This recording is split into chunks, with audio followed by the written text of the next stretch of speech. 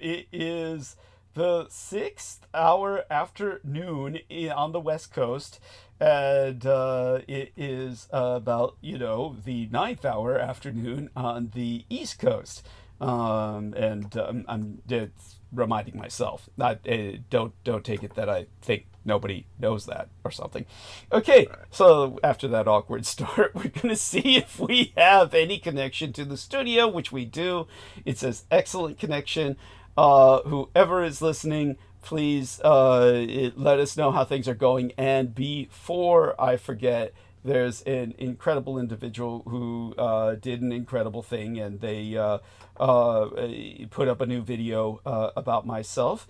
And I will put their link into the text box here for our man Aristides to put into the chat, and he'll put that into the chat and ask everybody to not only like but subscribe to this individual.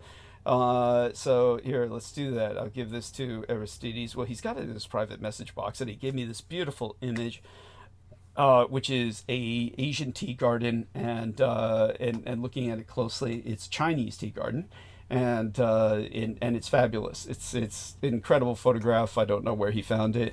And okay, so our dear Real Tech Geek has done us all a favor by checking in. Everybody keep his wife in thoughts and prayers. She has been in the hospital with a kidney infection. So a lot of antibiotics going on there. And I'm not quite sure why this isn't registering. Or here we are. No, that didn't do it. Okay.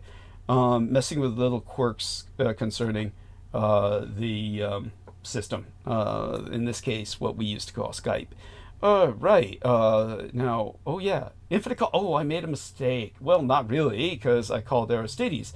So what I'm going to do is I'm going to go to the infinite call and call everybody on the infinite call, and that means we might as well hang up. The stream will continue. So Aristides, let's see if we can do that. And there we are. Okay, I'm going to call the infinite call.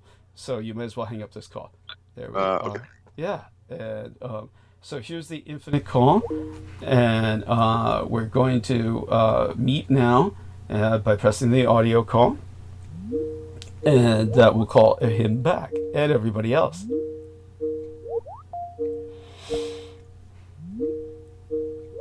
While you get to listen to that incredible dial tone, I presume you can hear it. There we are, dear Aristides. So it's here in this text box that I will enter this, and please transfer that to the chat, and let everyone know. Like and subscribe. Here's there as well to the incredible channel of, and let me link there so I can. He's got a avatar, Super Clutch 420. So that's Super Clutch 420. You've got 34 subscribers, half a dozen upvotes right now. Let's get all that up. Everybody subscribe, upvote and subscribe to that, as well as to my channel. And oh god, and just looking at that photograph, his opening photograph, makes me so sick because I know what it feels like to be dressed in mop gear in the desert. Actually, you will notice, of course, these people are not dressed in mop gear. They only have gas masks on, and I'm certain that this is a picture of it's got to be Iraqis, because one of them is wearing basically a regular shirt over the camo, and they look to be alive, but as my dear old dad would say, my legal father would say, fagged out. Meaning burned out like the cigarette, because that's the term they used to use. Okay, so that having been expressed, we've gotten that out there. Later on, remind me to do it again as the night goes on, perhaps. We'll see. And I'll hope to remember to do that myself. We're going to now check in with T. Tank Barry, who says, good evening, brothers, loud and clear. Support Douglas Dwayne Dietrich for life. Yes, thank you so much, T. Tank Barry. I must remind everybody, this is the worst month of the year. All expenses converge in June. In fact, it is so bad that I could not subscribe to Microsoft Teams the way I want it to. When Brendan and I transferred me to Microsoft Teams, he set it up so that they rip $9.99 out of my card every month.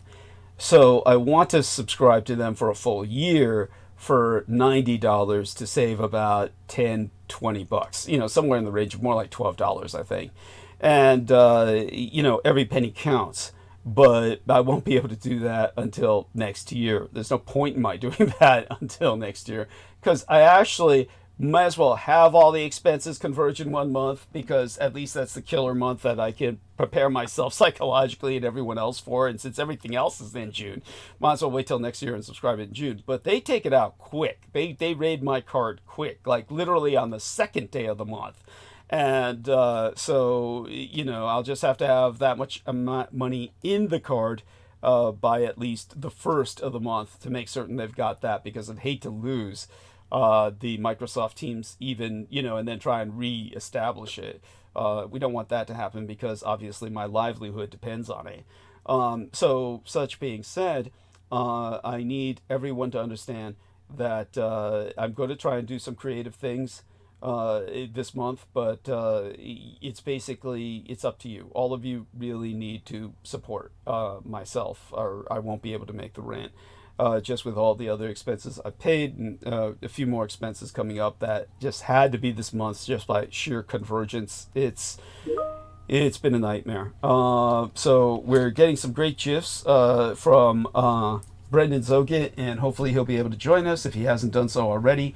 I look forward to whoever can join us, and then we'll get started into monologue early tonight, because this week is going to be a very busy week. I'm going to try and get into monologue early both nights of the week, so that I can retire a bit earlier, retreat a bit earlier into slumber.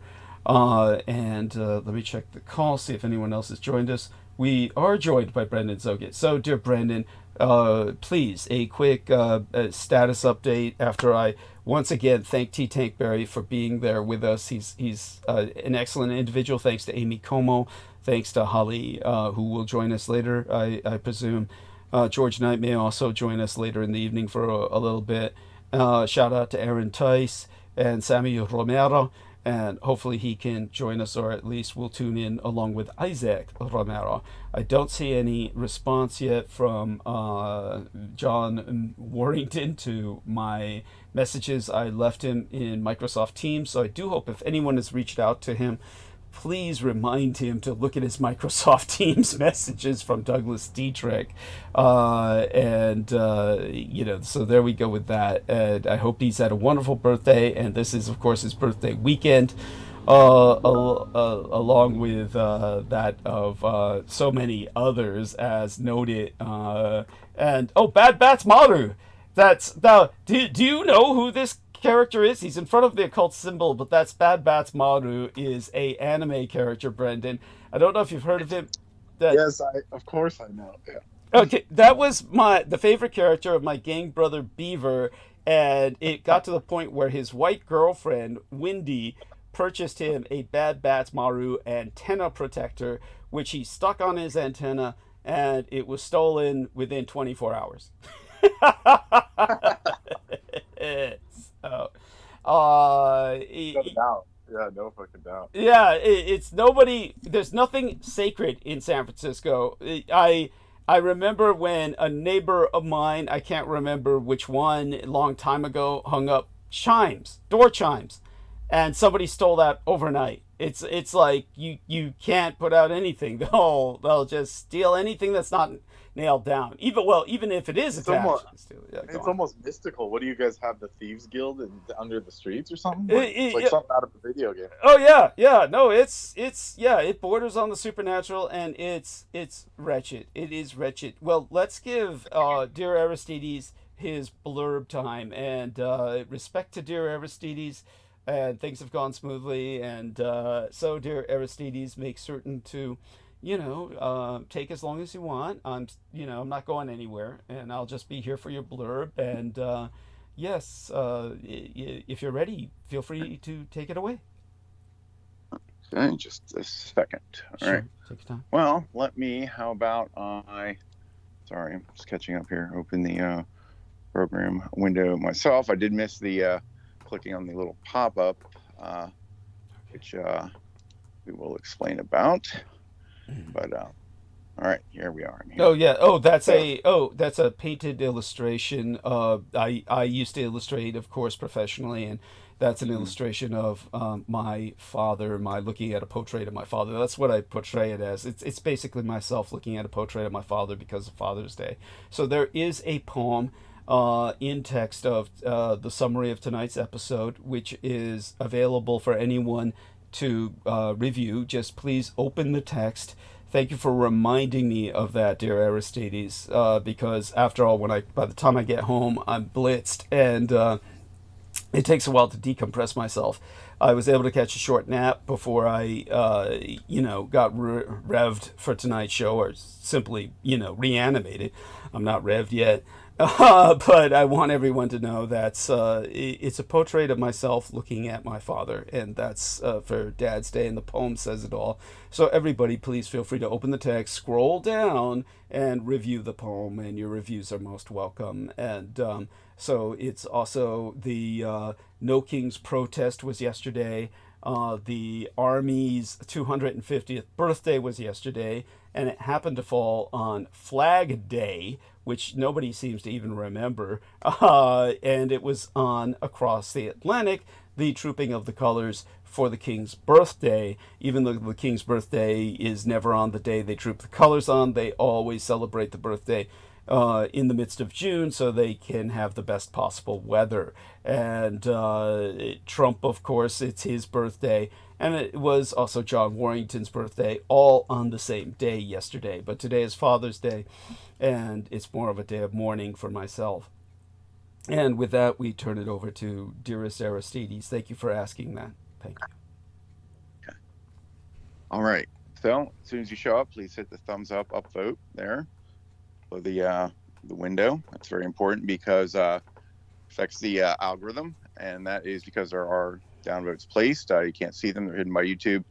But they are placed by people against Douglas, perhaps with bots and in numbers.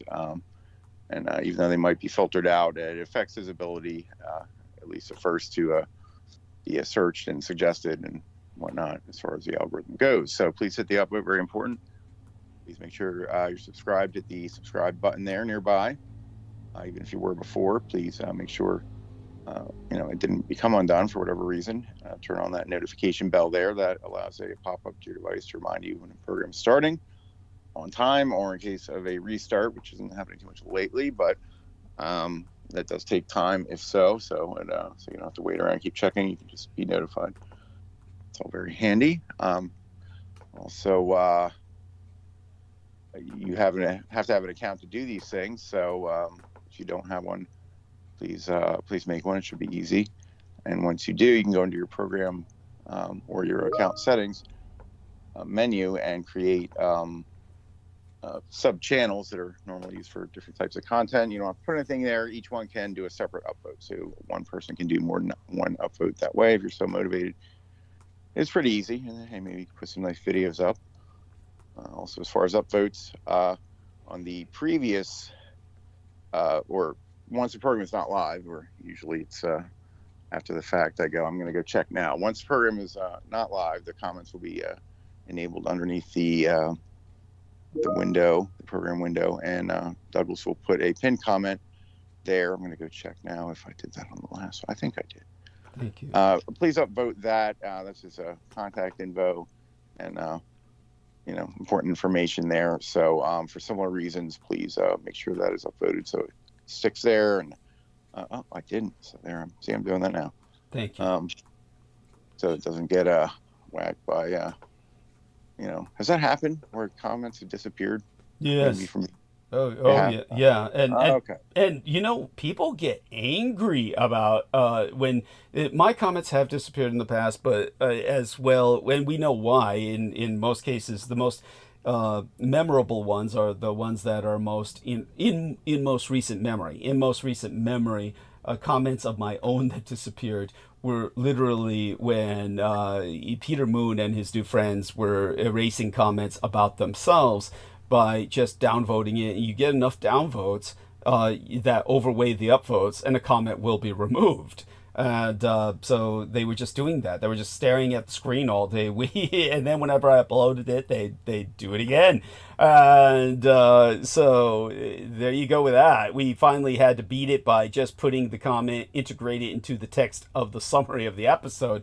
And that way they couldn't touch it unless they got the episode whacked. Which, when I was reviewing that with Aaron, we both realized that was Peter Moon that was getting all of the Battle of Los Angeles episodes taken down, because he considers that proprietary. And even though they were saying that they were taking it down because of content, he's claiming that it's all a story that he made up, that he copyrighted. So that's something that, again, is one of his tactics.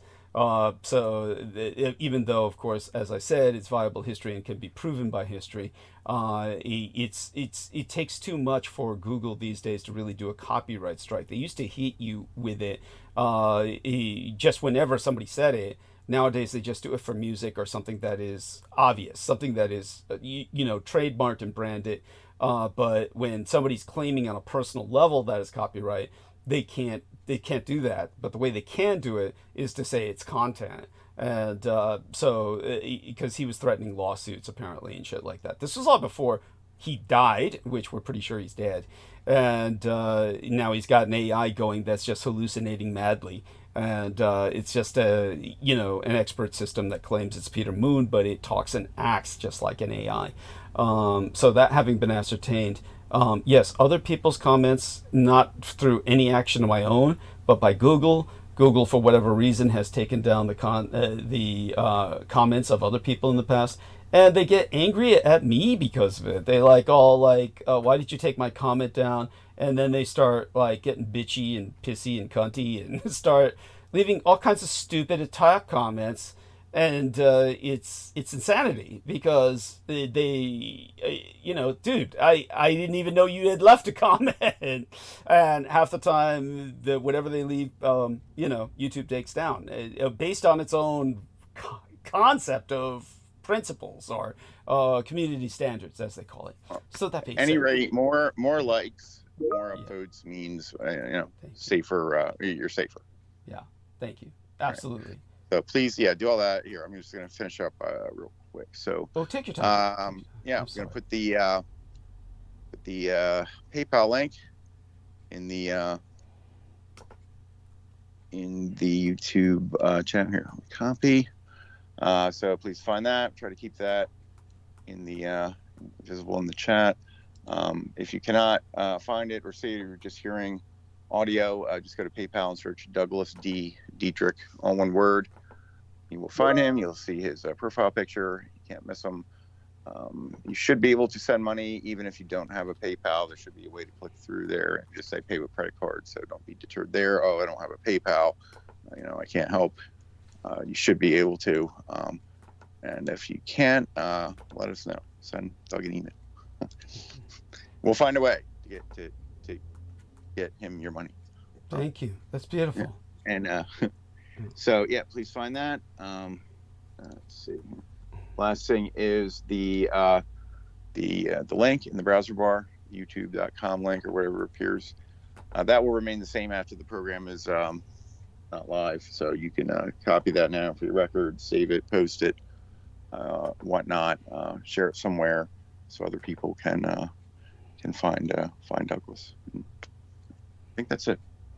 Well, you did wonderfully, as always. You've been splendid, and always are. I look forward to, of course, your review of the other episodes, if anything comes to mind, and certainly anything you bring up that you feel is relevant and feel we need to address. We've got a number of important issues that were brought up by Brendan. There's some links here that are I don't know how to respond to this one particular link. I'm going to do the upside down smile, because that's basically what it is. The world is upside down. But this is an incredible article about California Democrats have gutted a bill that was intended to make it a felony to solicit child prostitutes, we'll get into that. But basically, the bill would have made it a felony to solicit any child for sex. I think this is absolutely bizarre that this is not on the books already. But this is the state of California. But all the chomos, the child molesters, got together and said that's cruel and inhuman punishment to their solicitors or something.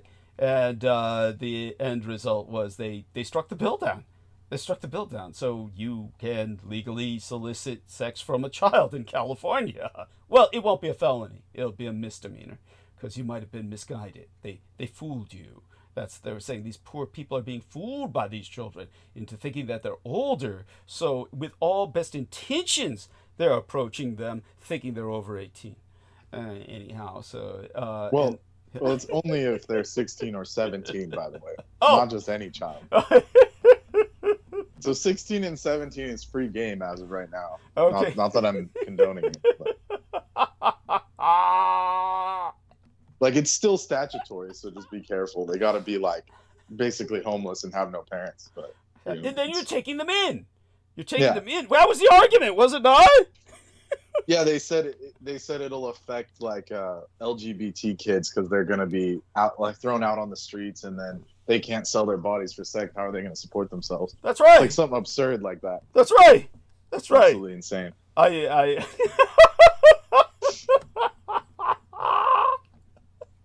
Yeah, should I say what I said to you publicly? Yeah, of course. Yeah. Oh, I said, oh look, Doug, you're scot free now. No one can say you were doing them a favor. You were supporting the kids that you bought off the street. So, congratulations. You are now you can say all that shit legally with no one can say shit. That's right. I'm a good Samaritan.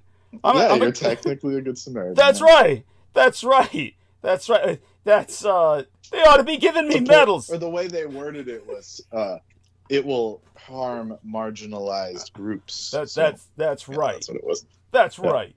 Yes. It would harm marginalized. So now purchasing your son off the street is legal, or it was. It's become retroactively legal. So. I told you not to fucking do that. Oh my god, it went up my nose. I told you not to do that. Oh, you son of a... It happened anyway. Anyway. Oh my fucking god. Well, I mean, Oh. Take it as you will, I guess. Yes.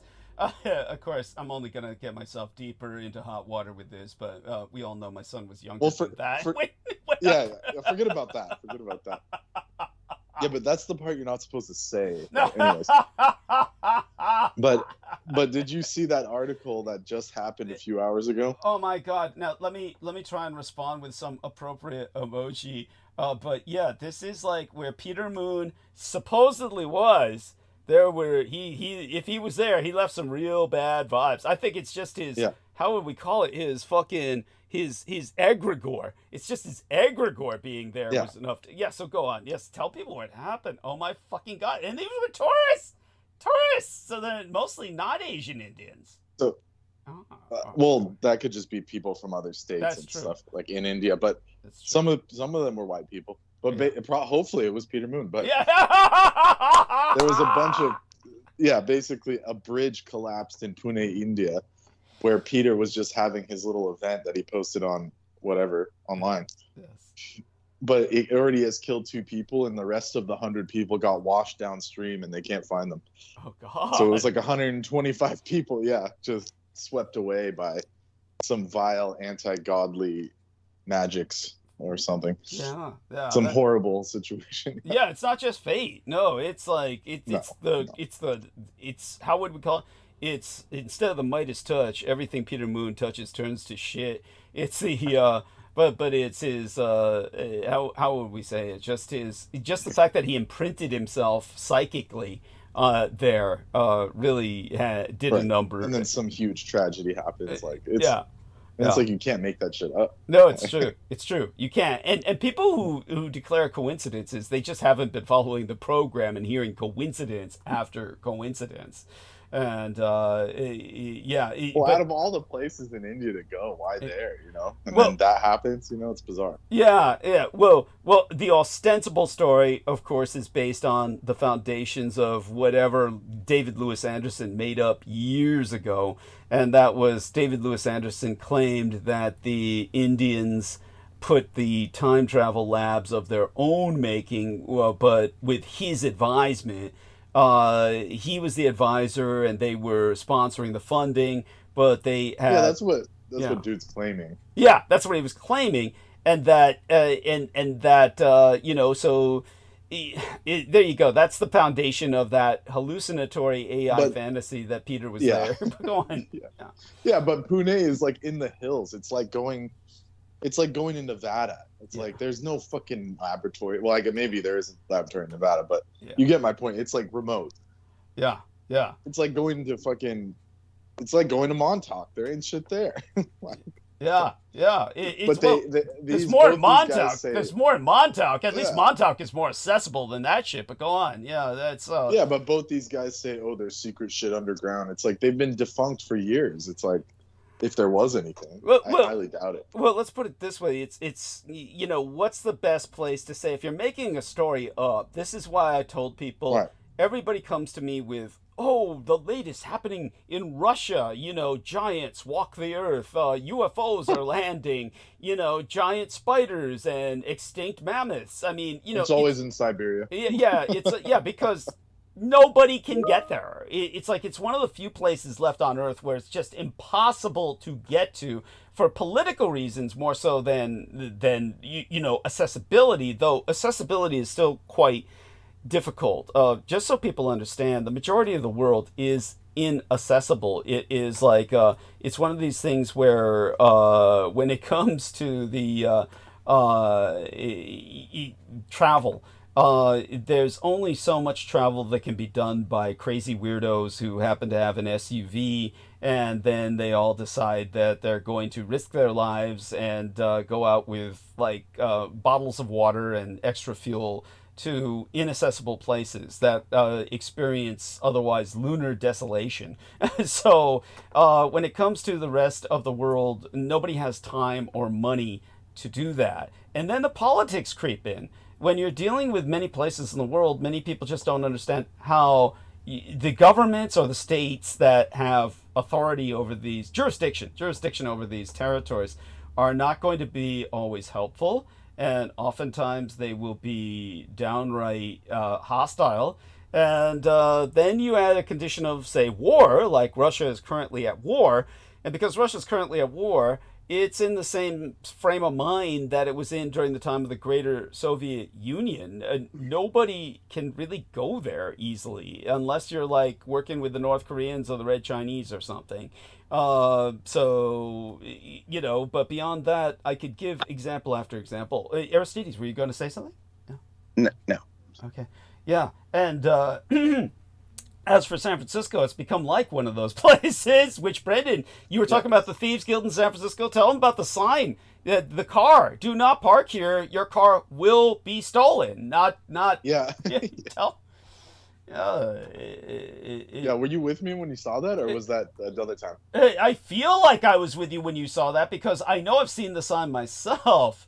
And I might have sent you the photo. Yeah. But yeah, over by the Balclutha, it wasn't with you, so we didn't go there. But over by the Balclutha, it was like some area, and it said, "Do not leave. Do not park here. Your car will get broke into." And it was like city of San Francisco. They weren't like obfuscating. It was just straight up your window will get broken if anything's in your car. Yeah, no doubt. Yeah. And matter of fact. telling people that, and it's shit like that, along with the violence that's been happening in San Francisco. It's why when I'm taking cabs these days, I had the one cab driver tell me 95% of my rides are paratransit now, and it's like, yeah, they're the only people who can afford your cab because all the tourists won't come anymore, which is what all the other cabbies have been telling me. Right. So yeah, by the way, we got a good picture. Yeah, and that place in India. Yeah, go on, please. No, don't worry about me. Continue. Yeah. I was gonna say that place in India, Pune. Yeah. It's actually more of an IT hub. So he was probably going there for the AI shit and lying about this other time travel shit. You're talking about David Lewis Anderson, if he was there at all, not Pete. Conceivably Pete. But if it was Pete there, here's how I imagine it. I mean, both Brendan and I have discussed it, and we kind of look. Pete was in such bad shape. It's unless he was medevaced there, meaning they put him in a medical plane or a medical hospital with a degree of at least a bare minimum degree of life support. This guy was not going to make it to India. Like an iron lung or like a bariatric chamber. Yeah.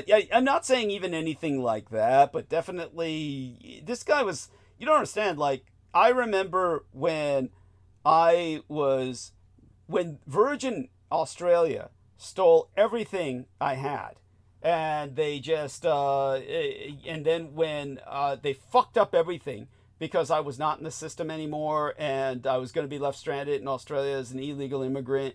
And when I instead used Noreen Helphand as a battering ram by stealing a wheelchair from the airport, mind you, I didn't knock some old lady out of a wheelchair and take that. Honestly, it was extra wheelchairs they had. And I stole one of them, and they were like in part of this place in, places like Australia and England, they have that shit where, like, before you go into a zoo or something, they have like wheelchairs that are available for people who need them, and you're expected to return them.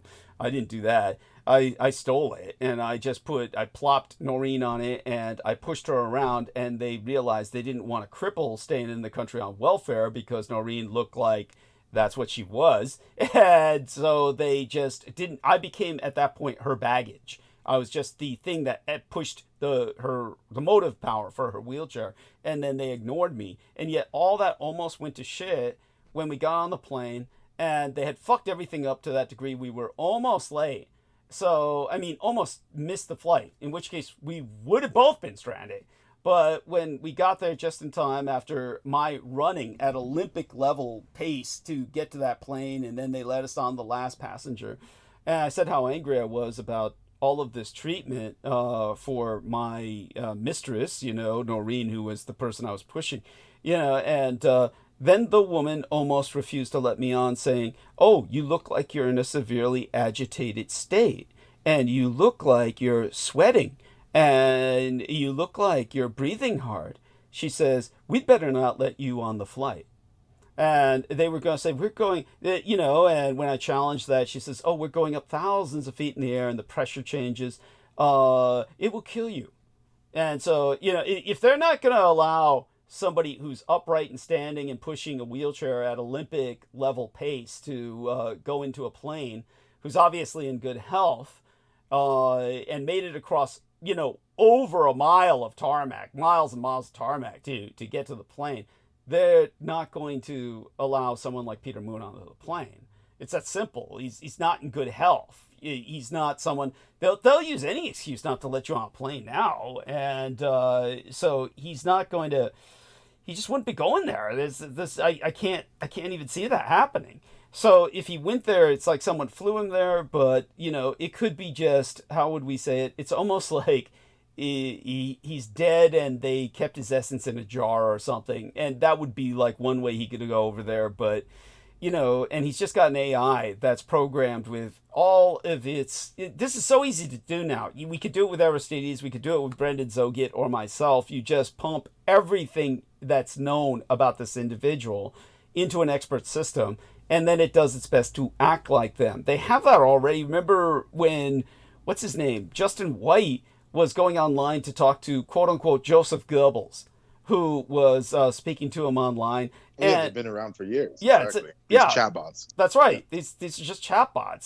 So this is like he's got this chatbot that has, just pretends it's Peter Moon, which Brendan Zogit can attest to. The shit he's seeing online now that's coming quote-unquote from Peter Moon acts and talks like a chatbot, talking to itself, like it's, so you can let them know about that, Brandon. Well, some of it's directly copy and pasted from like the chat GPT type shit. Thank you. Yes. Where it's literally like a list of shit that says, and it literally says, this is what chat GPT says about this topic. Thank you.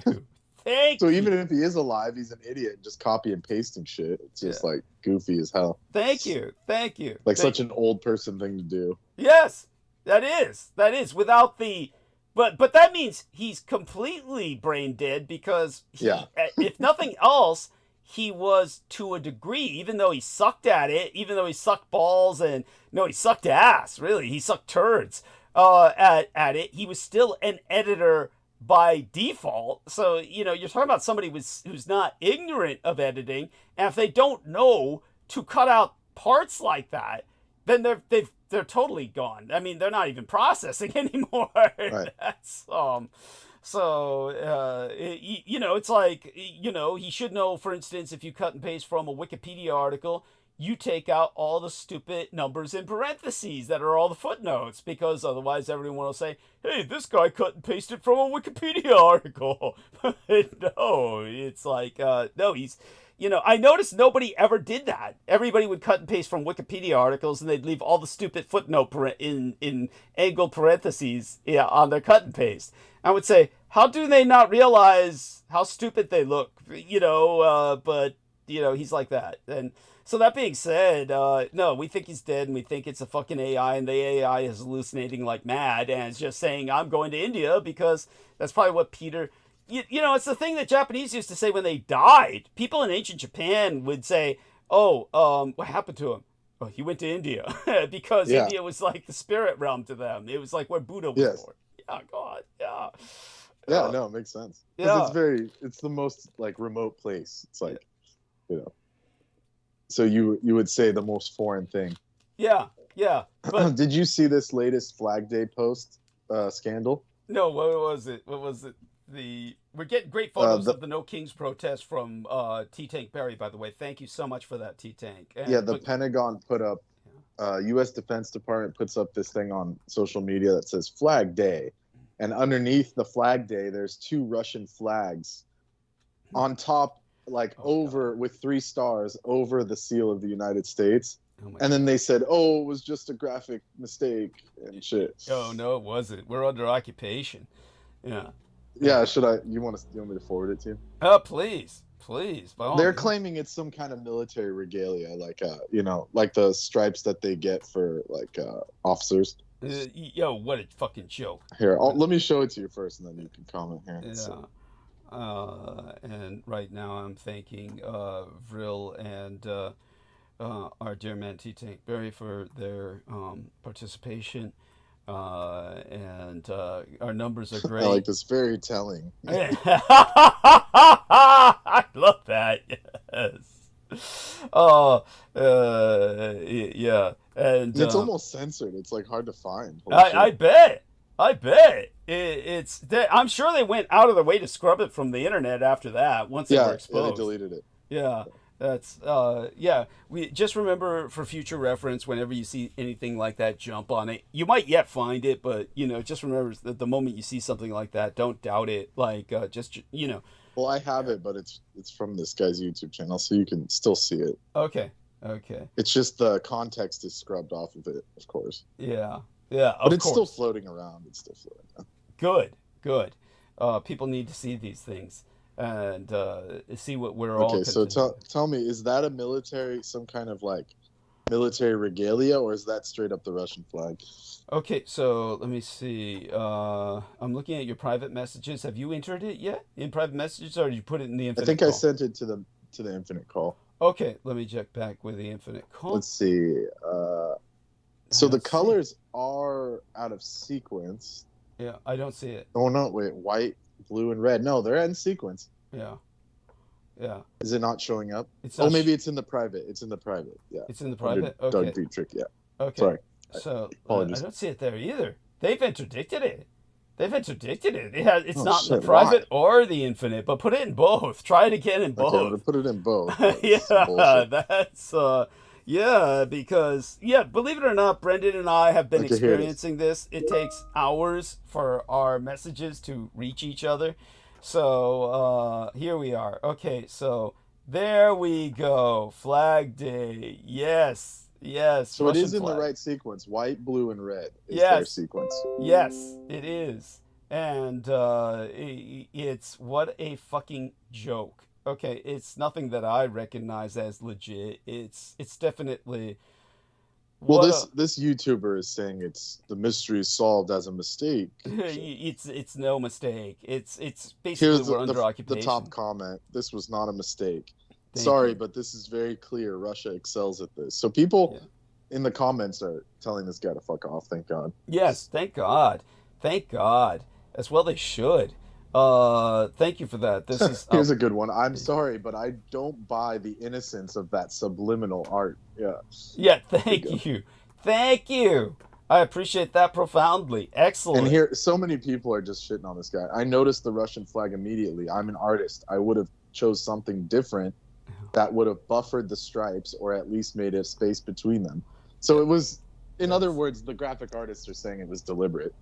Yeah. Yeah. So there you go. Yeah, absolutely. But I guess you'll probably get into it later, but how does one contextualize how does Russia support this madness but also Iran versus so Russia supports Iran but somehow they're also supporting Israel? Like, how do you reconcile that? Like, that seems kind of it almost seems insane. It's just too much. Almost. It's too insane. Yeah, it's definitely insanity, but I will explain it to the best of my ability. What I will say is, by the way, we're getting some wonderful hearts from somebody in the chat. Thank you so much for the hearts, and I return them to whoever you are. They're remaining anonymous for the moment. And but I do want to say this much when it comes to the situation with Russia, Iran, and Israel right off the bat. Basically, Iran has been on the ropes forever at this point, and we need to remember that these are like a nest of vipers when it comes to the Sino-Slavic synaxis. When it comes to Communist China and the Russian Empire and Iran and North Korea and all of these terrorist insurgencies that they sponsor and support that are not even recognized as nations half the time. Then you have, of course, the kind of warped and twisted relationship that they all have with Israel. The best or the most apt analogy that I can think of, the most apt parallel I can think of, would be the case of Pakistan. As I've said before, Pakistan, without going into it too deeply again, the basics here. Pakistan is the only nation in the world whose name is not a ethnos or a people or anything. It's an acronym. It's an acronym of what was originally a terrorist organization that the Brits, upon leaving India, the Raj, they said, we're going to fuck them up as much as we can. Yeah, shambles. Yeah, and hope that they'll call us back to help. They literally thought that. We'll fuck them up so badly, we hope they'll call us back to, put it all back together again for them.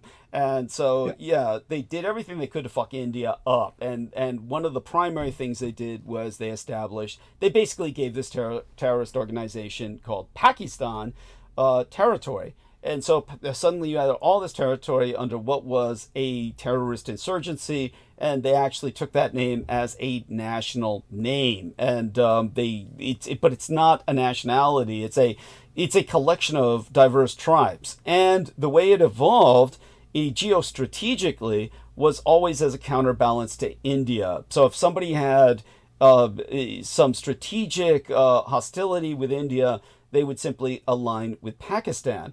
And because for ages India aligned itself with the Greater Soviet Union, then what happened was that both Communist China, who went to literally nuclear war at the tactical level, the operational level during the Sino-Soviet conflict with Russia, with the Greater Soviet Union at the time, and the United States, who played the China card and got China on their side during that conflict, when Nixon went and accepted the open door policy and all that good shit, when they both became supporters of Pakistan, Communist China and the United States. Now, at that time, their geopolitical interests aligned, so there was a sensibility there. Now the impossible has happened, and Pakistan is the bridge between communist China and the United States. All of their real secret communications or all of their coordination with something like nuclear weapons inspection or something of that level goes through Pakistan, which is just outrageously insane. the basically the Pakistanis, of course, are also a nuclear power, even though they can't feed their people. And it's, that's what happens when you get a terrorist organization in charge. They can't feed or distribute food, but they can sure as hell build nuclear weapons. And and there have been several wars with India that have almost gone nuclear. But through it all, India has remained until very recently, aligned to first the greater Soviet Union and then to the Russian Empire. So India has only recently tried to make itself more independent, but they have an incredibly chicken shit government under Narendra Modi. Am I saying that right? Narendra Modi. He's a horrible human being, and I wouldn't trust him as far as I could kick a turd. Because he was trained here. He was trained in the U.S. Well, that explains everything. That explains everything. At any rate, he and Trump are very much alike. I've gone into that before, how much alike they are. But when it comes to Narendra Modi, this son of a bitch, he's almost at war with communist China. I mean, basically, they've fought several combat operations recently. And yet he's too chicken shit to do what could easily be the greatest statement of all and just recognize my Taiwan. He could just recognize my Taiwan, say, India recognizes my Taiwan. That would be an enormous blow to communist China. But he's too chicken shit to do that. Then we have the situation where he and the United States are both involved in Pakistan, even though Pakistan is inimically hostile to the United States in so many ways due to the Afghan conflict. And I've explained that in great detail before. In summation, it's basically India occupies Kashmir because it had a Hindu king and still has a Hindu dynasty, but the majority of the population is Muslim. So to get protection for his dynasty so it wouldn't be overthrown, he integrated himself into India, and so they effectively occupied this state of India, which is what the Pakistanis are trying to quote-unquote liberate and integrate into Pakistan. And so the only way to get to it is either over the mountains, which are Mount Everest high. I mean, these are part of the Mount Everest chain of mountains, people. These are like...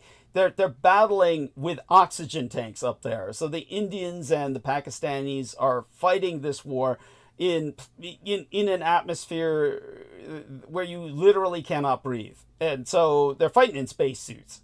This is like Buck Rogers warfare that's been going on for generations by now. And so the easy way to get into Kashmir is through Afghanistan. And so the Pakistanis invaded Afghanistan. And when they invaded Afghanistan, they did so through this quote-unquote Taliban. And the Taliban was not Afghan. It was a foreign invasion of Pakistanis. And so now they occupy Afghanistan. So when you're talking Afghanistan, it's basically an extension or an occupied territory, a colony of Pakistan. And it grows all this opium poppies, and then they process it into high-grade heroin in Pakistan. And the overwhelming majority of high-grade heroin throughout the world sources from Pakistan. And who's involved there? The Americans and the Communist Chinese. And so, Doofus wants to shut down fentanyl? Well, invade Pakistan. But no, he's not going to do that because... their budget relies on this trade. That's because the CIA and everyone else is involved in it. So, okay, so talk about a crazy balance. There's Pakistan producing drugs for everybody, and everybody's involved, and nobody wants to touch it because they got nukes. And it's like, oh, well, fuck me gently with a chainsaw. What do you do? It's like, I know what I would do, but, nobody else does because they're all corrupted and they're all bought off. And when it comes to Israel, the situation is analogous to that. You've got Israel, and everybody's got their dick in Israel. It's like So it's a third of the population is Russian. They speak Russian as their native language. The Russians' only friend, one of their only friends, aside from North Korea and other chicken shit nations, what Trump would call shithole nations, is Iran, which is just another shithole nation, unfortunately, under the retarded mullahs. I don't know if this is true, but apparently he had a meltdown and it was caught on a hot mic where he said, if it was North Korea, you would all listen to me. You would all listen to me if it was, I don't know if you heard about that, but he had like a baby meltdown and apparently someone heard him say that. Oh, if this was Korea, you would all listen to me. Putin? Was this Putin? Or Trump? No, this was Trump. Oh, that's Jesus Christ. Putin has a little bit of class. Yeah. Well, at least we know that if Putin goes into meltdown, that's not going to leak. It's not going to leak. Yeah. So you get the impression that he's got total control, but that's the idea. Exactly. With Trump, we haven't got that total state control yet of the media. So yeah, that's pretty fucking funny. If you were, if this were North Korea, you'd all listen to me. Yeah, no, that's for sure. Yeah, you like by the way, he's talking about a nation whose most advanced warship. Hey, Aristides, help me out here. You're the engineer. How many minutes did it take for that thing to sink? It was like, you're talking about a displacement of how many tons, and it sank in 6 to 7 minutes off the runway, off the ramp. Oh, okay. I'm not too familiar. Please look it up. He said this multiple times in the past and recently, but the one that's published is from 2018. But I know for a fact he said it recently. They just didn't publicize it. Yeah. But he says, "I want my people to sit up at attention like North Korea." Mm-hmm. So he said that.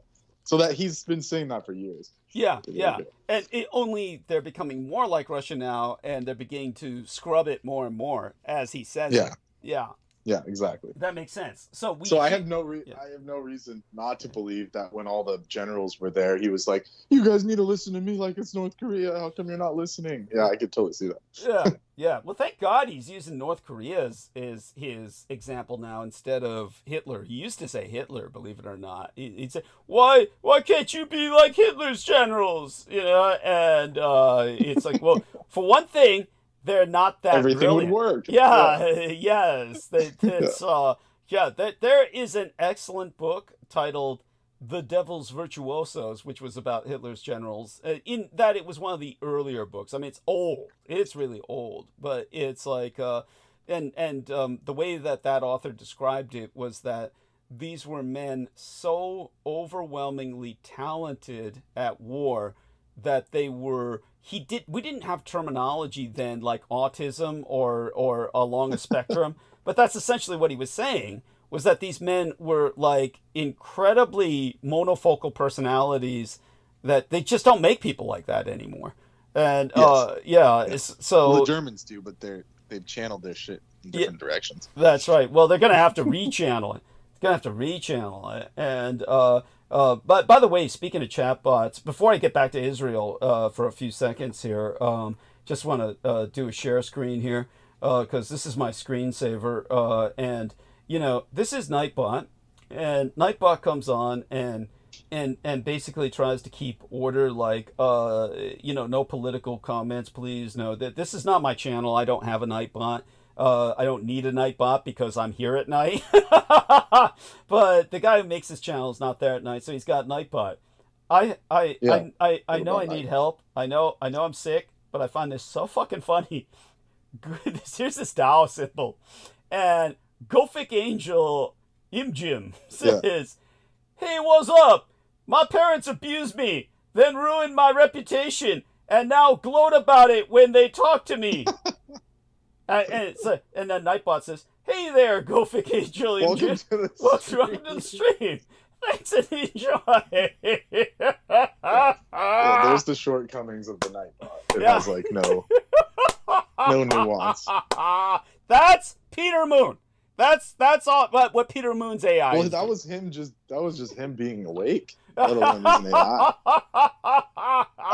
You would tell him all kinds of horrendous shit, and he would be like, or remember what he did with Marina? Yeah. Did you hear about Douglas's rape? Yeah, that's right. It was so cool. It was kind of like yours. It was so like that. Yeah, that's right. That sick son of a Douglas bitch. was raped. Douglas was raped multiple times. You should talk to him about it. Like, that was insane. I mean, that was like jaw-dropping, retarded. It's just mind-blowing. It's so mind-blowing, you don't even know how to respond. Even she was trying to laugh it off because it was so absurd. That's right. Like, you don't true. just... That's true. You don't just cold call someone's abuse like that. Like it's just a talking point. Yeah, it's crazy. But by the way, for Go Fake Angel Jim, I know that's you, Amy. Right. It's Amy Coma. She's using the other. She's on the other chat. That's why she's not here. She's in this other chat room right now. Hey, okay, I'm just gonna hold my tongue. Hey, what's up? My parents abused me and then ruined my reputation. Now gloat about it when they talk to you. Know, I'm sorry, Amy. That is your story, and you know it's true. You know it's true. Yeah. So I'll stop sharing for the moment. At the very least, we could say they're probably from Vermont. Yeah. What happens out there. The other day, I saw someone. They were like, we have some, like one of these shorts saying, we got some real cheddar. And they're like, well, it's not really real. It's made in Vermont, but it's the last place that they make this type of cheddar outside of England. So the only thing they got is like maple syrup and this old decrepit cheddar that's like wrapped in paper and shit. It's like, that's so dreary. My God, it is. And so they can make some rotten cheese from the 1300s. That's all they got. That's right. It's so sad. It is so sad. It's so sad. But to get back to the Israeli situation, and yes, of course, I'm going to analyze this in depth. Yeah, well, you can do it in. Yeah, you can do it later. I just wanted to put that out there. Once I go into here's one. Once I go into the Fugé state, I get onto a certain train of thought, obviously, and then it becomes very hard to veer from that train of thought. I may sound like it's free association, or like at times I'm jumping all over the place, but people notice that I wind them all up together and tie them up in a bundle and knot it and then turn it over to everyone to digest. So this might not be integral to that argument once it develops. Does that make sense? So I'll say this right now first is that what people need to understand is when it comes to Israel, they've got a third of their population speaks Russian as their native language, their native tongue. At this point in history, Israel's voting pamphlets, their labels are all bilingual. They're no longer simply in Hebrew. They are in Hebrew and Russian. And these Russian emigres are all the most recent wave. So they're all the youngest. And they are becoming, therefore, the professionals and the politicians who will dominate Israel's future. So Israel's future is Russification. That is an inescapable reality, barring extraordinary circumstances like the collapse of Israel or something, which I've said is quite possible. And aside from that, you have so many other factors. But when it comes to everybody having a dick in Israel, you've got the Russians have like one of their only friends, Iran, which is extraordinarily decrepit under these mentally retarded mullahs, and but they are able to produce fast. Being nice about it. Thank you. Oh God, did I upvote? I need to upvote that link you gave me about the black African woman. Tell them about the black African woman in slavery in Russia, please, for Troy's sake. Tell them about that they have them building missiles and shit. Yes, yes, yeah. Please. Yeah. And let me see if I can find that link. No, well, I brought it up the other night, but yeah, I brought it up the other night. But what happened was that, I was only. Oh, you brought it up? I didn't hear that. Oh, it was late in the night. It was late in the night. Towards the end of my monologue, I had brought up the fact that Russian women are basically, what the link says, but that was all I knew. But this has much more. Thank you so much. This has much more detail. And this is from Deutsche Welle. So yeah, it says exploited in Russia, which is just, I guess that's just every day there. But anyways, African women forced to make drones. They hoped for a better career, but ended up in Russian war factories. Young women from Africa exploited. There you go. I like Russia, she says. She wants to leave her home, but then she ended up in an apprenticeship 7,000 kilometers away in Russia. her travel costs were covered, but basically, and she just ends up being a prisoner. Yeah. By the end of it. Yeah. Like Brittany Griner. Except it's, except she's put to work. Yeah. They would have had her working, or whoever that is, if they were left there. Yeah. Says, this is another Nigerian girl. She said, they turned us into hard laborers with low wages. At first, it was good because we were offered things such as logistics and catering and crane operators, being trained as crane operators. But when we got here, everything changed and they gave excuses. They were assigned to drone assembly factories, and the rest of the workers were cleaners. Highly dangerous, life-threatening chemicals were around them. They claimed even Russians themselves do not work here for long because it's a very dangerous place.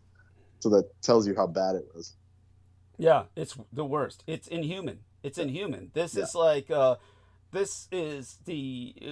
I would advise them all, sabotage everything you're doing. Cross the wires on everything so it doesn't They're work. too honest. That's the problem. These people thinking, they were trained by, like, their parents and stuff saying, do an honest work and you'll get an honest job. Yeah. But they didn't factor in that the Russians are going to scheme them. Yeah.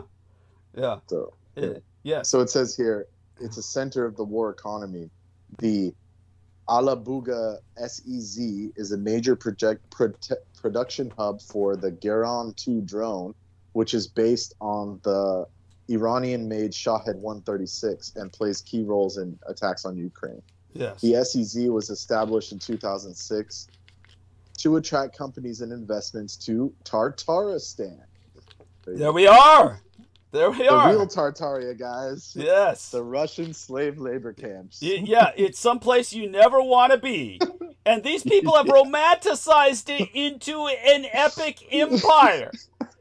They've romanticized it. Well, they're definitely working on high technology, but it ain't something you want to be around. Yeah. That ain't high technology. Anything made in Iran is not high techedy. Well, by definition, it's Tartarian tech. Yeah, right? there you go. Janky-ass drones. Can't argue with that. Yes, touche. Got to acquiesce to that.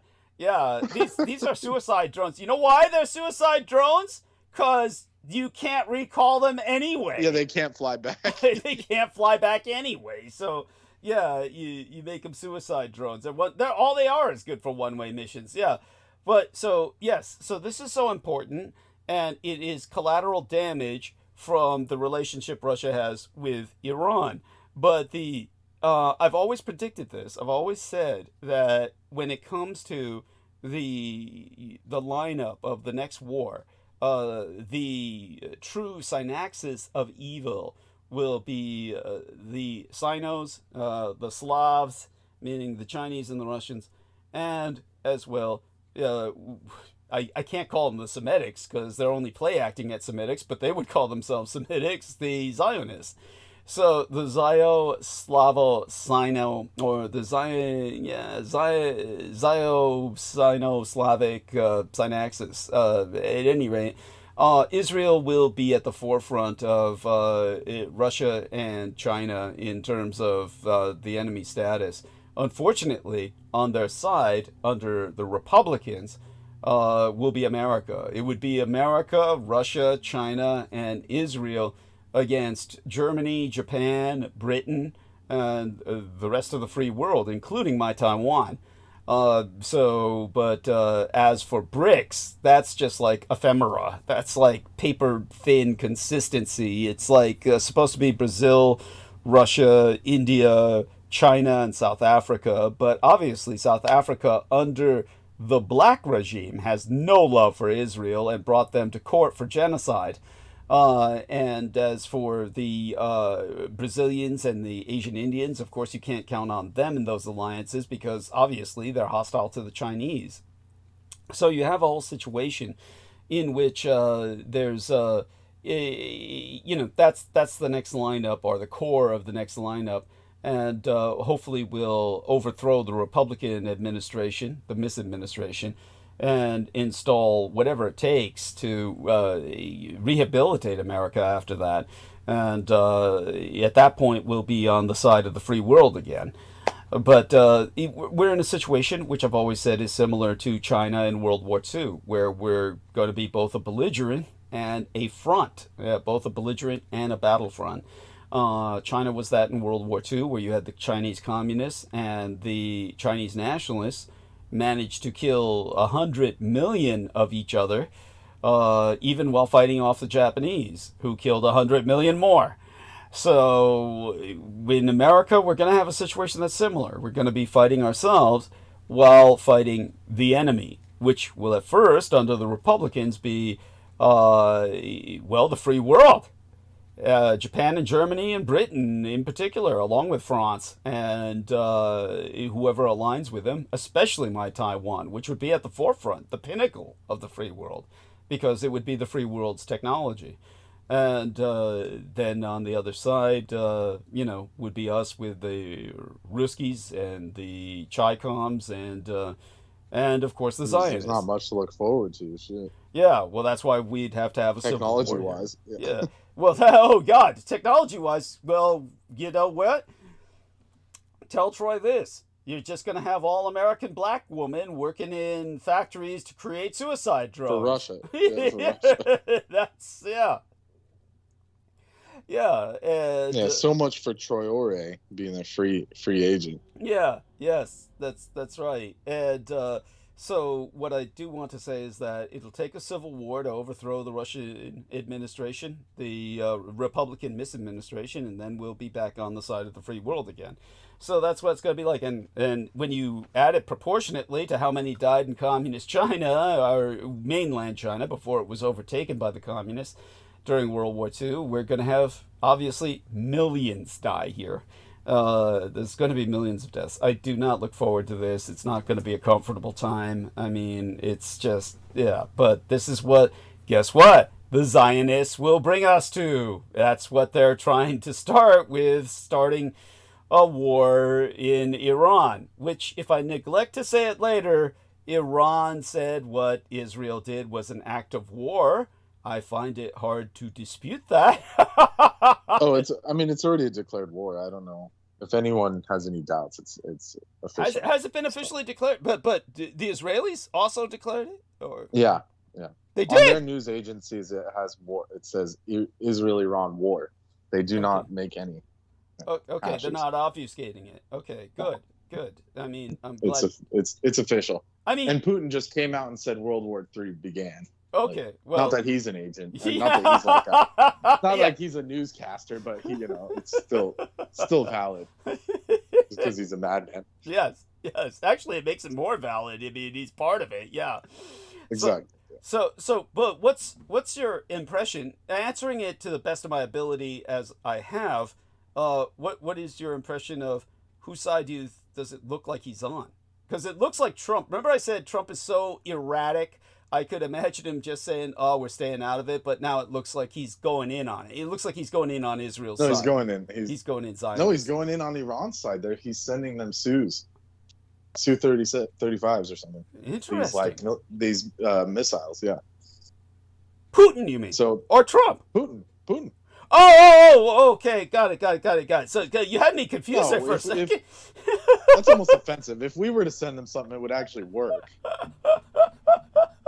Because obviously, whatever Russia's sending isn't working. They're getting blown out. They're getting blown to bits. Yeah, that's true. By the way, for those of you who don't understand what Brendan's talking about, these aero defense systems that the Russians supplied the Syrians with, the Israelis would just go in with conventional planes and just blow them out of, pulverize them regularly. And so his sending them is strictly an act of moral support. I mean, it's meaningless. And So Putin has sided with the Iranians, and he's sending them these defense. But that actually doesn't mean anything, because just so people remember, when Armenia was being wiped out by the Azeris, who are Turks, they're simply they're so Turkic in their ethnicity, they want to unify with Turkey, literally subsume themselves under a greater Turkey or a Turkestan. What happened was that Putin was selling weapons to both sides. though he did nothing to help the Christian Armenians who were part of his defense organization, his version of NATO. So he betrayed the Armenians after selling them weapons, but provided them no military support thereafter, and allowed the extermination of half their country to happen, overrun by their Muslim enemies, even though he claims he's defending Christendom. So you're talking about a man who will easily do both sides, so his sending sides to one is probably just a sales contract. Does that make sense? Yeah. Yeah. That's basically what it was. Yeah. Them buying it. Yeah, because the Jews wouldn't buy that shit because they know it doesn't work. I mean, they don't need to. They can afford the good shit. So there we have that. So, yeah. So, but Trump, he's going in on the Zio side. Trump's going Zio side. And so... Well, that's not a surprise. Yeah, no surprise there. Yeah, he's talking about striking on Iran. Well, it's a disappointment because, like I said, he's so erratic you never really know. But it was the bigger bet he would go on the Jewish side, of course. So okay, here's the angle. Here's the angle. I'm gonna send it here in the chat. Yeah. And apparently what's going to happen is, or by their plan, is Putin's going to come in as the mediator and say, look, so that's what he's thinking. Yeah. Does that make sense? Yeah, absolutely. So this thing says Russia's strong ties with both Israel and Iran could help it emerge as a power broker. There we are. So he's hoping to come in, I almost called him punt, Trump style, and say, I'm going to broker peace as a true, like a real dude. Yeah. Yeah. Yeah. Yes. Yeah. I love it. This so they can say, yeah. We stopped 2 wars between me and my butt buddy. Yeah. Yes. So guess what? Remember what Douglas Dietrich said, that it would become a Zionist, Russo, Chi-Com axis. This is going to be the foundation for it. See. Thank you. And for some reason, these alliances always start as treaties, peace treaties and shit. Oh, of course. So that explains a lot. Yeah. Absolutely. Also, he helps fulfill his own, as I said, the Bible says there's more than one Antichrist. So he's fulfills his own Antichrist role, which is the peacemaker. I'm sorry, go on. What were you going to say? I just said, oh yeah, of course. Yeah. So yeah. There's a whole bunch of them. There's a whole crew of them. That's right. And like the Bible always said, beware the peacemaker. The Bible does not trust peacemakers. I'll tell you that. No. There we go. And Will, I think it's a great introduction. Hey, there we are, honey. Hey, you guys. Hi. I just wanted to ask a quick question on this subject. Of course. And as an aside, you remember how many years we supported both Iran and Iraq in that war? Yes. Like a decade. Yeah. Oh, but so here's the thing I can't figure out. Putin and Israel are also good buddies, right? Yeah. Yes. Yeah. And Putin, also can be girlfriends with Iran. Yes. But if America openly, I don't hear Israel shrieking that Israel and Russia can't be friends anymore over this. But if America openly did that, they would just rip us a new one, PR-wise. So it seems like we're way more intimidated by Israel than Russia is. Definitely. It's a very astute observation, and I thank you for it and encourage you to continue to interject with such observations.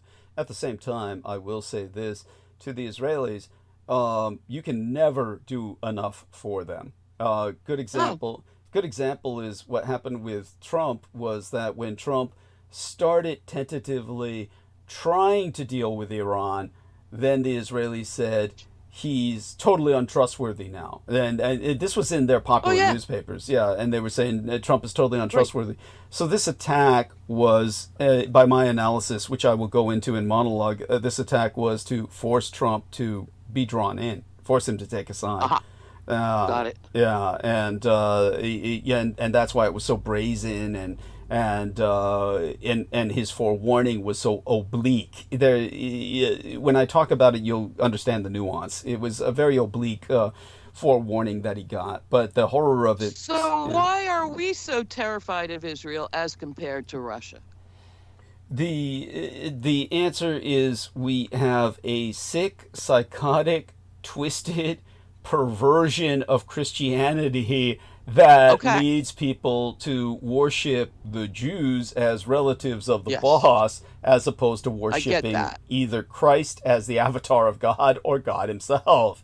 To them, the Jewish master race is their God, and that's one of the solid foundational reasons. And this is what made America so vulnerable to an all-powerful Jewish lobby. So, yeah, the biggest problem with the Democrats is that the seniors who are sucking up all the oxygen on palliative life support care, they're the hospice seniors who dominate the Democratic Party only because seniority matters more than anything else. They are all Jewish. Overwhelmingly, they're all Jewish. And they are overwhelmingly rabid Zionists, or supportive of Israel to the extent where they may as well be ideological Zionists. They will claim that they are not, but their actions or their misactions speak far louder than words.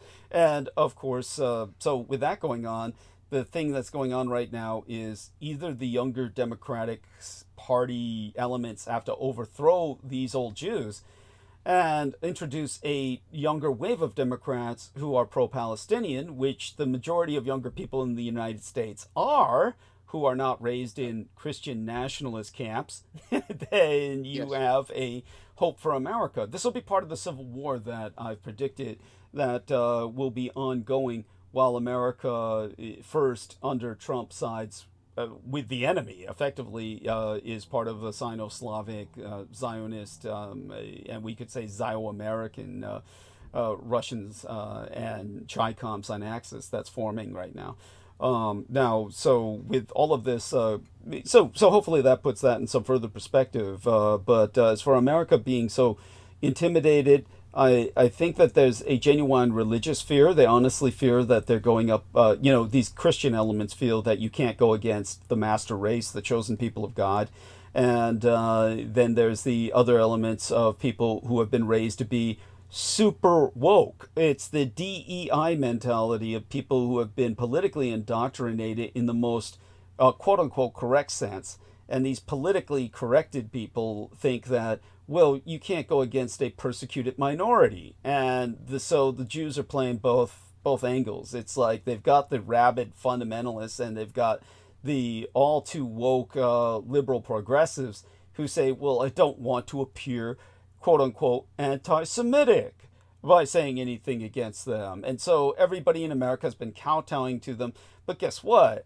Everything went to shit and kids can't get jobs and there's no point in going to school. And so because once you graduate, you spend all your money paying back your student loan debt. It's like there's no point, and so they're not buying into this anymore. It's like everybody else could buy into it while they had a finger in the pie, but there's no pie left. The Jews ate it all. But so in Russia, there is Christianity in Russia, right? Churches aren't illegal. Only nominally. There's nominally Christianity. They're not encouraged. Yeah. No, let's put it this way.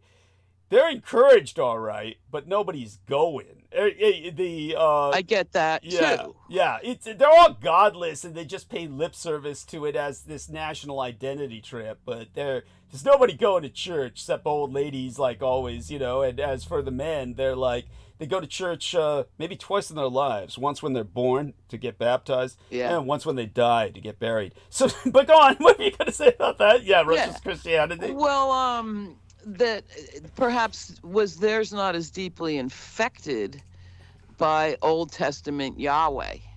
Oh, they never were. No, don't forget. This is all new. No, this is all new. All this shit, this worship the Jew shit is brand spanking new. This is like a recent perversion of Christianity. Christianity forever was Judeophobic as part of. I mean, if you Oh yeah. If you weren't Judeophobic, you weren't Christian. I mean, that was the way it was with the Catholics and the Orthodox.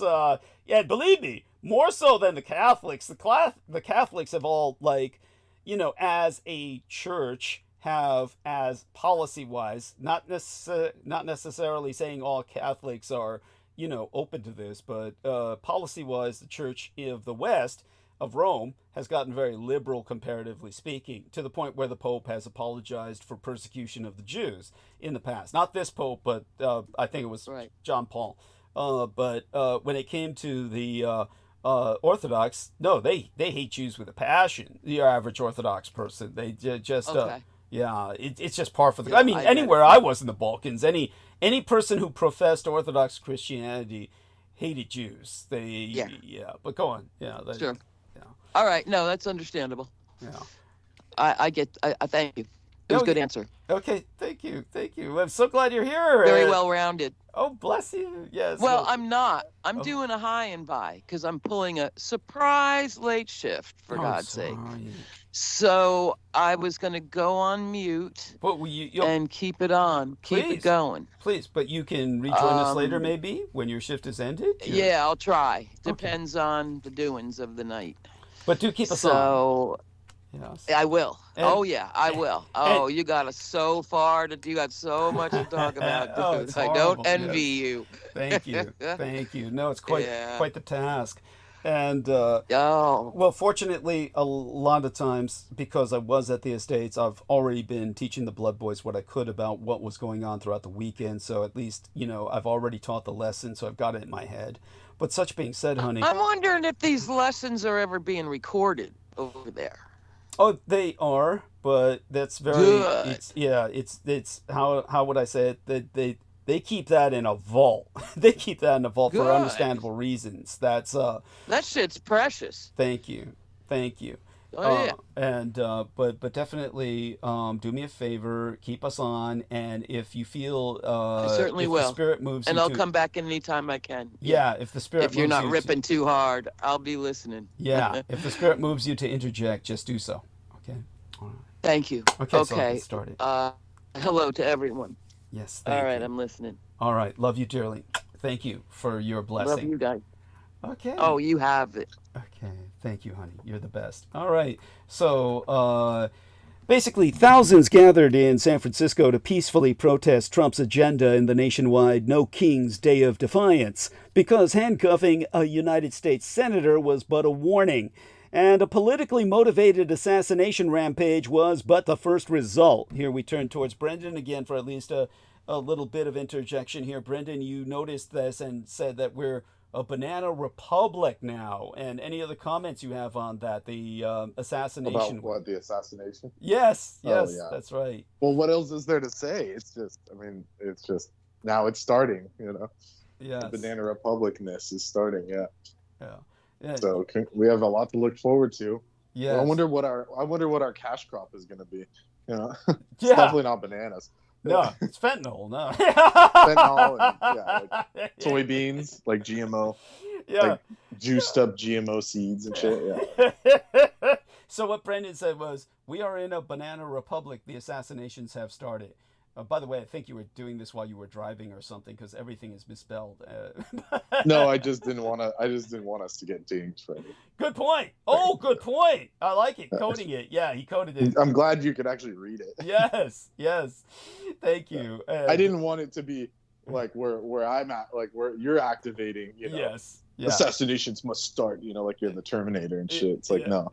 Yeah. I just was saying a news story for the record. And by the thank you. And those people weren't even on the stump, you know. That's right. They weren't like out politicking. They were at home. Yeah. They were at home. Yeah. No, but it doesn't matter. It's an assassin. Well, I mean, you know, it's a big step. Yeah. Well, what? Yeah, sure it is. What? But in terms of the whole, what Holly's bringing, hard to pass that off as a lone nut, but they are passing it off as a lone nut. Oh, so of course they I are. don't know. Well, what Holly is pointing out is the fact that this is such an egregious violation in the sense that it is now a home invasion tactic, whereas before politicians would be assassinated while speaking publicly at public events. But now a crime of opportunity. Right. Or presented as such. It's always conspiracy. Not a paramilitary attack. Right, on their own home. Yes, but this is why Brendan was saying this is why we're now at Banana Republic status. Okay, we've reached the death squad stage. So I get it. Yeah. And America's cash crop might have to be weed. That would be it. That would be it. It's failing. Yeah. Oh, it's a mess. It's a mess. And no one's gonna buy it. I'm talking like something we could sell to other. So the definition of a banana republic, it came from, I think, Ecuador or Colombia. They were exporting bananas as their only form of GDP. All the Central American countries. Which, by the way, you know when that started was probably way before World War II. But World War II was its apex because that's when they developed the Twinkies using bananas. It's banana cream in the Twinkies. Yeah. That's right. God. Yeah. Got it. So we basically just funded those crazy Generalissimos just for that. For Twinkie filling. That's just disgusting. Which became the legal defense when they offed the mayor of San Francisco. That was the legal defense, the Twinkie defense. That's sick. Yeah, that was wild. I ate too many in one day. I knew a woman who was the wife of the head guy of United Fruit. Remember them? United Fruit. Yeah, I do. Drove. Yeah. Was he a fruit? She was scary. She was scary. Well, no, that was the gigantic consortium back then that ran all those bananas and all the cash crops that they were going at the time. Everywhere, pretty much. Yeah, I mean, huge. I appreciate your handling that straight. We all know Brendan was being sarcastic, but you handled that very well to educate our listeners. Oh,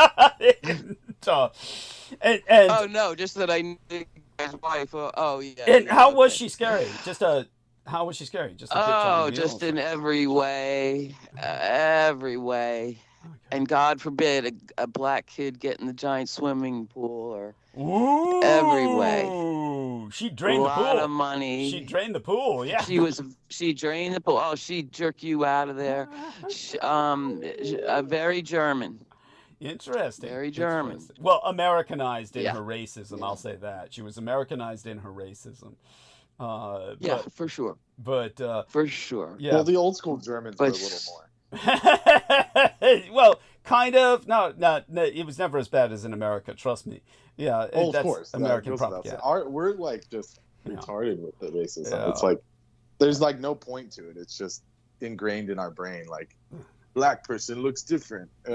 Yeah. I mean, well, don't forget. In Europe, they're much more cosmopolitan. Like they've had, African, like educated Africans there for millennia. So I don't think. Hey, don't forget the photograph I sent you of the Black Hitler Youth. I have photographic evidence of Black Hitler Youth. Yeah. So there and. But every time they bring that shit up, they say,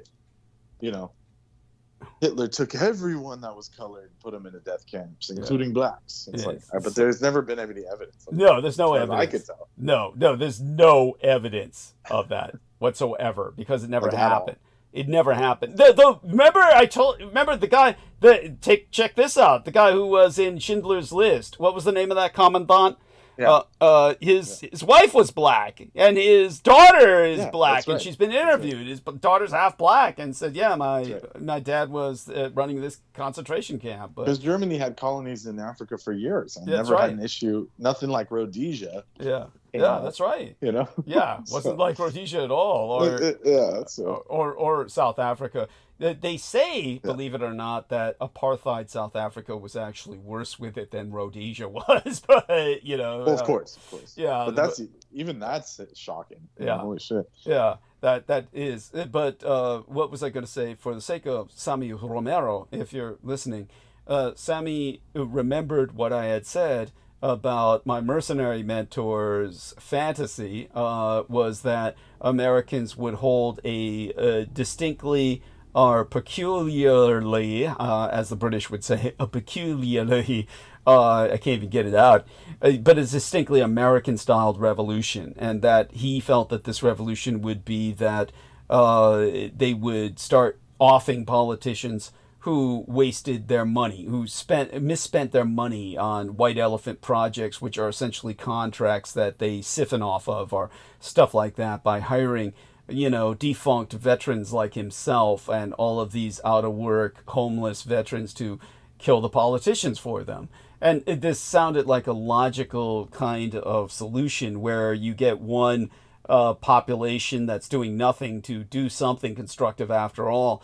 And, they would kill the politician and leave a note on their pinned to their body like, this is for wasting my money or misspending my money, that sort of thing. This was kind of like his dream vision. And so I brought up before that Dr. John Henry Hagman, it was producing people who were quite damaged, and he felt that someday they could be triggered if necessary to unleash chaos by all of them being essentially, shall we say, triggered at once so that they'd go on murderous rampages simultaneously. We already had, by the way, a shooting in Salt Lake City during their No Kings protest, for those of you who do not know. So all of this is like Dr. John Henry Hagman's vision had at least a foundation in the fact that he had an ongoing project. Curtis's was more of like a Mansonite ideal. Remember how Charles Manson was determined to start a race war. And I remember that my private detective that I was working with, Gino Neely, who was half black, half Italian, he was someone who said he would have had to have done it all himself. The way that Manson was like, the way he envisioned his race war starting was that, and that was essentially what he tried to do with the murder of Sharon Tate and all the rest of that. It was supposed to be pinned on the blacks. So it was almost like he was trying to do this all himself, get the race war started. And so there we have that, which, of course, inescapably brings up one more memory that I just can't get out of my head. The fact that, like so many other sleaze buckets and real weirdos I knew, just it automatically pins them as a negative, is when they defend Charles Manson and say he was an innocent guy who was framed by this, corrupt cop. Peter Moon was one of those people who adamantly went into that theory in detail, and it really is like defending Michael Jackson, like someone else we knew who would go into extraordinary detail to defend Michael Jackson, of all people, when they hated all other blacks. It just never ceases to amaze me how people have their favorites, and the favorites always have one thing in common. They're either child rapists or they're either pedopredators. Well, they're pedopredators. That's what Manson ultimately was, because they tore Sharon Tate's pregnant belly open and killed that baby. They made damn sure that baby was going to be killed. That was their primary target, was make sure the baby dies. So there you have that. And so all of that having been specified. Wait, what did you bring? You originally brought me into this for what were you speaking about? Because there was something else I was going to say. Oh, please, by all means. We were talking about the assassination rampage and how we're a banana republic. And before that, the Banana Republic and the assassinations. Yeah, Banana Republic. If it comes back to me, let me see what I sent you in the chat. Maybe it'll jog my memory. Sure. And oh, whoa, someone's camera's on. Okay, let's see. That's Aristides. And don't forget North Korean ship sinking. Yeah, the North Korean ship that was their most advanced. Yeah. How many minutes or seconds did that take? I mean, we're talking. It instantly sunk. Yeah, right off the ramp, right off the launch. It just sank. That's funny as fuck. Oh God, hundreds of people were taken out and executed over that, or they wound up in gulags the rest of their fucking lives, and their children are raised. When they're sentenced to those gulags, their children grow up there for the rest of their generations. They're in those gulags. They're raised in the gulags. Jeez, that's shocking. Yeah, that's shocking. Their whole family is sent there, and the children they have with other people in the gulag are raised in the gulags. So they have a whole culture of people who have known nothing but gulags all their lives, and their parents knew nothing but gulags. Yes, yeah, imagine. Like, how do you deal with that? Like, holy shit. I can't.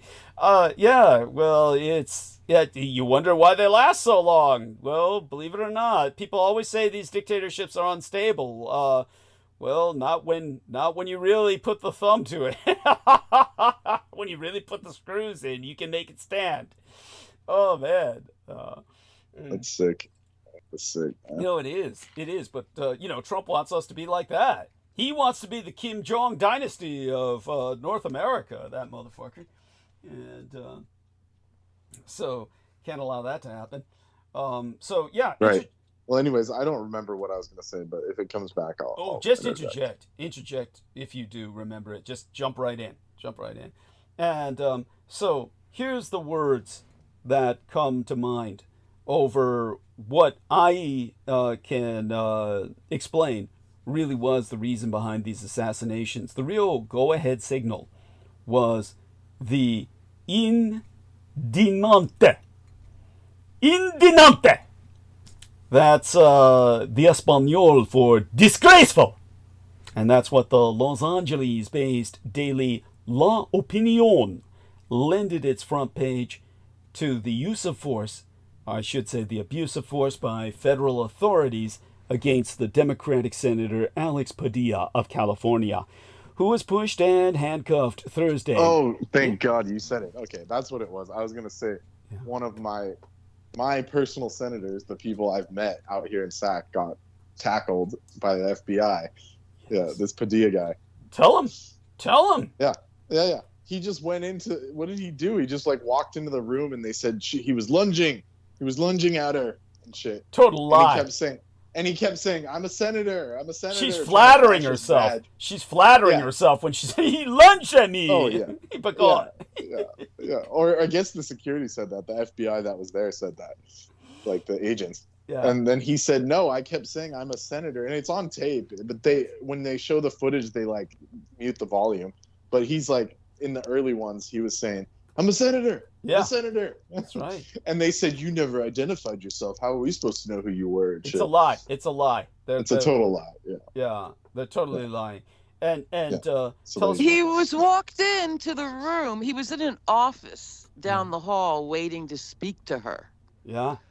And wasn't invited to the big meeting. It was a trap. So he says, hey. Yeah, I mean, he says, hey, what am I doing in this room? I'm going to go in there and hear what she's telling everybody. And so he's escorted into the room by an FBI guy on one side and a cop on the other. Okay? Mm-hmm. You can read this. Yeah. Brought to her. Like a supplicant. And oh my God. Like they put him on brought to her. Yeah. Because he, they're even wondering, well, what's he doing out here? Mm-hmm. And so she's spewing. Yeah. Bad, I guess. Scary. And he couldn't help it.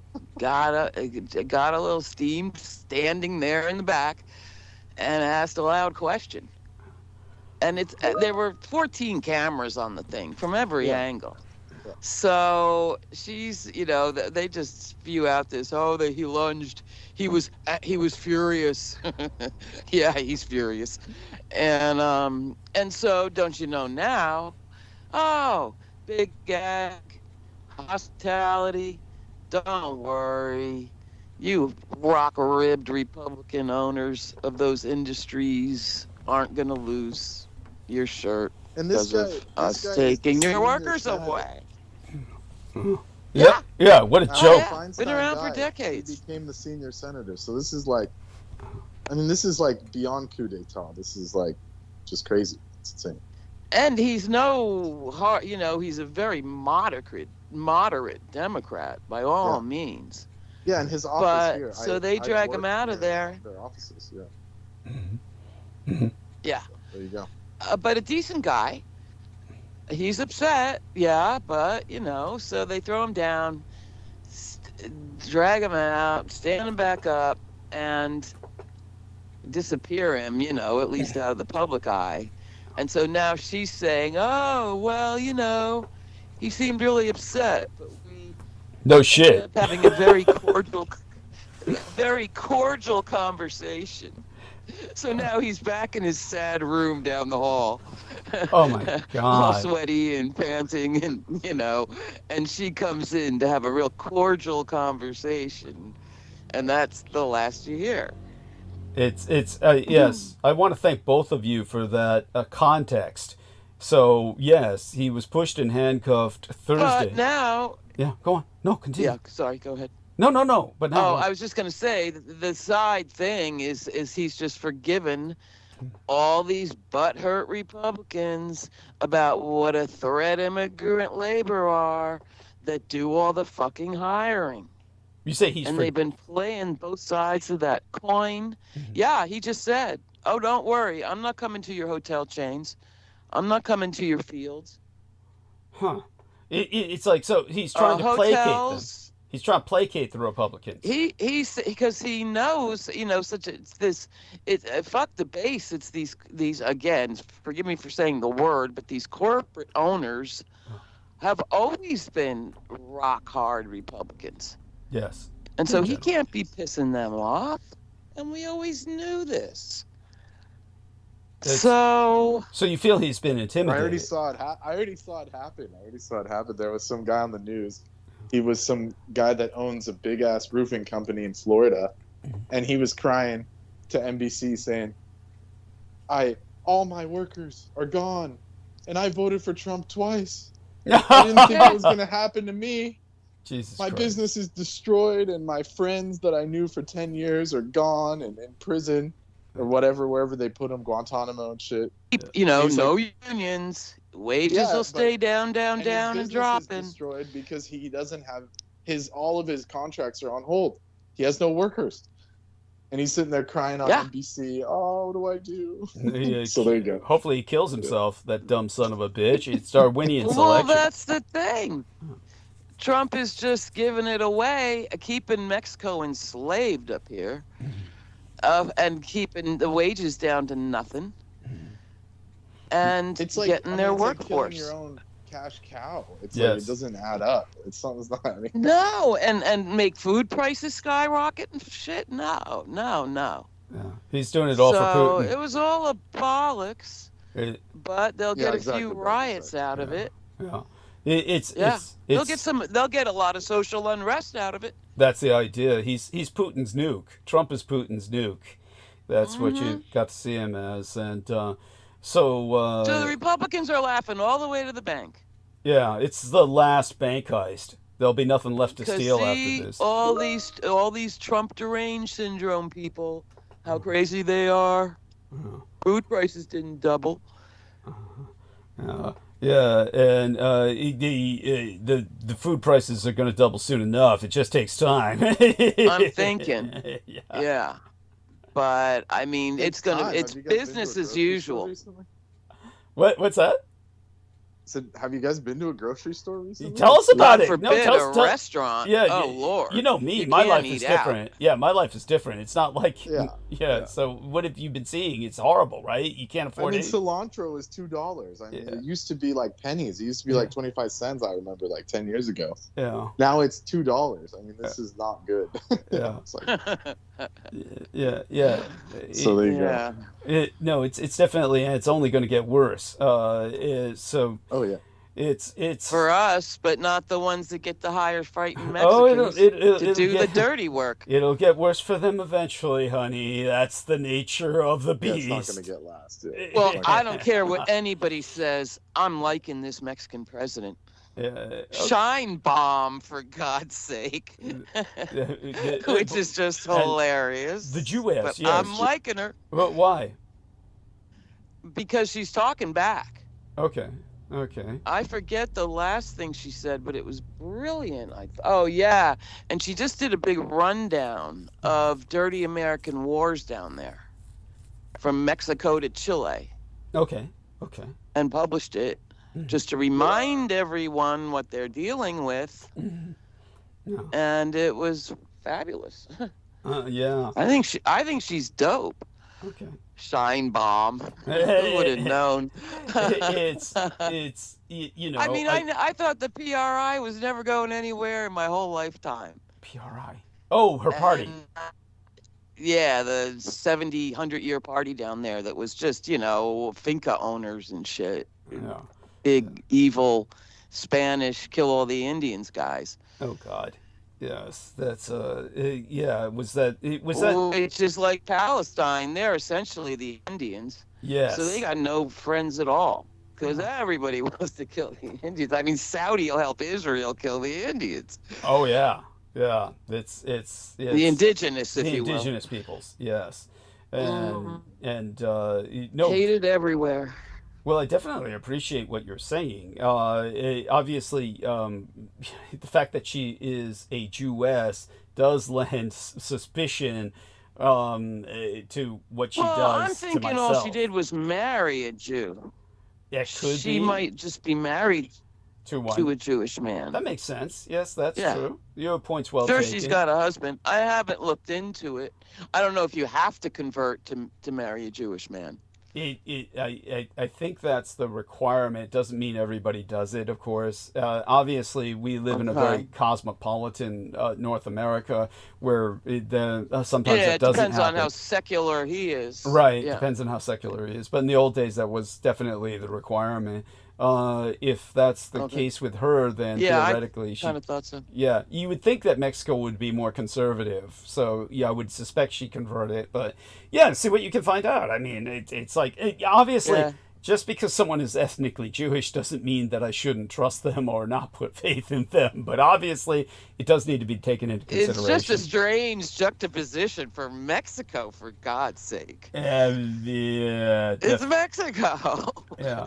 So here's what our friend found, and he says, Brendan says, early life and family. Claudia Scheinbaum Pardo was born on the 24th day of June in 1962. Oh, Pardo. In Mexico City, within a Mexicano Jewish family, or Judeo-Mexicano family. She is the second child of chemist Carlos Scheinbaum Yazalevitz, and biologist Annie Pardo Chemo. Carlos Scheinbaum was of Ashkenazi Jewish descent. Yet Pardo is the husband's name. Okay. So, weird. She herself has some big fat degree. Okay. The president has some big science degree. I forget what, maybe physics or something. Oh, yeah, something like that. Does that tell it? Yeah, she's got something big. Yeah, that makes sense. And, they're all privileged enough to go to school. Jesus. You will just remember, when you have a moneyed background, you can go to school and hold on till the end where you get that degree. It doesn't mean you're brilliant. It just means you can afford to go to school and don't need to go to work. But it doesn't mean you're not brilliant either. Of course not. But what I really, given the breeding, I get tired of, I get tired of the fact that nothing to do with you, not nothing negative on you. I'm just saying I get tired of the fact, in this case. I think she was probably an excellent student. She probably was. I mean, but then again, like I said, she could afford to be. But I agree. When it comes to, you get to be a fine artist too. Same with fine art. Generally, not always, but generally. But when it came to, what I get tired of is a lot of people will present these Jewish families and they'll present them glowingly as if they're a whole family of high achievers, as if there's a high achievement gene of extremely brilliant people, when in reality, no, they're a money dynasty, and money dynasties can afford to go to colleges and complete their degree.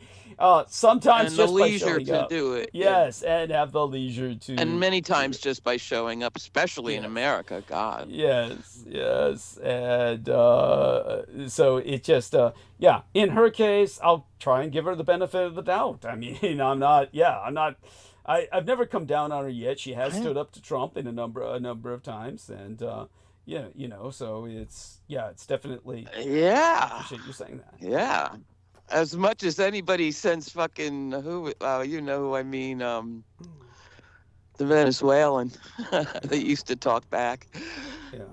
Yeah. What's his You name? know who I mean. Hugo Chavez. Yeah, Hugo. Chavez. Yeah. There we are. Yeah. Yeah. That would have been, was that Little George? Little George? Or maybe Clinton. Was it Clinton?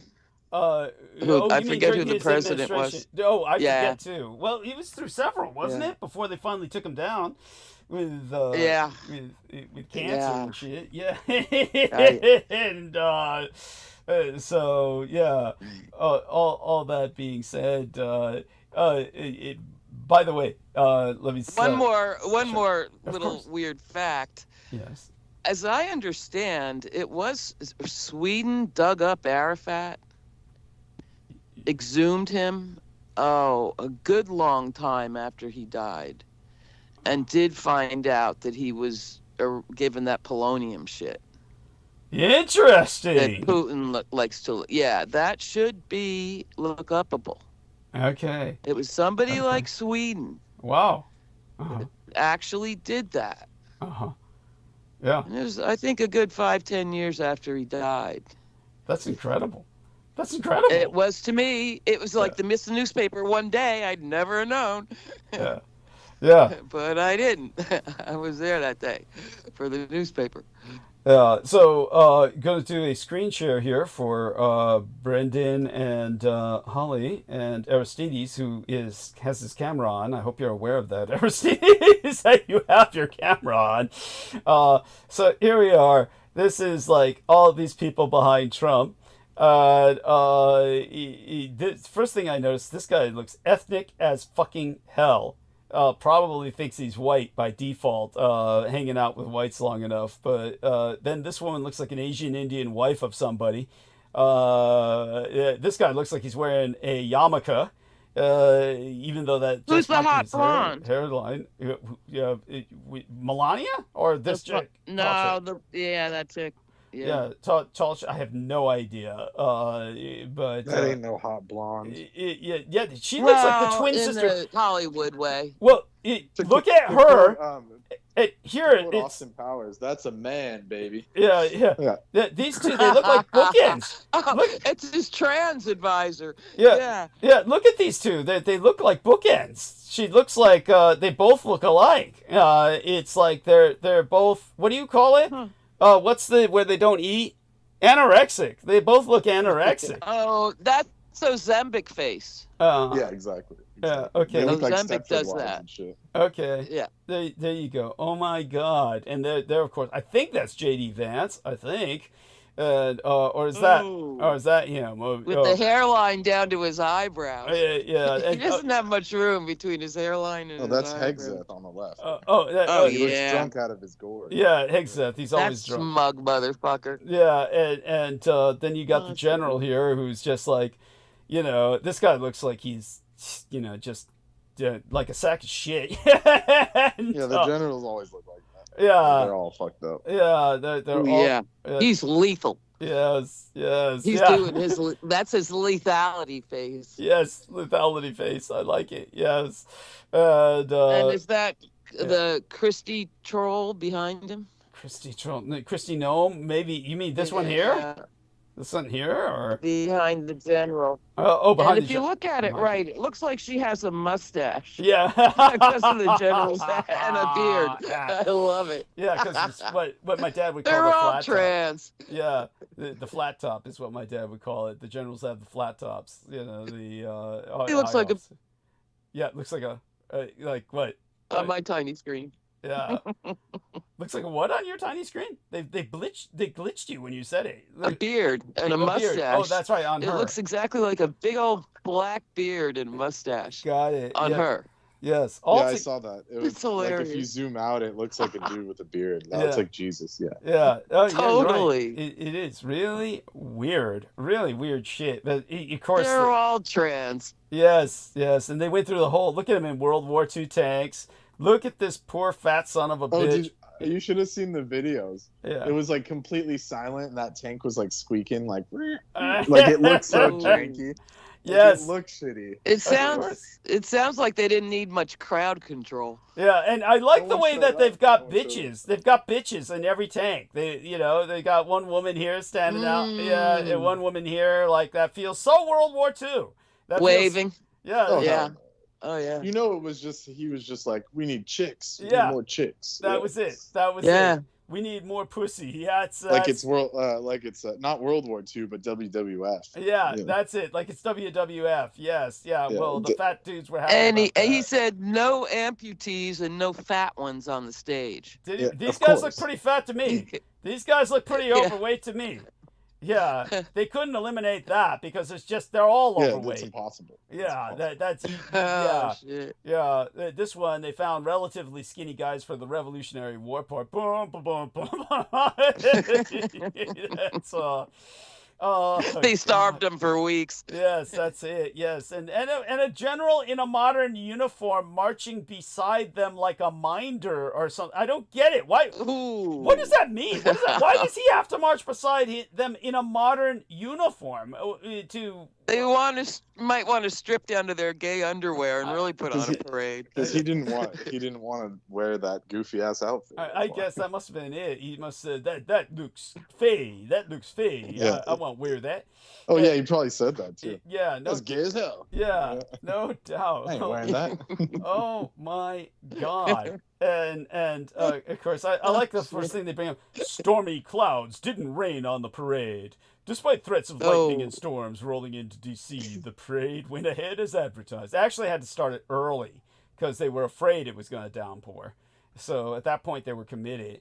Yeah. So yeah. Well, supposedly no one showed up. Like the videos I saw, it was like kind of dreary. Look at it. There's nobody else. Look at the streets. They're empty. Everybody's pressed against. I don't think that's fake. Yeah. I'm kind of believing. Well, they couldn't fake it. There were people with video. Nowadays you can't because of the video cameras. That's right. Yeah. Everyone has their own. Yeah, it's pathetic. But you see the same clip a few times, and then I'm like, oh, I can't count on this. It's because no one really wants to support that shit. It's like Nor should they. Nor should they. Of course not. It's like at least not. Maybe I think from their armchair. That's most Americans. Well, I think all of his people are old. They couldn't make the trip. That's right. Yes, they're old. And, Whereas Obama had more than. And I guess a lot of Republicans. Yeah. Here's what all the young people Republican were doing. senators didn't go. Thank God. Republican senators. Rand Paul was told not to come. They said don't. They literally called him and said you're not allowed to come. That's and funny. He was crying about that, and everyone in the comments was shitting on him, saying, "Oh, now now you're upset. Now that you're not invited to the party." That's how. Then someone else said, "You know it's bad when Rand Paul is the voice of reason." No shit. No shit. Rand Paul was always a piece of shit. He always was. He's disgusting, and just one of the original libtards. Now he's blacklisted. He's blacklisted from Trump's camp. Yeah, he deserves. Look at this. I mean, these are what the real people were doing. They were all here at the No Kings protest, waving Mexican flags. And I even saw them in my tiny town. They were like, "No Kings." This is so ominous. The one policeman back there with a firearm, with a fully automatic firearm cradled, behind them all, like he's just so tempted to massacre them all. Cisco and Portland had car rammings. Yes, that's right. But nobody died. Okay, well, somebody died in Salt Lake City. Somebody was shot in Salt Lake City. The shooting. Yeah. The shooting in Salt Lake, and 2 car rammings. That's all I've heard. Yeah, I like the different international flags here, and then everybody, of course, is here. The old people are walking to this. The old people are coming to this. The No Kings protest, that's for sure, and good for them. Yeah, so this is where all the action was at, and so I'm happy to relay that. And of course, same cheesy masks and stuff like that. But gotta make your statement somehow. All right, so to go back to what I was saying about that our favorite senator Padilla, at least he's our favorite senator for the moment. Basically, he was pushed and handcuffed Thursday when he tried to question the Homeland Security Secretary, Kristi Noem, about ICE raids during a press conference in Los Angeles, his own hometown, so to speak. Padilla interrupted the conference after Noem said federal authorities plan to increase operations to, quote-unquote, liberate our fair city from its, quote-unquote, socialist leadership. That's when he had to say something. Kristi Noem is saying that her city was occupied by the enemy and needed armed liberation by, well, military force. In an impromptu press conference following the incident, Padilla said, "If this is how this administration responds to a senator with a question, I can only imagine what they are doing to farm workers, to cooks, to day laborers throughout the Los Angeles community." The handcuffing of Senator Alex Padilla should be understood as more than just an overheated encounter between partisan opponents. It's part of a pattern of harassing Donald Trump's opposition. A sitting United States senator was assaulted by federal agents for asking a question.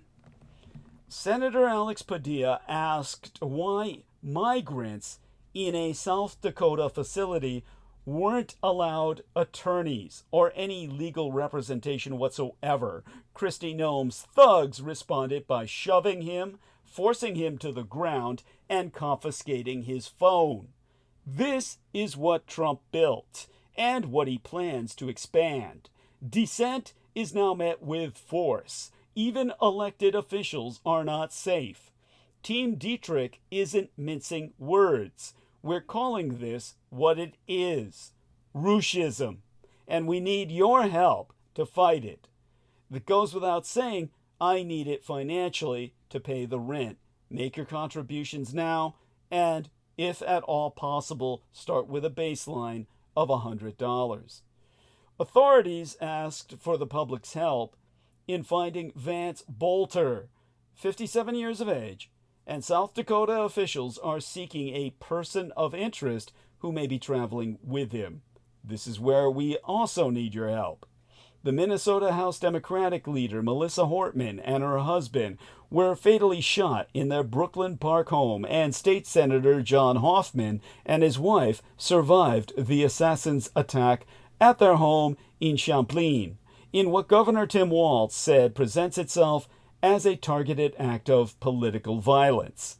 Authorities have identified the suspect as 57-year-old Vance Bolter. A manhunt is underway to locate Bolter.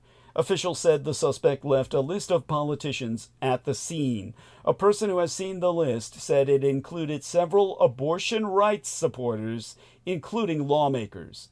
Here's what we know so far.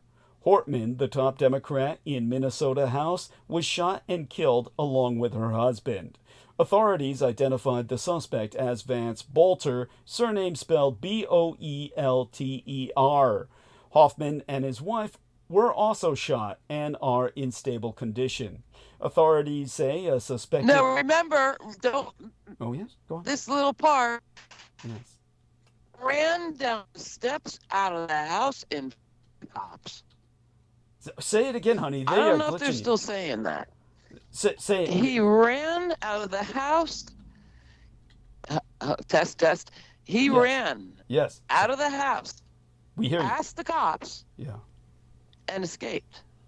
Thank you. And you know why? Because... The cops had eyes on him. You know why? Authorities say the suspect impersonated law enforcement. He was dressed in a policeman's uniform. Okay.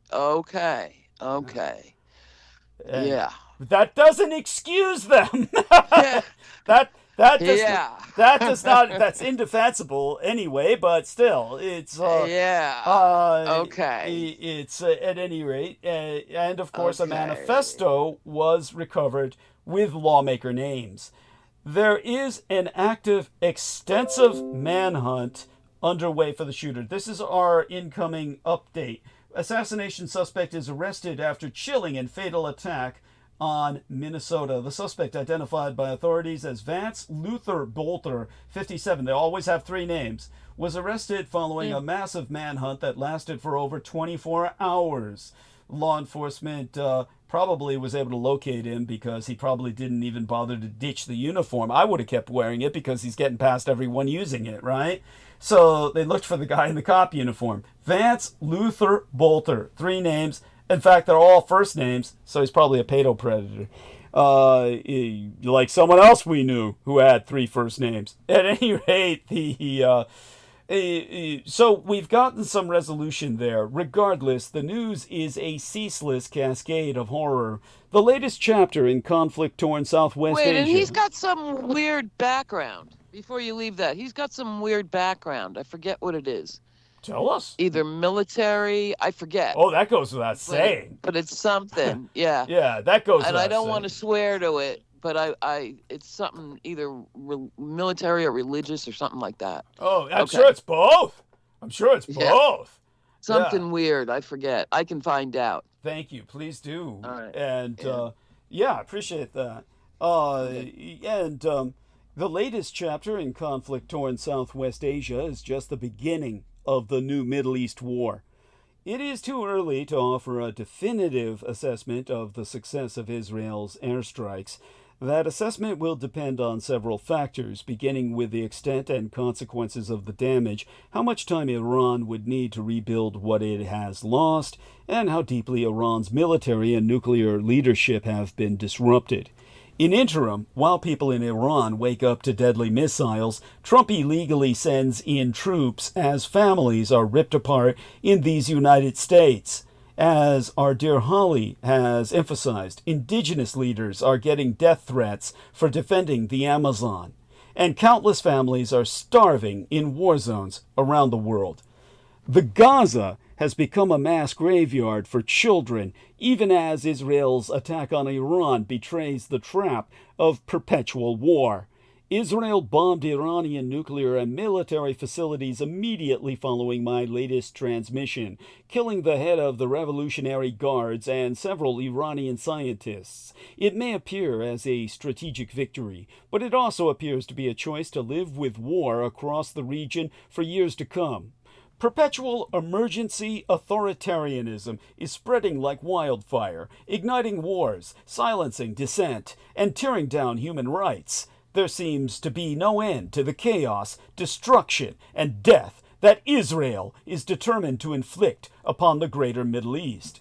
In a Judeo-Zionist conspiracy to precipitate Armageddon, the Mount Megiddo, the compound Hebrew word written in the Helleniki, the ancient Greek language, as Armageddon. The characters found in Revelation Book 16, chapter 16, I should say, the 16th verse thereof. Revelation 16:16, referencing the scene of the final battle between the kings of the earth at the end of the world. Israel's Iran strikes required extensive planning, with parallels to the pager attack in Lebanon. On the surface of it all, Israel's overnight strikes on Iranian nuclear installations and officials were audacious, even reckless. The assault could turn out to be a devastating blow against the regime in Tehran, but it also threatens a bewildering range of outcomes, including some that are bad for Israel and America.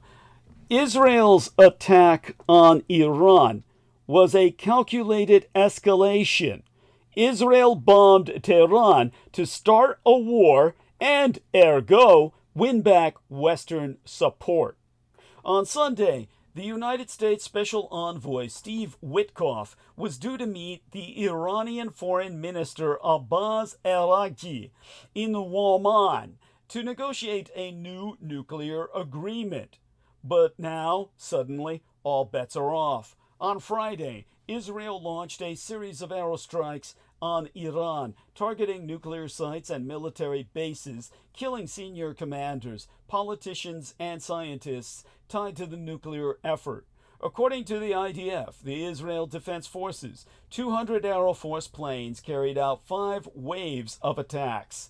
These were reportedly backed by multiple covert anti-terror operations deep inside Iran conducted by Mossad. On Thursday night, the IDF chief, Eyal Zamir, said that Israel had reached a point of no return. The Israeli Prime Minister, Benjamin Netanyahu, I choked to say his name, called the strikes merely an opening blow and warned of more to come. The Israeli assault, the most extensive to date, unfolded with surprising speed, even though it had been anticipated. Here's where I'll refresh myself before going forward with that. The United States had already begun pulling personnel from the Middle East by Wednesday. According to the Israeli newspaper Haaretz, the United States President Donald Trump did not give the go-ahead for a joint attack. Still, he used Israel's willingness to strike as leverage, repeatedly warning of extremely dangerous consequences if Tehran refused to negotiate. Iran has but few good options to hit back. If its retaliation is weak, it will not deter Israel. Too strong, and it might draw America into the war, increasing the risk to the Ayatollah Ali Khamenei's already vulnerable regime.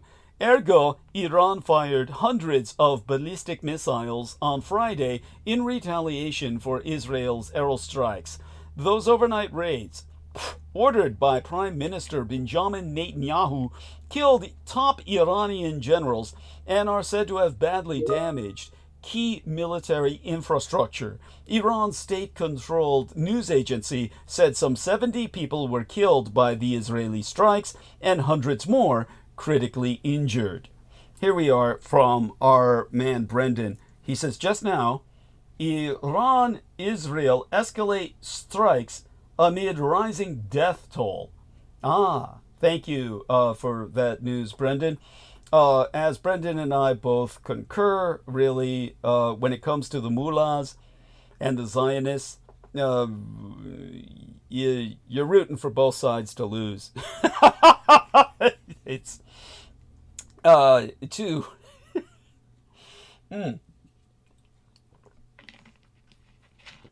recontextualize how we got here.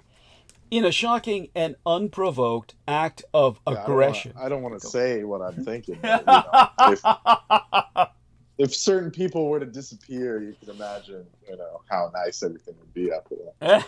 As far as, it seems the rest of the world can get along except for, these certain religious families that happen to be related through Abraham. But anyways, I'll leave it at that. I'm just wondering, where's this fucking rapture?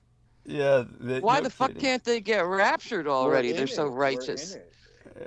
Yeah, I know, but we're but nobody's getting taken up. That's what Holly's complaining about.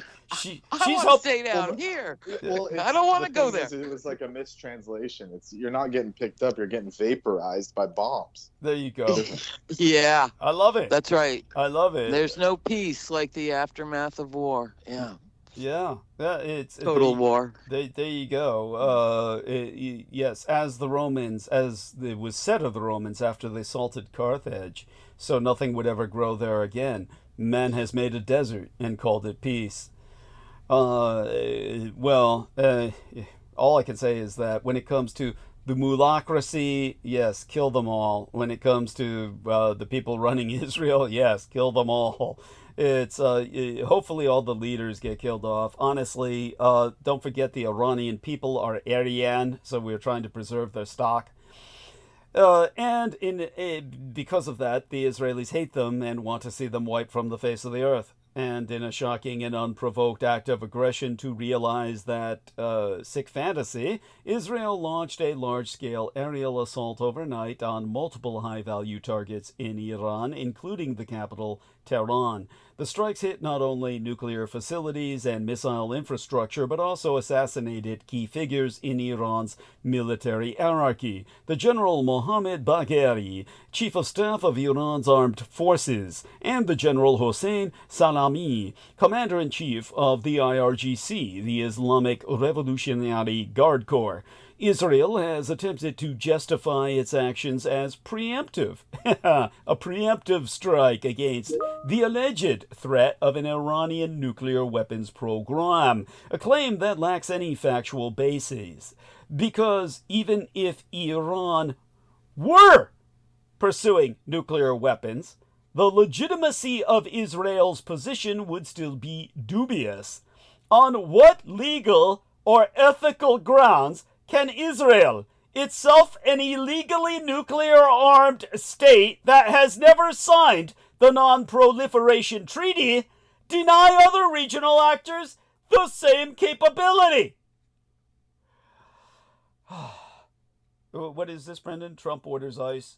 Trump took to Truth Social to expand mass deportations in Democratic-run cities. Yeah, this is the latest. He's gonna start the war here while the Israelis start the war for Vlad there, basically. So it's just there we are.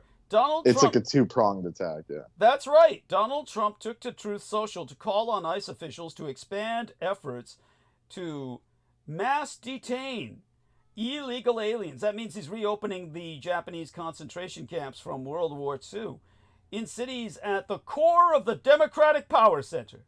It comes after mass deportations in Los Angeles. There we are, people. Yes, this is his war here at home. We'll get back to that. As I said, even if Iran were pursuing nuclear weapons, the legitimacy of Israel's position, well, there is none. They themselves have no ground, legal or ethical, on which to stand when they themselves are an illegally... They showed photos of that stupid... just like how North Korea claimed they had the core, the hydrogen bomb core. Yes. And it just looks like a peanut with wires coming out of it. It's like, really? That thing might not even work. Like, it's like... Oh, it definitely does. What is that? What is that? It's like a fake... It's like prop. A prop from a movie, yeah. It's a prop from a from a 1950s grade B science fiction film. It's like a B movie, exactly. It's like ridiculous. And they're saying that, they've made it to the next step, and it's like the fucking peanut generator. Yeah. Like it's out of Spaceballs or something. It's like, what the fuck? Thank you. It's pathetic. Which they're revamping, by the way. Thank you. Heard about that. Oh God. Oh yes. No. I wished I hadn't, but I had. Yes, they're gonna bring back Spaceballs. It's like another Jew trip. The dude's 92. 92 or 98 or some shit. Mel Brooks. He's gonna do. So he's gonna be. In the movie, he's gonna reboot himself. It's like yes. Well, if you're Jewish and you're wealthy, you can do that. It's like have at it. I never liked that film. I thought it was cheesy as hell. It's just stupid. It's just not even funny. It's not even funny. Yeah. I never found anything he did to be funny. But that's there you go with that. Well, I'm sorry? Well, the American Jews love it. So of course. That's their style of comedy. It's just that kind of comedy. Yeah, it's tasteless and it's crass, tasteless, garish. Yeah. I mean, I'm not against it. They can do whatever they want, but it's definitely cheesy as hell. Well, like I said, get them out of Hollywood, relocate the overwhelming majority of the Jewish population into New York and of course Long Island, and they can start colonizing New Jersey as well. Long Island. Yeah, but they already have New Jersey. But not far-fetched. Well, I mean, they can start using their helicopter rockets to annihilate the rest of the New Jersey population. I couldn't care less. But as for New York, let's hope they take Pete's house. Yeah, first. Of course. Take that Storm first. That shit with helicopters. Yeah, take that first. And then bulldoze it because nothing in there works. Of course, that goes without saying. I mean, the first thing they'll do is they'll take photographs of all the terrorist tunnels he dug underneath it. That he said he was repairing the bathroom, but all he was doing was digging under the shitter. At any rate, the New York has its own thriving media industry, so it's not like they would be deprived of their own media industry. We could make it a competition. See how the non-Jewish Hollywood, or a de-Judaified Hollywood, an ethnically cleansed Hollywood, if you would do, what would that would produce compared to a Jewish New York media center. So that would be, I think it'd be. Well, I hate to say it, if it was like if it was like mano y mano, they would lose, obviously. Yes, thank you. I feel that way. I'm confident of that. As far as like you said, their sensibility, it's not that they can't do it, it's just their sensibilities are different. But because they own so much of that system, that most of the movies we see are based off of that. Yeah. Doesn't mean they're good. And the first thing I've never liked those ones, like Adam Sandler and all this shit, where it's the same movie, but, slightly tweaked plots. But it's the same trip every time, Yeah, well, when they really take all the breakers off, like back in the early days of Hollywood, they had to sneak it in there where, the Christian Crusaders are looking for a way out while the Turks are coming in, and, the old Jewish guy helps them out. Oh, but I didn't think that you were of our religion. Oh, we worship the same God. They would just sneak it in there like that. It was fairly innocuous. These days, it is self-absorbed indulgence to the point of pathological. It's unwatchable. It's just them all asking, why am I a Jew? How does the world perceive me as? Their entire perspective is wrapped in their identity of Jewishness, and all the rest of us are forced to look through that filter. That's the and it's simply it's untenable. Honestly, I am tempted to say, obviously, I would love to qualify this, but the Jewish people will be the first to tell you, oh yeah, they've written books on this, like, oh, let's try and tabulate and calculate. Let's try to account for what Germany and Europe lost by ethnically cleansing Jewry from Europe. Ethnically cleansing Europe of the Jewish population. And they say, oh, incalculable loss in art and culture and science and, basically everything that is the foundational to civilization. And yet Germany reached heights of prosperity that it never dreamed of acquiring before Adolf Hitler. After World War II, with its industry, with its economy, with its... I don't see where the loss is. In what? Horrible Jewish movies that would be exactly as we've just described them? It's simply... Yeah, well, that's why they gave us the situation. Hitler's revenge. Fair enough. Think of it as like Montezuma's revenge, Hitler's revenge. They all came over. But like what you said, that's what the purpose of America was from the thank you. That's like thank you. So that's fine. But if it came to being confronted by, say, cleansing the West Coast of Jews and relocating them en masse to New York City, not the state, and Long Island, and New Jersey as collateral damage, if they were to confront our actions with, we've given you all your science, we've given you all your culture, we've given you all your talent, the only answer I could say at that point would be, we don't want your art. We don't want your talent. We don't want your culture. And yes, in the sense you've politicized it and acculturated it, we don't want your science. It's that's what you would say in response to that. And look, Germany did it, and look how well they did after. They did great. I think we too would prosper just as greatly. That would be like almost a prerequisite. But all such being said, no, I do not advocate extermination, and I do not advocate anything of the sort. I would avoid killing anybody if I could. Honestly, lives are precious and they cannot be replaced. However, of course, when you've got to defend yourself, debatable. Yeah, touche. Now, shit, I'm off mute. Oh. Now, the narrative that a nuclear-capable Iran would be inherently destabilizing is not just unconvincing, but misleading. As the political scientist John Mearsheimer has proven, the opposite would be true. To quote his T, a nuclear-armed Iran would bring stability to the region because nuclear weapons are weapons of peace. They are weapons of deterrence. They have hardly any offensive capability at all.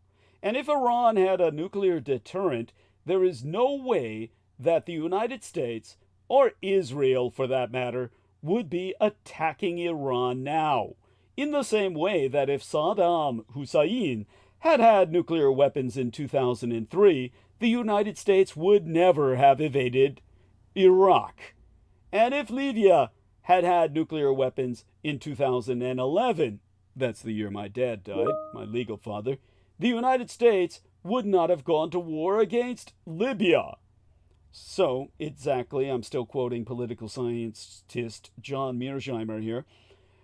So I think that if you had a Middle East where other states besides Israel, and this of course includes Iran, had a nuclear deterrent, it would be a far more peaceful region. It's hard to argue with his logic, but of course, peace and stability in the region are the last thing Israel, and especially the criminal Netanyahu regime, ever wants, given that it thrives on war and chaos. Indeed, the latest escalation is all too obvious in its deliberate design to provoke an Iranian response, thereby justifying broader conflict and, ergo, therefore, providing Israel with a smokescreen for the ongoing ethnic cleansing and genocide being carried out by Israel in Gaza and the West Bank. Now, getting some input here from, this is what they had violated the treaty. So, do explain yourself. There we are. Iran announces a new nuclear enrichment site. There we go. Oh my fucking God. This is sad. This is so fucking... Do you see that stupid green? Yes. The green thing? That a was 1950 science fiction prop, in your own words. Yes. That's what it looks like. That's what it fucking looks like. It's like a green container with like some like polished brushed aluminum on the top. Yeah. It just kind of looks a little sketchy, but it's like, there's no uranium anywhere near that thing. It's like, doesn't even work. It is. They're standing right in front of it. It's behind glass. Yeah, nothing but glass. It's behind nothing but glass. They're showing, this is our nuke. Do you know what it looks like to me? It looks like a miniature version, like an architect's miniature of what a skyscraper will look like. It was like a miniature version of the super power plant they were trying to build. That's what it is. It's like a miniature. Yeah, it's like a miniature version of the super power plant that they envisioned building in larger scale. But then again, those bolts on the side kind of diffuse that notion. But regardless, this is what happened. Is they were trying to do the treaty. Yeah. Right. They were trying to renegotiate with them. Yeah. Which happened a few days before Israel wigged out. Yeah. But it was over something like this, where they said, I remember a few days ago it said, it was discovered that Iran violated the treaty. But of course there was no evidence put forth except this photo. Yeah. Which is like, what the fuck is that? It's nothing. And by the way, do me a favor while I answer Coco Schwejveld. Coco Schwejveld is in the chat. She says, love you people and your way of speaking the truth with such great black humor. Laugh emojis, hearts, 100%, and fire. So, gonna answer her and say hi to Incubate, and who says hi everyone in the chat. Do me a favor and hold the stage for a bit while I dedicate my attention to that, and also take a short trip to the restroom to relieve myself. He says, I've been listening to your older videos again. Oh, it's just a short trip. It's number one. It's nothing to worry about. He says, I've been listening to your older videos again. I forgot you were the one who got Alex Jones into Bohemian Grove. You are a legend, Douglas. Actually, thank you so much for that. I appreciate it. Well, I think that was Aquino that got you guys in. Yeah, really. Actually, yeah, he's the one who actually let us in. That's why when we were having tea, he was like, yeah, Doug's a good guy, but he went astray, you know? Like, that's right. Explain that to people that was an astral visit. Explain to people you had an astral visitation. Yeah, I went to bed too soon after talking to Doug. And then next thing I know, here, on the show, on this transmission. Yeah, on the show. Yeah, on the show. Yeah. Next thing I know, I'm chatting with Aquino in this fucking government building somewhere, and he's like, don't be so hard on Doug. He's a good guy. He's a good guy. Shit like that. And we were drinking tea or something. It was weird. And I was just pissed when I woke up. I told Doug, I was like, fuck you. I don't want to be talking to Aquino at night. Fuck this. Yeah. But it was it wasn't malevolent. It was bizarre. How most people say, oh my God, Aquino attacked me. It was literally we were just chilling, talking about nothing. It was just a chit chat. But I still don't want him in my dreams. Yeah, but this is that perverse affection that he holds for certain people like yourself, Brooke Gibson, and myself. And the Edomites hate us for it. They are so jealous. They're so cunted by this. They're so pissy bitchy about, how could he believe me, they know it's happening. They know it's happening. They're doing seances to talk to this guy, but he doesn't show up. Yeah. And then we don't do anything and he shows up. Yeah. Yes, that's right. Yeah, that's right. And they hate us for it. It's why, oh great one? Why favor them? Yeah. That's why Peter went off and started screaming that Brooke Gibson was the anti-gods, because he was convinced she must be doing greater, deeper spells than he to have attracted Aquino's attention. Because Aquino's never visited his. Yeah, that's right. That's right. Yeah, and then of course they're like ex-girlfriends. They get pissed. Oh, why isn't he talking to me? Yeah. He's not talking to me. Yeah, like David Schurter did, feeling that I took all Aquino's attention away from him and shit. Now I was like, dude, you'd think you'd be happy I was taking you away from the spiked dildos and, eating babies on skewers and shit. But yeah, no, he was like, what does that remind me of? Then, of course, what happened was Peter got approached by, remember, what Peter said, it was all about the Dietrich Artelect. This is what he told Aaron Tice, was really, it's all about the Dietrich Artelect. And then, so the Edomites approached him and said, you can be like the Dietrich Artelect. We'll make you an AI. We'll subsume you into the system. You. Yeah, we'll upload you. Nobody wants to download that shit. Well, no, he's going down. Yeah, there you go. Yeah, he's going down. That's right.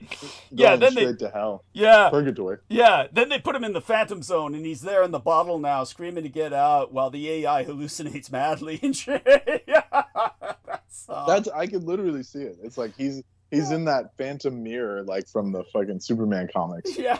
Where you walk up to it and someone's banging on it, let me out. Yes. That's what they had to do to Bizarro and shit. He's basically Bizarro. Yeah. He's the Bizarro to your Superman. Yeah. That's an insult to Bizarro, of course, because Bizarro was a sympathetic character. So Peter Moon is yeah, I'm just speaking conceptually. Obviously, the character is redeemable, but somewhat. Yes, somewhat. Yes, it did. Yeah, had its own universe in the old canon. But anyhow, go on. Yes. Yeah, exactly. Yeah. But so Pete's behind glass, I thought this was gonna make me Superman. Yeah, superhuman. that's it. And they're they're like, this is the best we can do. It's like when you go to a pawn shop. Yeah. You're like, I have this super rare item, eternal life. But this is the best I can do. Give you $100 for it, but you'll be behind glass for the rest of eternity.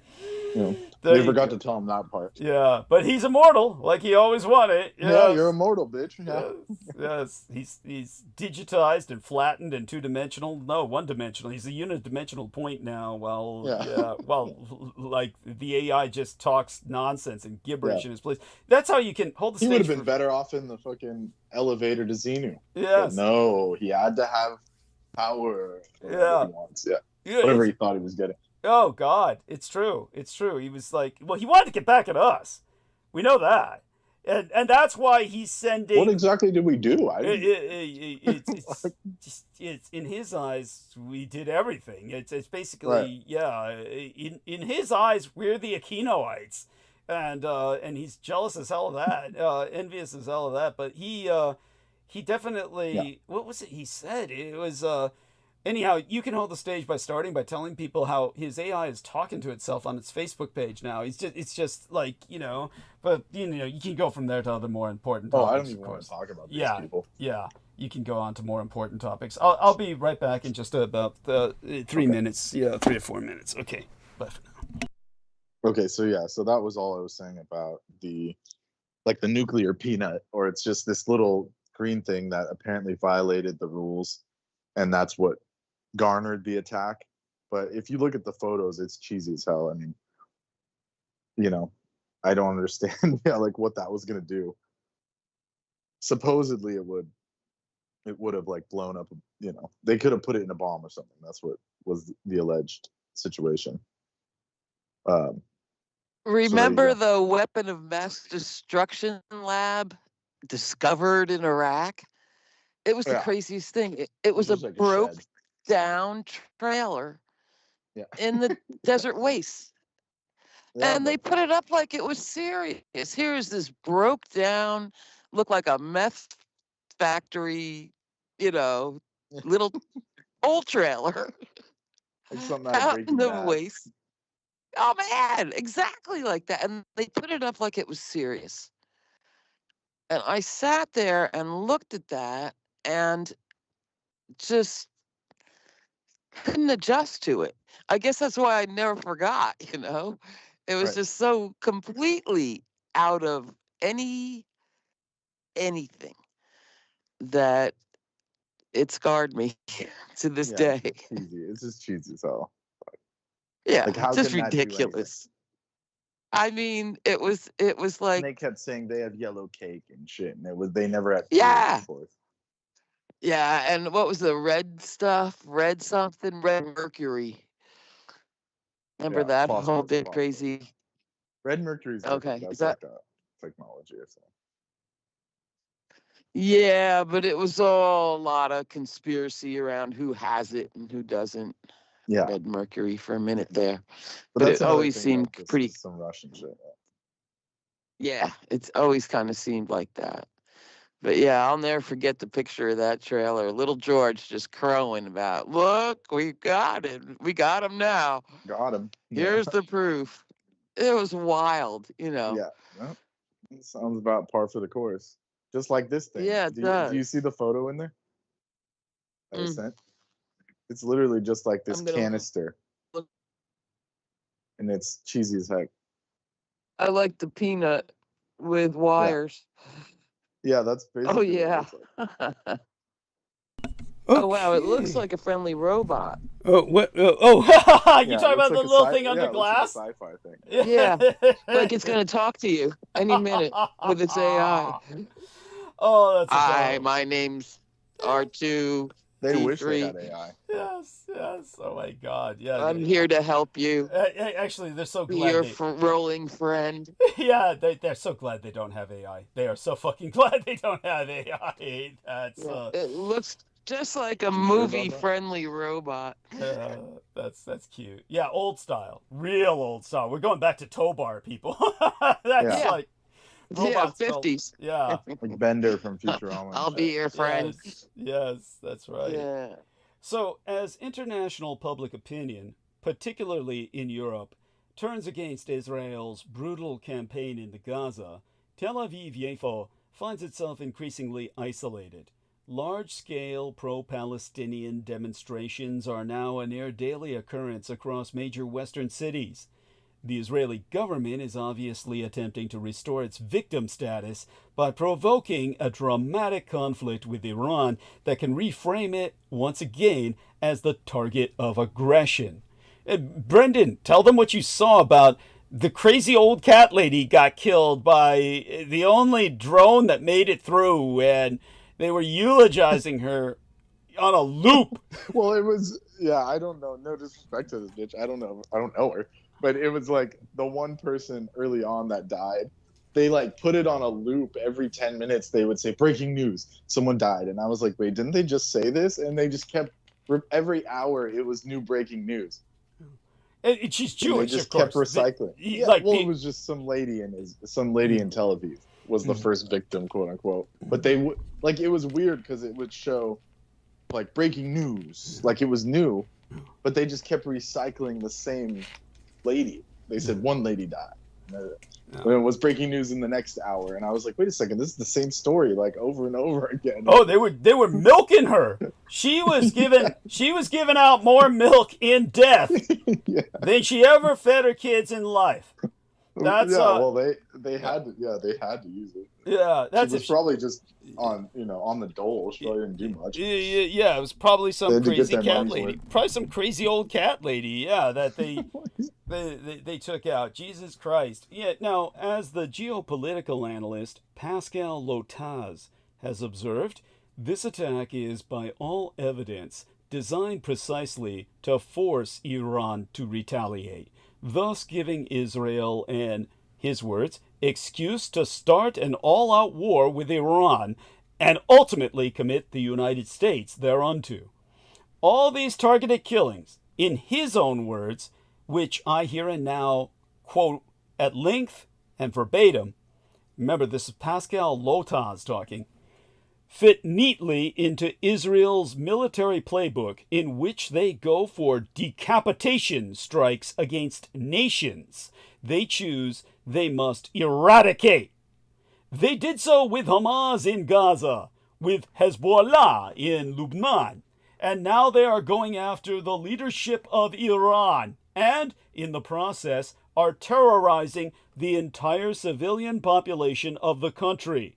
Not only is it a verified and accepted truth, even by Israel and the United States, that the Iranians currently have no nuclear weapons, but the Americans were in active negotiations with them and scheduled to hold another meeting on Sunday when Israel decided to commit this blatant act of war. The real reason why Israel is attacking Iran at this moment is that they are losing the propaganda war. The mood has changed decisively, especially in Europe, where large pro-Palestine protests are now a daily occurrence. The tremendous PR success of the Freedom Flotilla, together with the change in the press coverage of Israel's genocide in Gaza, must have come as a great shock to the Tel Aviv Yefo regime. They know that the only thing that enables their genocidal military extermination campaigns is the unwavering support of the collective West. That this support is eroding in front of their eyes is probably the largest threat to the Zionist project in 100 years. Israel is losing the victim card. Nobody believes it's "we are just defending ourselves" bullshit anymore. Again, I am still quoting the political scientist Pascal Lotaz. And to finish his quote, and it wants the card back desperately. Hence, this attack is geared to make it certain that Iran must strike back. Israel is desperate, and it needs an all-out war with an all-out war narrative of the type and kind the Ukrainians have had for the past 3 years. It needs to somehow win back narrative control in the West. Okay, that finishes his quote. I don't believe there's anything anyone can argue with here. Of course, I think that he points to the PR success. He calls it the tremendous PR success of the Freedom Flotilla. I presume he's addressing our Scandi chick. What's her name again? Greta Thunberg. And what she did. So he counts what she did as a tremendous public relations success, and that's good to hear. That's good to hear, because I didn't know how to really judge that. I obviously I'm on her side, but I didn't know how to calculate her what happened to her. Like, okay, so she went there. They intimidated the hell out of her. They threatened all of them with everything imaginable. You can presume that. And then she gets even roughed up. You could see she was roughed up when she was coming home. At the disembarking at the airport in Paris, she was hugging herself like someone does after, like I see women do after they've been raped. Is you usually see them hug themselves like that. So crouching, this kind of crouch hug that women do after a sexual assault. She was, her body language spoke that. I don't want to have to be one to say it, but how do you know exactly? Yeah. Don't forget, I've worked police and security work for years. I used to run into rape women all the time. Good. Yeah. Yeah, I have to ask. I have to be the devil's advocate because then otherwise these other jokers will come after you. No, which apparently they never do. Yeah. As a matter of fact, yes. Doug's like, I've done all this horrendous shit. Yeah. And they're like, he's posing as another person in his photos. It's like, oh my God, Jesus Christ! As if all the other shit was like untouchable. It was just crazy. Anyways, that's an aside. No, that's quite funny. It's quite he's true. Lying about the dolls. It's like, oh God. Some of the shit you said, I'm surprised no one's ever asked about it. Jeez. They never ask about that. No, they always go for the weird, obtuse shit. It's yeah. The shit that has like no meaning, essentially. It's not only that, but I've explained it and contextualized it and articulated it tons of times. In detail. And I always have a backstory. For the photographs, and they have a common thread of narrative in appearance as well. So it's not like, what the fuck?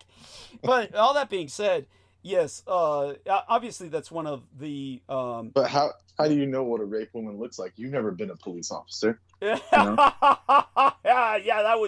that'd be what Peter Moon would say. That was what a piece. Even though he heard that backstory like 10 times. Yes. Yeah. Including back in the day when he was talking to Bartsis and you. Yeah. So it's like, what the fuck, Yeah, and remember... So you weren't a police officer, Doug. Yeah, and remember I said, it's on my LinkedIn, and it's been in LinkedIn for 10 years, and I didn't adjust that recently. And he was like, I lost the password. Yeah, his response was, I hate LinkedIn. But you could hear him clicking the keyboard while he looked it up. Mm-hmm. So he truly did not believe me. He truly did not believe me. But the point is, why are you asking this now? Why didn't you ask skeptical questions like 10 years ago? That's like, you know what he reminds me of my dementia. Who? What? I said it's called dementia. There's that. It's a stroking out, which of course leads to dementia. That ultimately leads to dementia when your brain is that damaged. And he had, and Brendan remembers it, like square inches of his brain that died. He said, what was it, like cubic? He told us that. It was 2 cubic centimeters, which is like huge for the brain tissue. Yeah, yes. So he told us that on record. And it never really sank in because to me his behavior was always bad, though it became pronouncedly bad towards the end. He was always psychotically pathological in terms of a total lack of empathy. Whenever I would say something that would be extremely draining on myself, it would be, there's no concept from him that of what that takes out of a person. None whatsoever, because he's never been stressed. And but beyond that, what was the other insanity that he reminded me of? I remember the man who taught me everything I knew about mercenary work, Lionel Allen Curtis, who ultimately wound up in prison for the rest of his life, was spiraling before I had him taken down, before I reported him and had him taken down. And he was really busted for tax evasion, not for his, and terrorist threats against the VA, not for all the pedo predation that he had been guilty of in life, but they took him down for threatening the VA and tax evasion. But, his trip was that he wanted to live forever. He wanted to beat death. And Peter Moon was the same way. And then it was, Peter Moon, one of his last statements was, I'm going to live to be 108. And, and that's when, the stroke, that's when, the God struck him down. He got stroked out, even more so than he already was. Yeah, it was during that period of time, like Curtis, who before. Yeah, that was definitely the thing that I told you. I was like, yeah, he's toast now. Yeah, yeah. And it was like just before I had Curtis busted, he was beginning to spiral and was not. He would like go silent on the phone for minutes at a time because he was neurologically impaired, and I would then say, "Are you all right? Are you all right?" And then he'd like come back when and hear me saying, "Are you all right? Are you all right?" And he'd say, "What the fuck's wrong with you?" Because he was convinced I was insane, because that's what they all do. They project it on you and say, I'd say, "Oh, you didn't say anything for several minutes." And to him, no time had passed. And he thought he was in the same mode of conversation we had been in several minutes before. And he'd say, "It's you crazy nut. You're the one who's crazy." And that's how Peter would be when I'd ask him about his stroke. It's a terror. So, yeah, he wouldn't say that. There you go. Yeah. So that, it's a pattern. Yeah, I didn't mean to bring up any kind of trauma, but it's well, you know what it is? It's like, how is it I never grew up? It's like these are the same types of people when you think about it. They're exactly like a replay, except, I mean, in some ways they even looked alike. In some ways, not really, because they were very different physically, but they were both bald. But there we go with that. All right, so like our man Brendan said, enough of the personal trauma for now. Yeah. I wasn't trying to do all that. I just wanted to make a point. Yeah, no, points well made and well taken. And the one pivotal question remains: what role did the United States play in this act of aggression? The United States Secretary of State Marco Rubio insisted on X that Israel took unilateral action against Iran. We are not involved in strikes against Iran, and our top priority is protecting American forces in the region.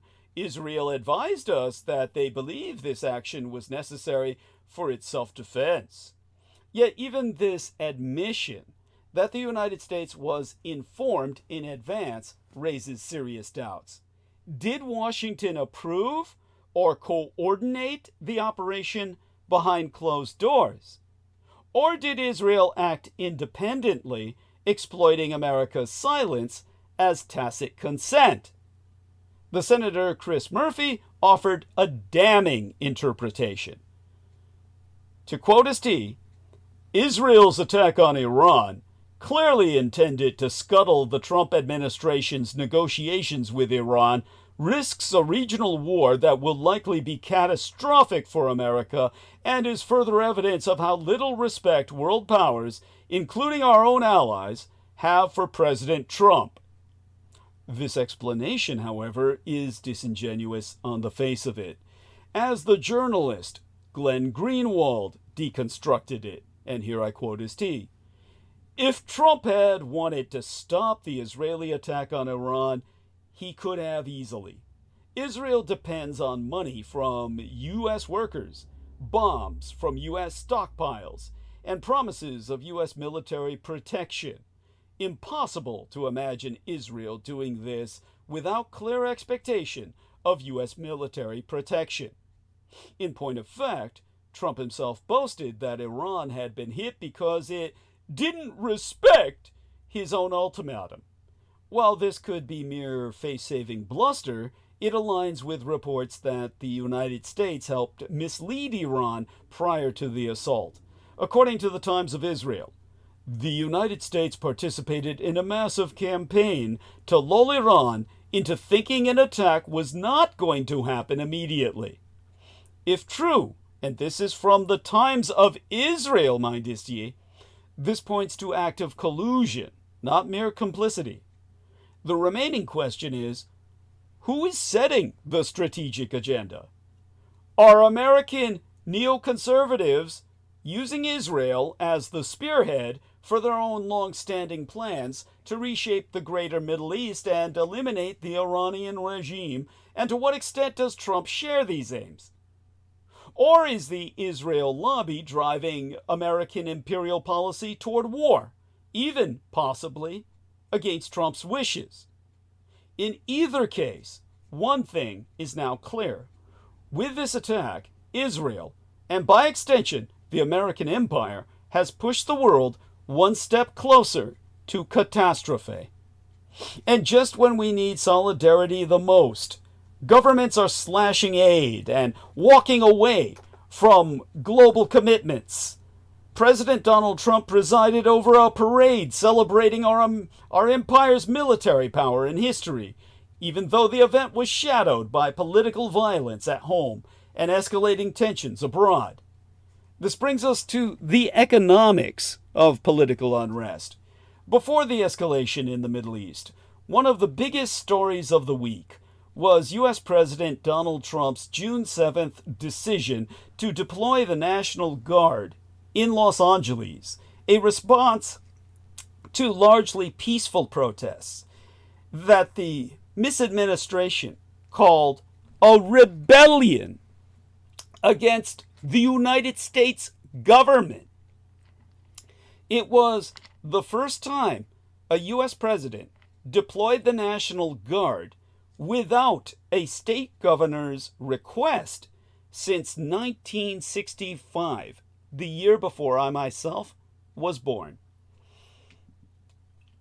What happened in 65? Oh, it was the civil rights where the black kids were going to attend a white school, and the white governor of the state, I believe it was that man who ran for president a number of times. I can't remember his name at the moment. He stood in front of the school saying he would not allow these black kids in, and so they sent in the National Guard. So it was George Wallace. Okay. George Wallace was the guy's name. So there we are. So all those other bastards like Kent State and shit, that was just the governor straight. Just kill him. Yeah, pretty much. Oh yeah. Oh yeah. I mean, what was it? The guy who, the guy in Chicago. Let me see who that say. Chicago governor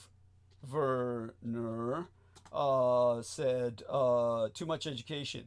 Too much education will get you killed, is what he said. Too much education. Jeez. Well, he wasn't joking at this point. Now we know why. Yeah. 50 years later. Yeah.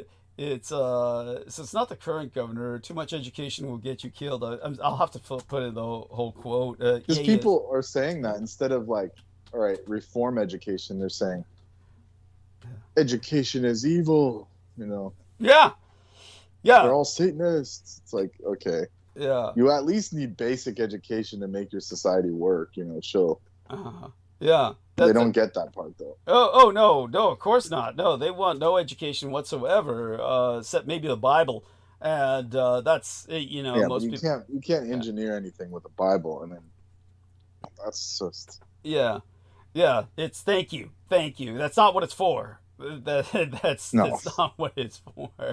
And then there's all these, like, bot accounts with these like fake statistics saying that Russia has 143 million people.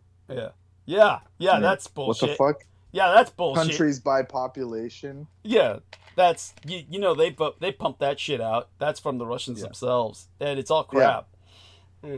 They're like right below Bangladesh, and then also Ethiopia with 130. Oh no, they're not. They're not right below Bangladesh.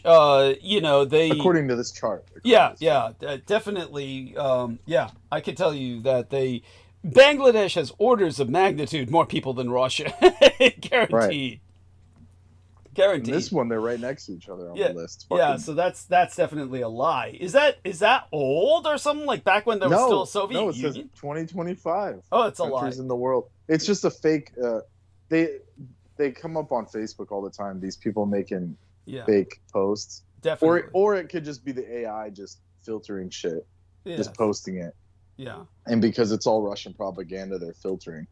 It just turns into that. You know. Yeah. So there you go. It really does. I mean, I can look this up. Graphic comparing Russia population to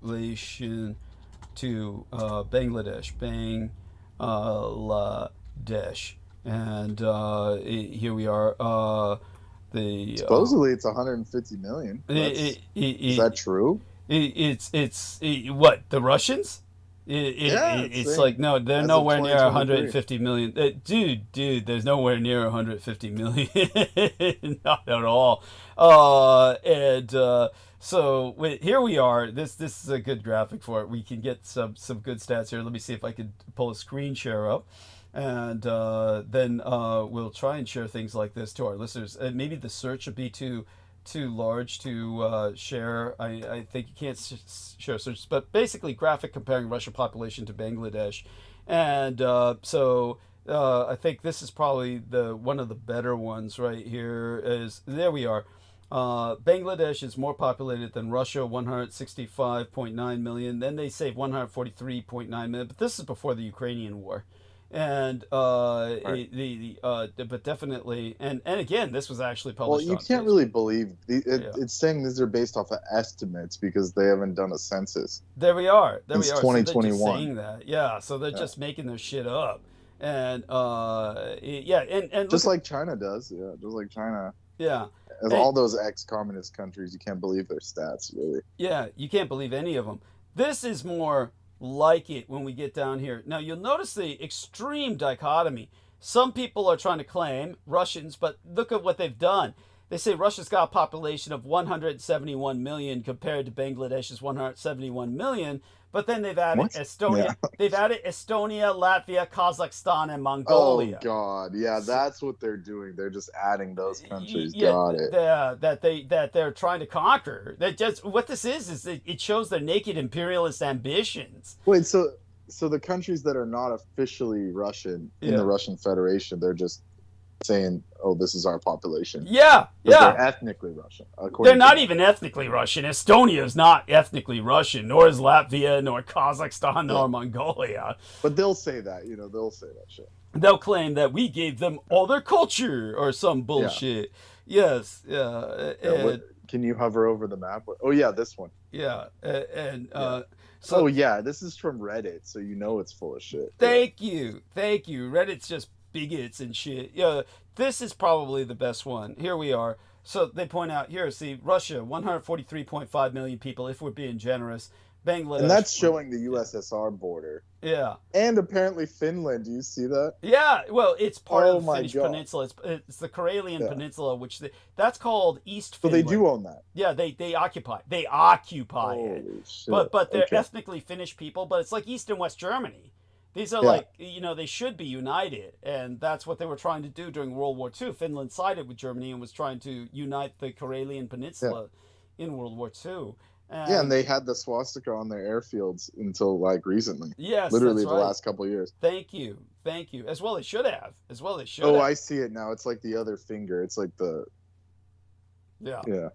Looks like a dick. Basically. Yes, that's right. It's like Russia's got a penis head. That's right. It's like Florida's Florida's the penis of North America. I don't see any cities or anything. No.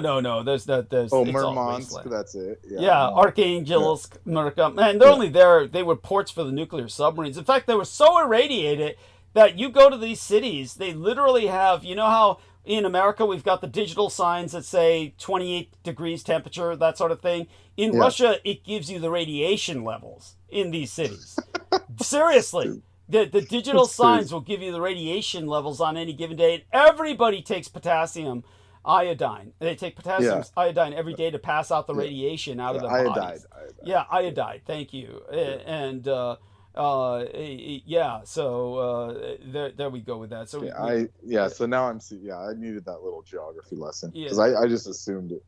Yeah, no worries. And here's how the population's distributed. See how the population's distributed here. That's it's overwhelmingly European. Yeah, it's overwhelmingly here, and then you've got traces of it down towards. Yeah, that's St. Petersburg and Moscow essentially. Those are the only two places. That's it. Yeah. And then what they call Putingrad down here, where they, he set up the Olympics. Putingrad was where he. Yeah, Sochi. Yeah, Sochi. Yeah, which they officially changed the name to Putingrad during the Olympics, but I guess they changed it back afterwards. Yeah, he was. He has his own fears. Yeah, there's like a little bit of people in Vladivostok, but it doesn't look like much. Yeah.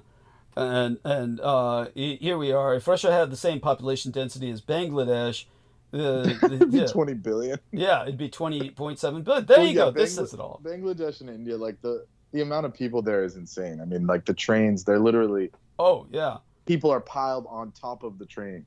Yeah. That's as it's moving. Like. Yeah. So it's another level of amount of people. Yeah, it really is. It's a whole new level. And here, I'll send you a video.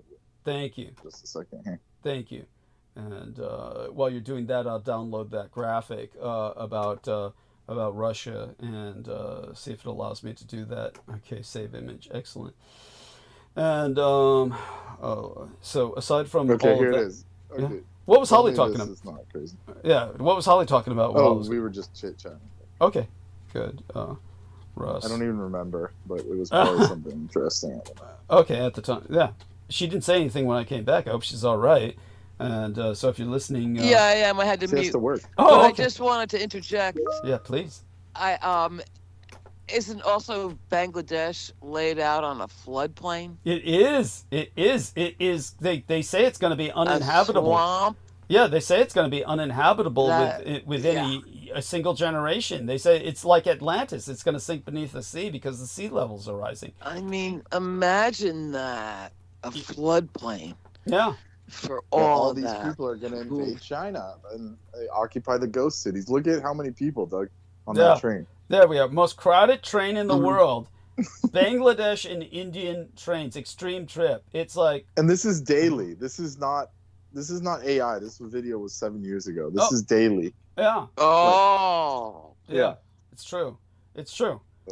And nothing's changed. They're talking Yeah. about population. Like How do these people not die? I mean, people must die. they don't care about dying. Yeah, they die every day, but they don't care. Like it's just, oh, another one died. Oh, someone died. It's like to them, it's And nothing. a kind of a short lifespan, Yeah, to say the except for a least. few. Yeah. Yeah.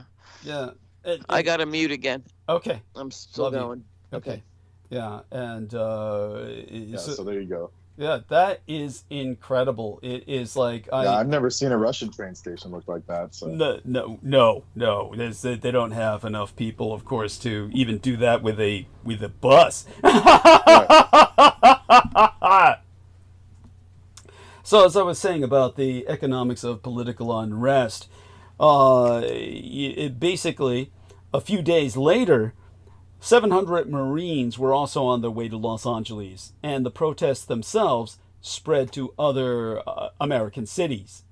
But American markets have largely shrugged off the unrest, with the Standard & Poor's 500 closing Thursday up about 75 basis points from last Friday, driven by tariffs and inflation news. Israel's attack on Iran's nuclear facilities caused stocks to fall on Friday, but the domestic unrest didn't seem to I was about rate. to say the war changed that. Yes, yes, yeah, and it's like Because the thing is if they really want to, pull it out to its full extent, once the Iranians shut off the Strait of Hormuz, like we're all cooked. Oh yeah, That's where all the oil goes through. We're all fucked. Yeah. Oh yeah. I mean, so that's what they want to push them towards. They want to prod them to where they do that, and then they can say, "Look, they're destroying the world's economy," and then it's just game over. The whole thing starts from that. Yeah, you're right. Very astute. Unfortunately. Very astute. Very well articulated. Now, Nick Hallmark, an economist at Bloomberg Economics, concurs that from the outside, it's kind of counterintuitive. Political instability seems like the kind of thing that would spook investors and dent economies, but this week Hallmark published an analysis suggesting that hasn't historically been the case in these United States. Hallmark's analysis relied on data from a political science dataset called VDEM, which asked experts how frequent and large events such as demonstrations, strikes, and sit-ins have been. He compared that data to both annualized gross domestic product growth and growth in the Standard & Poor's 500 going back nearly a century. Neither economic measure correlated with the protest figures. Years where the United States saw more political unrest, or rather political protest, and mass mobilization were neither particularly bad or good for markets and growth. Internationally, the story is very different. Research from the International Monetary Fund has linked social unrest to lower gross domestic product growth, lower stock market returns, and weaker IPOs. Why the disconnect? In their co-authored work titled Shocks, Crises, and False Alarms, which I've assigned to the Blood Boys to review, BCG economists Philip Carlson Schlejak and Paul Schwartz provide a helpful back-to-basics way to think about such a question. In their chapter on geopolitics, they remind readers that if a geopolitical shock is to impact the macroeconomy, it must work through real financial and/or institutional linkages. In other words, to have an economic impact, political unrest has to actually constrain supply, demand, or lending, or change how the government operates. On that last point, the International Monetary Fund's research concludes that the degree to which unrest translates into weaker financial performance depends on what the researchers refer to as the quality of institutions. Countries with less corruption, more political stability, and secure rule of law tend to absorb protests and social unrest with fewer economic consequences. Today, that's included these United States. So, taking advantage of it all, Israel launched successive waves of aerostrikes against Iran, attacking its nuclear program and ballistic missile sites and taking out its top military command. The day before yesterday by now, Israel extended its attacks and Iran fired back, as diplomatic talks between the United States and Iran were canceled. The surprise did not come from the bombings themselves. Israel has been planning such an operation for years, but from the timing. To reiterate in detail, the United States Middle East envoy Steve Witkoff, a close associate of Donald Trump, was scheduled to meet last Sunday in the Sultanate of Oman with Iran's Foreign Minister Abbas Araghchi. It has been seen, or it was seen, as a last chance meeting to reach a new nuclear agreement. The reports over the past 48 to 72 hours by now of a possible Israeli attack seemed designed to apply maximum pressure on Tehran ahead of this critical encounter. Questions have immediately risen about the role of these United States. Marco Rubio, the U.S. Secretary of State, quickly declared that Washington was not involved in the Israeli attack, calling it unilateral. But this statement appears primarily aimed at shielding American installations in the region from potential Iranian retaliation. It seems highly unlikely that Israel would have launched such a risky operation targeting Iran's military and nuclear facilities without at least a tacit green light from Washington. Now, thank you so much for this latest hey, Jiv, what I thought it was going to be like by 2025. Here we are. No, all we get is fake nukes. Yes, that's so true. Yeah, there we are. Yes, we thought it was going to be Gundam. Was it set in the year 2025? Yeah. Was it set in the year 2025? Yeah, exactly.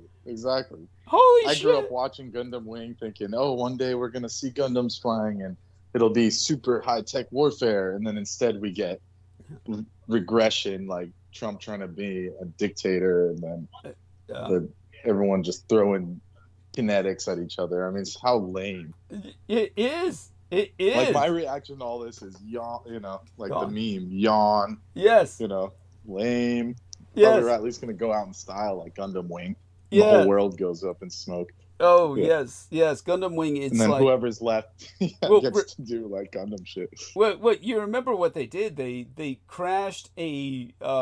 what was his name? Patrick O'Neill? Gerard K. O'Neill. They crashed a Gerard K. O'Neill space station into Australia. So, yes. It like collapsed the biosphere of Australia in that area, yes. At least. It made a big crater. It's like they killed all of Sydney and Canberra, the capital of Australia. It was aimed at Canberra, the capital, and that was because the world computer was supposed to be there. It was like a computer for like a world level computer that served all the world in a comparatively neutral zone that was geophysically stable because there's no earthquakes in Australia. So they put it in the most geophysically stable place, and then they in Canberra, and then what happened was then the Renegade space station, which was I think supposed to be directly behind the sun and therefore out of view of Earth, or it's actually, when you look it up, the Lagrange point seems to be directly close to Earth. But at any rate, that's the ones who just took another space station and crashed. It was an incredibly scientifically realistic scenario. It's like all of this was possible, but we never even got to the point where it could happen. It's like exactly. Yeah. Yeah, exactly. Now we're here. Yeah, we're here, which is nowhere. We saw what Australia could produce. It's just not much. Yeah, and I, of course, am, determined to take the good parts of Gundam and make them a reality. And it's just, we need to do that, obviously. Now, to understand this, we need to look back. During the 12 brief confrontations between Iran and Israel last year, the Biden administration had forbidden Israel from striking Iran's nuclear and oil facilities. This would lend toward credence and is actually verifiable evidence that Troy Bellamy's thesis is quite correct. More so, this would be why the Israelis took Biden out, as opposed to his holding, 20,000-pound bombs from them. I mean, why the fuck would you need 20,000-pound bombs with the way they're saturated? It's redundant. It's like, that's not what's going to piss them off. It was this. Israel depends on U.S. intelligence and cover for operations of this scale. So when they were denied by Biden, they took Biden out and put Trump in. So these are significant strikes. With Trump's return to power, the Israeli Prime Minister Benjamin Netanyahu has revived his plan to dismantle Iran's nuclear program. Yet the U.S. president initially opted to open negotiations with Tehran, much to Israel's dismay. Those negotiations reached a deadlock over the key point of disagreement, the United States demanding that Iran halt its uranium enrichment. Tehran has already refused. On Thursday, the IAEA, the International Atomic Energy Agency, the United Nations nuclear watchdog, condemned Iran for the first time in 20 years for non-compliance with its nuclear obligations. In plain terms, Iran is enriching uranium to levels sufficient to produce a nuclear weapon. Israel, for its part, claims to have provided the United States with evidence that Iran is on the verge of reaching the nuclear threshold, something Trump is determined to prevent during his second midterm, especially after having torn up the 2018 nuclear deal without offering any viable alternative. This time, the Israeli strikes were significant, targeting both individuals, such as the head of the Revolutionary Guards, General Hossein Salami, who was killed that night, and nuclear scientists, as well as known uranium enrichment sites like Natanz, located 250 kilometers from Tehran. So, what comes next? Iran has already launched more than 100 drones at Israel on Friday morning into last weekend and vowed to strike U.S. targets in the region in the event of any attack on its nuclear program. Everything will depend on what it targets. If it attacks U.S. bases in Iraq and the Gulf, or Saudi and Emirati oil installations, the situation could quickly spiral into a broader escalation. The alternative would be a symbolic retaliation aimed at limiting damage and preserving the Iranian regime. In that case, Israel would claim a strategic victory, buying time and delaying the nuclear threat. While Gaza remains under Israeli fire, the opening of a new front with Iran underscores how war continues to be the default mode in the Middle East. Israel enjoys military superiority and is asserting it, but at the risk of trapping itself in a cycle of perpetual war. Factor in that the latest escalation came amid indirect nuclear talks between the Islamic Republic and these United States. As a major escalation of tensions in the Middle East, it defies President Donald Trump, who had repeatedly urged Israel not to act, and was told of the plans only shortly before they were carried out. President Donald Trump, who has made a point of discarding an earlier nuclear accord with Iran sealed by President Barack Hussein Obama, urged Iran to accept a new deal with Washington despite the Israeli attacks. Without U.S. military assistance, Israel's ability to harm Iran's main uranium enrichment sites is more limited. So Trump later told Iran to make a deal because the next attacks will be even more brutal. So in this case, as Brendan Zogit noted, in this case in time, the market reaction was immediate. Crude oil soared as much as 13% in more bad news for Trump himself, who only the day before had said he didn't much care how prices were rising. Or he didn't much care for how the prices were rising because, that's the little man's problem. That's the little guy. Stock futures slid along with cryptocurrencies while gold climbed. All of this impacting Trump's own pockets. The dollar initially slipped before rallying against peers as its status as a haven investment faces a key test. I can outline 3 scenarios for what could happen next. But before I do, all right. Our man Pope Leo the 14th blesses Taiwanese newlyweds and wishes peace for Taiwan. Most excellent. Thank you for sharing that, dear Brendan. No need to type. Go ahead and say it out loud. Yes, go ahead and interject. By all means, my voice always could use the breaks.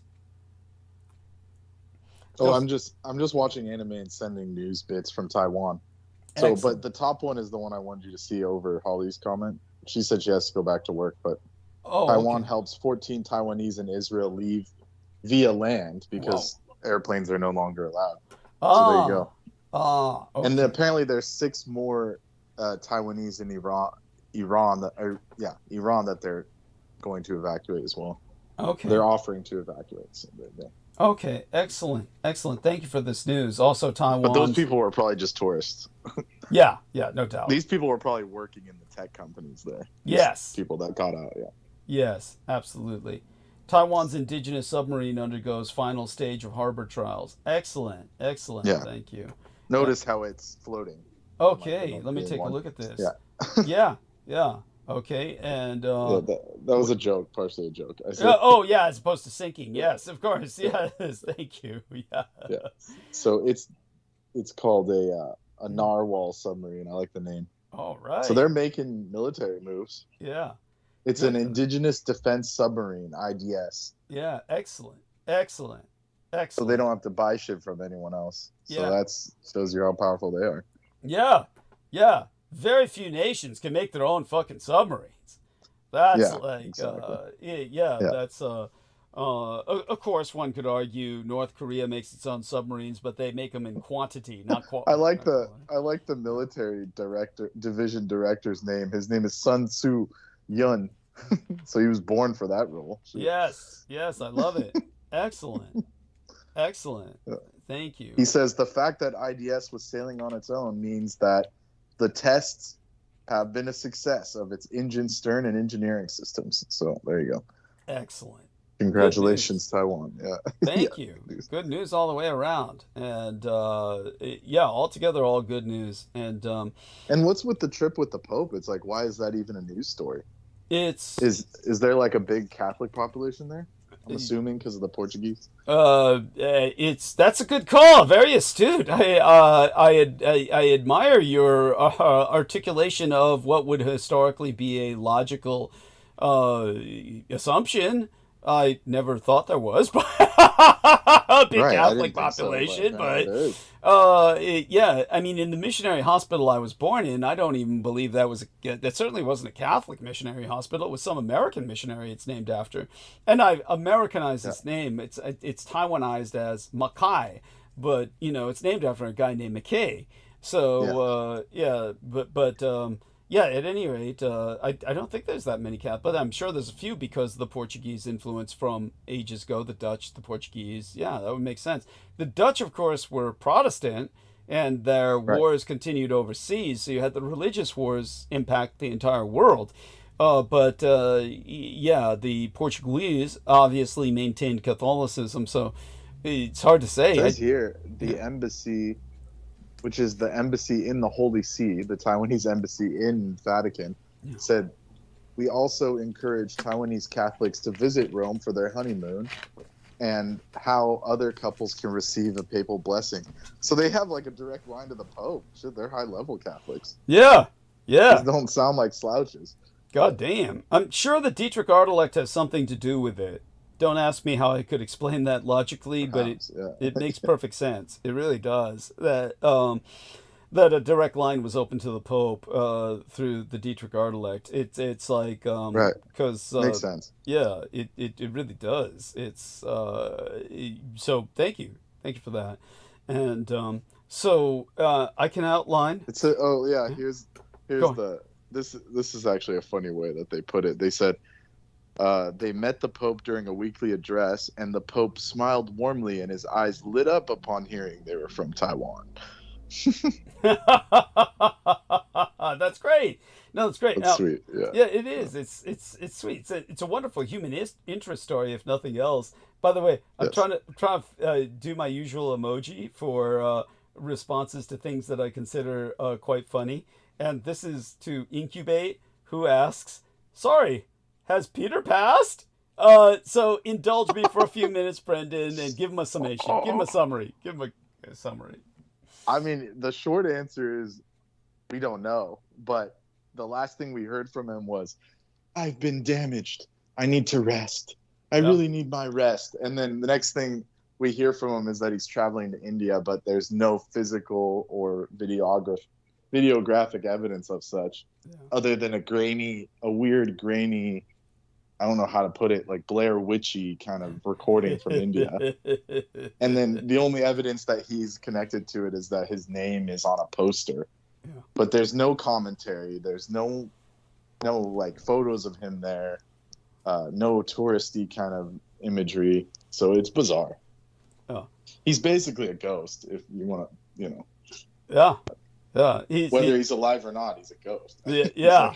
Pretty much. You can't contact him. Yeah. And our challenge to him is present yourself on a fucking camera. Present yourself on video. Forget the camera. Present yourself on fucking video. I wouldn't mind a few things of Tai Chi. What's the problem there, dude? Yeah. Show us some Qigong. It doesn't have to be anything, occult. You can just do a normal move. Yeah. Show us a couple frames. Yeah. Of course, he couldn't do that on stage without crapping his pants like he did in Romania, which is why he's persona non grata in Romania. Yeah. He couldn't even fake what going. He told us. Yeah. What he told us. Yeah. Yeah. He said, then they shut it down. They all said, fuck it, we're shutting down, we're going back to Bucharest. This guy's going to infect us all with some shit. Yeah, he got dysentery while he was prancing in caves and, stepping in bat guano or whatever in the caves. Yeah. Gets dysentery from the food, allegedly, which doesn't sound likely because I know people that have traveled to Romania and they never got dysentery. Yeah, they never complained about the food. Yeah. And remember that shit about don't eat the fish from the river. Don't. Yeah, everyone else was. Everyone else was. They weren't squirting. Not a problem. Yeah. So he got sick in Romania, according to his commentary. Yeah. Then he said that he was supposed to present some Tai Chi class the next day for everybody. And then as he's telling that story, he's like, I don't know what happened after I did that class. They said, everyone go back to Bucharest. Go back home. We're canceling the event. And so he was upset about that. Yeah. So. And by the way, he always got the shits every trip he took to Romania. It was always the same story. Then I got the shits on this trip. Then I had the diarrhea. And he would say this just like he... And then he kept blaming it on Mercury. He said, "Oh, this time it was Mercury retrograde. Last time it was, Pluto." It's like, dude, come on. Yeah, and it's basically he destroyed it, as Brendan said. He destroyed his own gut biome by all those colonics, and so he, didn't... The only explanation. Yeah, he couldn't hold anything in, So there you go, a little stress from the air trip. That's why I said he can't. How could he make it to India alive after stroking out multiple times? And he had what we call his meltdown episode, where in front of Marina Saren, who he wanted to make his next joy toy, or at least make it look like he wanted to make her his next joy toy because he wanted to look straight, and he was desperately in search of a beard, as the gay community calls it, so he would look straight because he's still tripping off that. And but which doesn't make sense. It's like, why does anyone care about that anymore? Thank you. Anyone does. Thank you. Well, he does, and that's why. That was like in the heyday of when you had to hide it. This is like nowadays. Yeah. It's almost easier to. You can even lie about being gay and get more benefits than anything. Yeah, that's what people have been doing. Yeah, that's honestly, if I felt that I could get extra bennies just by saying I'm gay, well, I actually did that. That was how I became a San Francisco cop, because of Fajita Gate. Because of Fajita Gate, and they were beating up, this poor gay guy and stole his fajitas. Cops. San Francisco cops, and after that the gay community said fuck this shit, and they said we gotta hire gay cops, right. And that's when I just went there and held my hand and said I'm gay, and you're hired. Right. What are they gonna say? Prove it? Yeah. That was the funniest thing with these other security guards, and they're how'd you do it, dog? How do I become an SF cop? Because, it's high paying, it's, considered elite status, all this shit. And it's like, just tell them you're gay. And it's, what if they find out I'm not? And it's like, how would anyone ever prove that you're not gay? And it's, what if they see me walking with my girl? And it's like, tell them that you switch. Tell them that you're bi. It's like, really, it's not rocket science, but these guys are all just too insecure. They overthink it. They just totally overthink it. Yeah, because they're all so insecure, they overthink it. Yeah, Yeah, like apparently Pete. Yeah, like Pete. He has to have a wife so he can say he's not. That's right. No one gives a fuck. And she's got to be young. So he said this himself. She's got to be young so people would assume that the only relationship is sex. That he wants them to assume that she's there for security and money, and that he gets sex out of the deal. Because I asked him, why don't you settle for these older women, these groupies that are all around you? Oh no! People think we aren't fucking. People will think they'll assume we're not fucking. So yeah, there you go. That was his trip. Disgusting. Yes.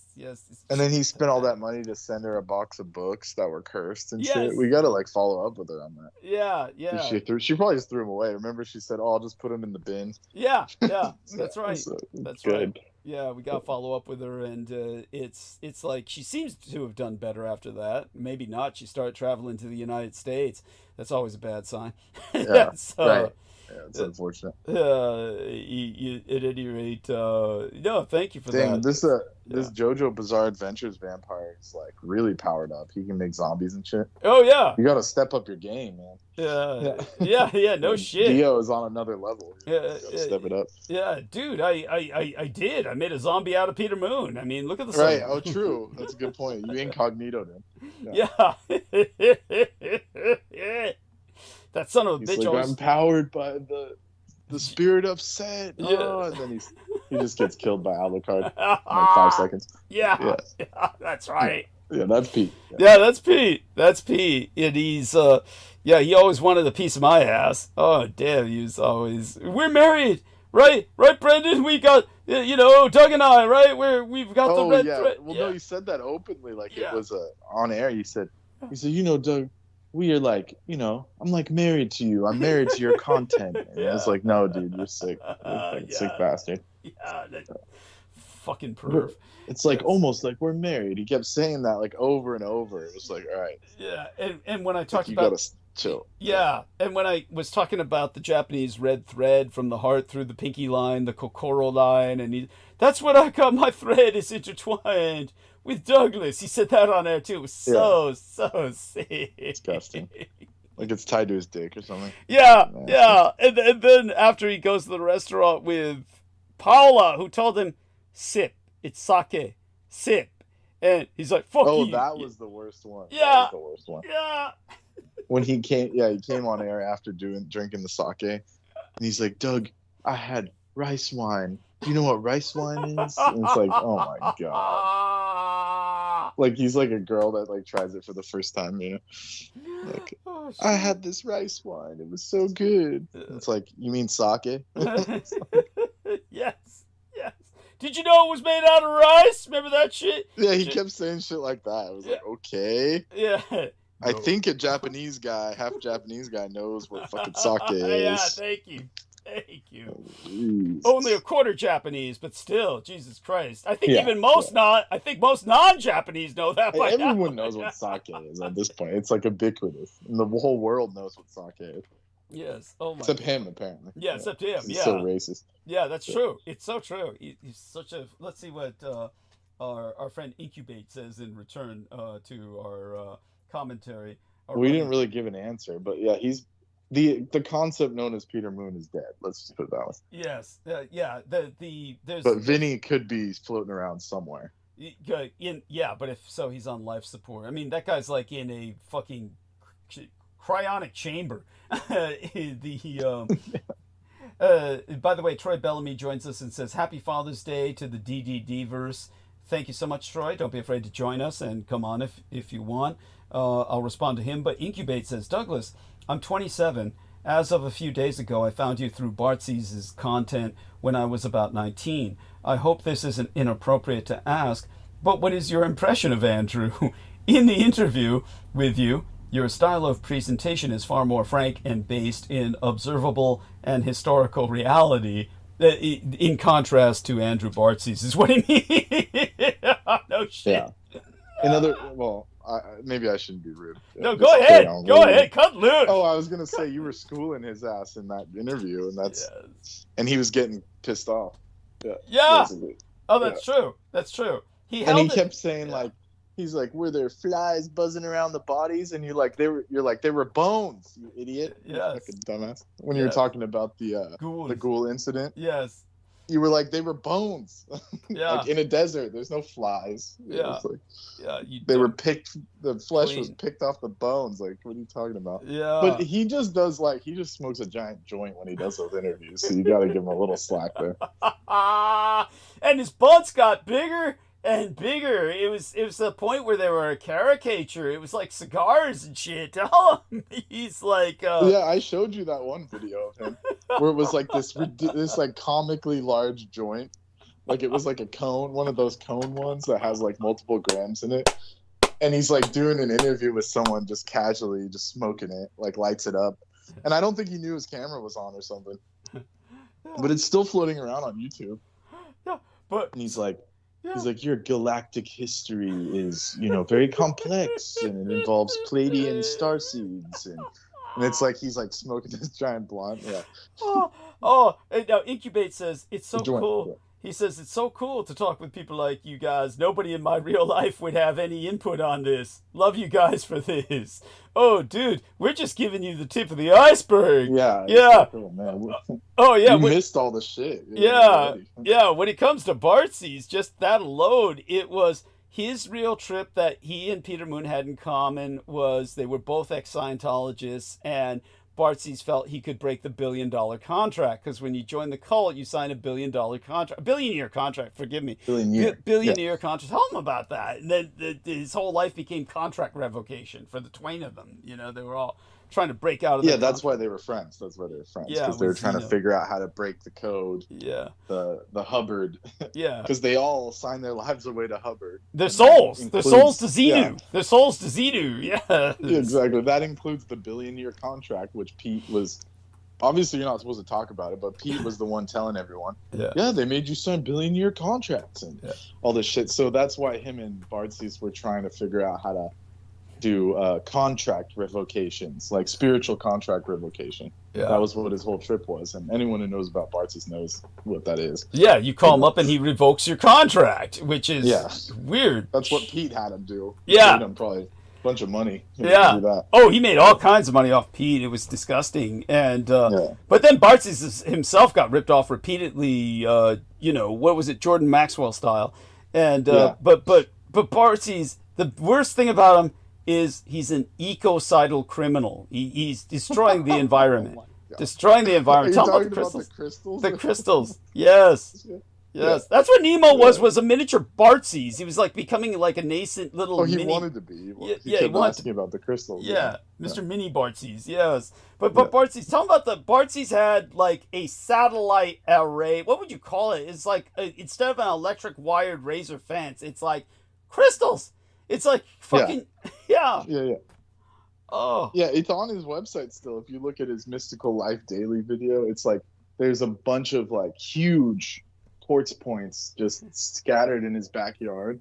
And then like a campfire sized log of Palo Santo, which is like this endangered tree, you know, that they use for like, you know, fumigation, like the shamans in South America use it. It's it's like a sweet wood. Yeah, like a spiritual cleansing. Yeah, purgative. Yeah. Come on. Continue. Yeah, it's like exactly spiritual cleansing wood, but he has like these huge logs of it that I didn't even know you could buy them like that. Yeah. So he's taken down huge swaths of the rainforest for his own spiritual quote unquote protection.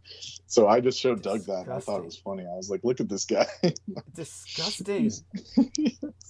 Yeah. So there you go. He's an ecocidal criminal. But also, what do you call it? What do they call it in mining when they get those crystals? It creates an enormous amount of collateral pollution. I forgot what so all those crystals are actually, especially the Brazilian ones, those are just dregs from the mining operations that they're pulling all these metals out of, like gold and lithium and all that shit. And the quartz is like thrown away in these villages like Minas Gerais and these like, you know, remote parts of Brazil. And then the townsfolk are just left, you know, sorting through it, and then they sell it off to people selling crystals. And so they're getting exposed to like mercury and lead and all the shit that they use to like extract the gold with or whatever. But that stuff doesn't matter because they're making a little money off the crystal selling. Yeah. So there you go. So that's the whole hippie enterprise in a nutshell of the crystal shops. Yeah, it's horrific. It's a secret they don't want you to know. Yes, that's right. It's all hypocritical, ecocidal. Incubate says, do you think these things enable anything like esoteric? Or like, obviously there's something to them, but what it happens is anything in excess is abusive, and Bartzi's has definitely gone way past the abusive level to the criminal level of ecocidal. I mean, this guy's an ecological criminal. Of course, Nemo joins in with a little statement he sends to me that says, I was just trying to learn about natural rocks and crystals, not get obsessed or collect them. You were trying to use them to kill people, but we won't go there. We won't go there much further, but yeah, tonight at least. But yeah, he was trying to say, how can I fuck somebody up? While I was in the bathroom and they were holding stage, he was asking Brendan, how do I fuck somebody up? With crystals, buddy. Yeah, that's... How do I enhance the targeting? Yeah. I mean, it was a fair question.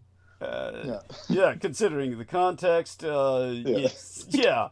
we some other time it might arise organically, but yeah, as for these guys are trying to use these crystals or abuse them in ways to focus energy or to deflect others' energy, but they're and then Pete was using those crystal elixirs. Oh, that's right. Yes. I've been healed by a crystal elixir. So, you know? And we're telling him, go to a doctor. It sounds like you have a stroke. And he's like, I did stroke out, but I have a doctor, quote unquote. And it was like this African witch doctor. Yeah, literally like that. It was just some like, that's an insult to African witch doctors. It's like some Caribbean bruja who like claimed she was. She was doing acupuncture and crystal elixirs, and I'm like telling Doug, like, this does not sound like a Chinese person. No, definitely. Well, he never saw anyone Chinese. He always saw black people who had misappropriated Chinese culture. It was always blacks who had gone through some cultural, which is such a weird niche. That was a bizarre niche to have. That was like I only trust kung fu from black people, and it's like that's just so odd. Not that they don't know; it's just it doesn't make sense. It's not that they can't know, but it's the fact that he rejected and pissed and shit all over Falun Gong. That's what Peter Moon would do. Oh, yeah, that's right. Yeah, that's right. He hated Falun Gong, saying the Chinese don't know shit. They're fucking people up. Yeah, those evil Falun Gong doing that Shen Yun show everywhere. Remember he kept complaining about that? By the way, in all fairness, so Nemo gets a say in. He said, "No, I wasn't, Doug. I never said that. If I said anything close to that, it wasn't out of foolish anger. Don't try and hurt people." Maybe there's split personalities going on here. I find anyhow, we'll leave it at that. We'll deal with it another day, maybe. Yeah, another. Because I'm gonna have to go to sleep at some point because my hours have changed. So unfortunately, you're on your own. Pretty soon here. Well, thank you for being here to this point. We love you dearly. Stay safe and be well. Just before you traipsy off into the night, just make certain to say goodbye. And okay. Yeah. Well, I'll let you know. It'll be a few minutes from now. So. Understood. Yeah, thank you. And then Incubate says Jahun Falun by Li Hongji is one of my favorite books ever. And he says, "What's the deal with that guy? I don't know much about Li Hongji." And he says, his word conjugations are fascinating. So is he benevolent or malevolent? Ecocide aside. Speaking of Bartzi's here, he says Bartzi's word conjugations are fascinating. Yeah, he's working with entities, so just take that for whatever you want to take it for.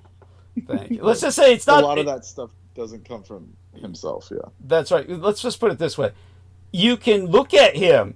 Just look at him and you can see it's not serving him well. Yes. Especially the last 5 or 6 years. It's not. Nothing's going well there. It's like with Pete. Pete was like, "I'm doing all this good shit. Tai Chi, breathing," and he's dying on his feet and, losing his mind and raving. And, so it's like none of this was doing him any good. All this shit these people are doing. Claiming they're disciplined and they look at them. They look like shit. I don't see any improvement. I don't see any heavenly or bliss coming out of them or anything like that. So no. But we can get into the whole Vedic angle later another day. The more knowledge you get, the more bliss you have. So that's one way to tell if a guru is real or not. It's real. It gets easier to tell. The more natural. Thank you. Well, certainly, Bartzi's actions speak for themselves in the fact that he's always desperately in need of money. I am as well, but I'm not making nearly the amount of money he was making in his prime. When he was at his height, he's pulling in thousands and thousands of dollars and still desperately in need of money. I would, if I made that sort of income, I wouldn't need to ask for money for months. But in his case, he's like... But he's spending it on the crystals. Yeah, he was spending it on the crystals. In fact, if I made the amount of money he was making in his heyday, I wouldn't need to ask for money for years.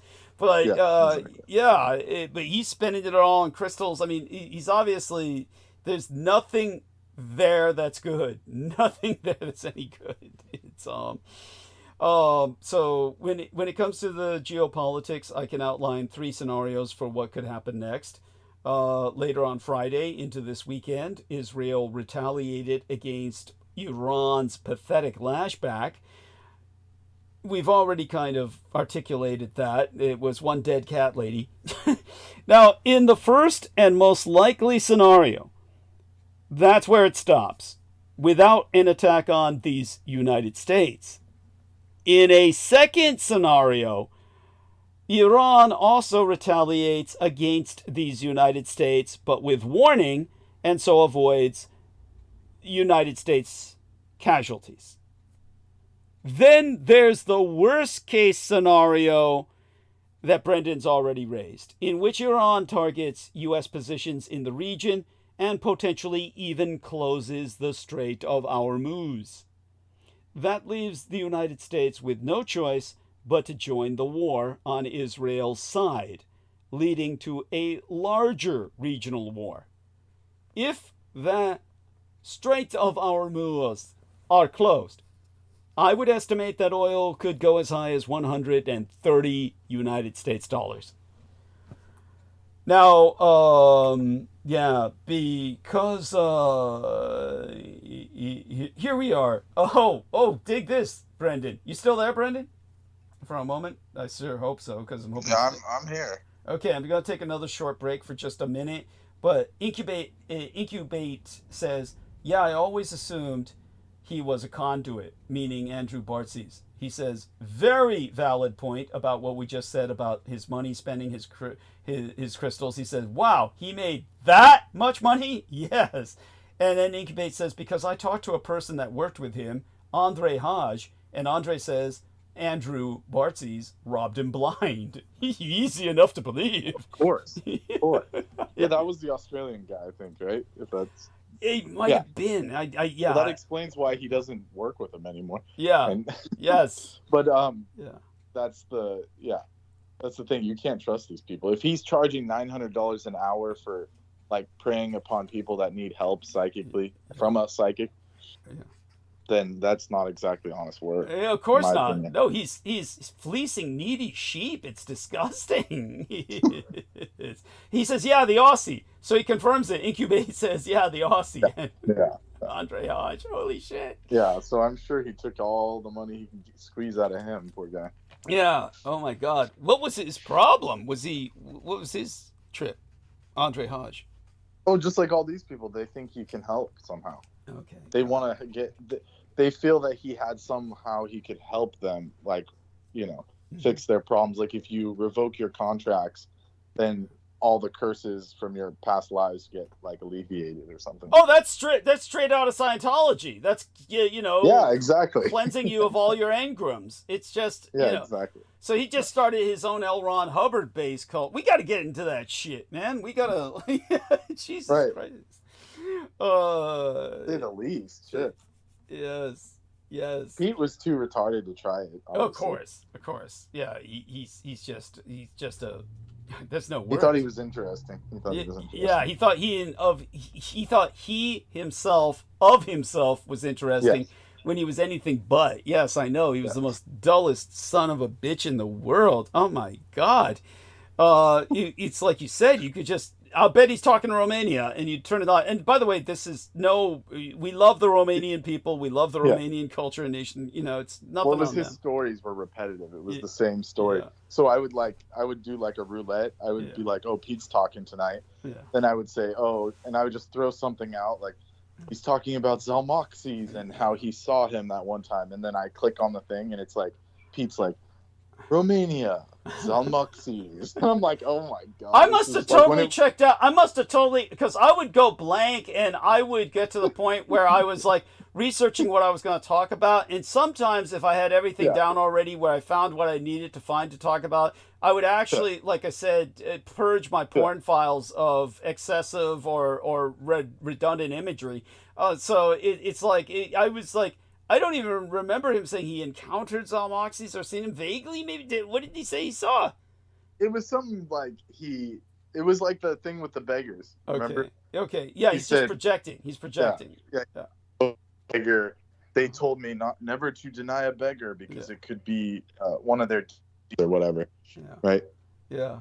Yeah, and then he said it's connected to Zalmoxes, and he would go in this whole backstory. But the thing is, he told me that directly when I was on your show with him, all of us together. But it was the same exact story over and over. So every once in a while, he'd bring around the same story. Yeah. And I would say it as a joke, like, oh, he's talking about Zalmoxes. But then sure enough, he's talking about the same shit.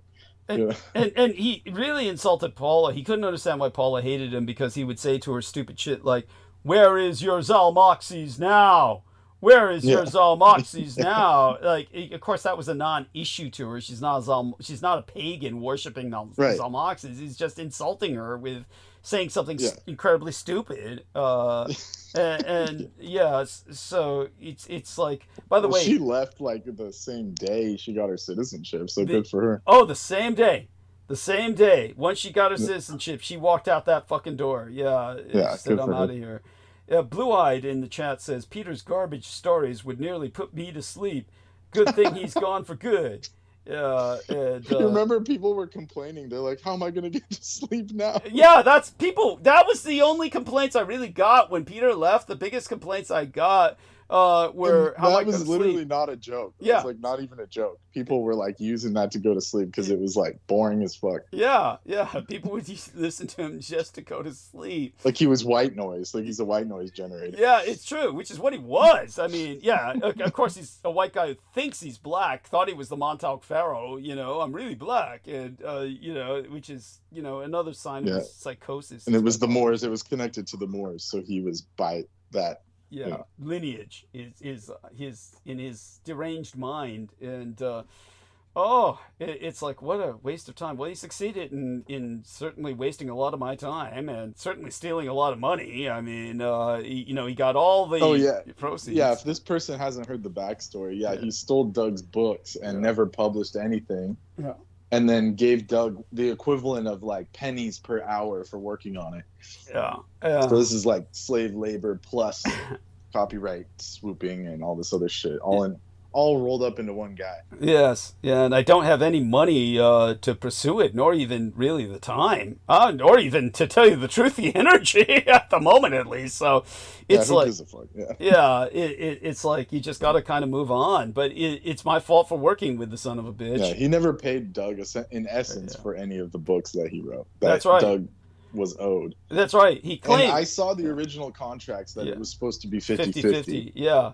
Then he rewrote it so that it said I get 7%. That's how he rewrote it and gave me $300 as a giveaway gift. Just before he died.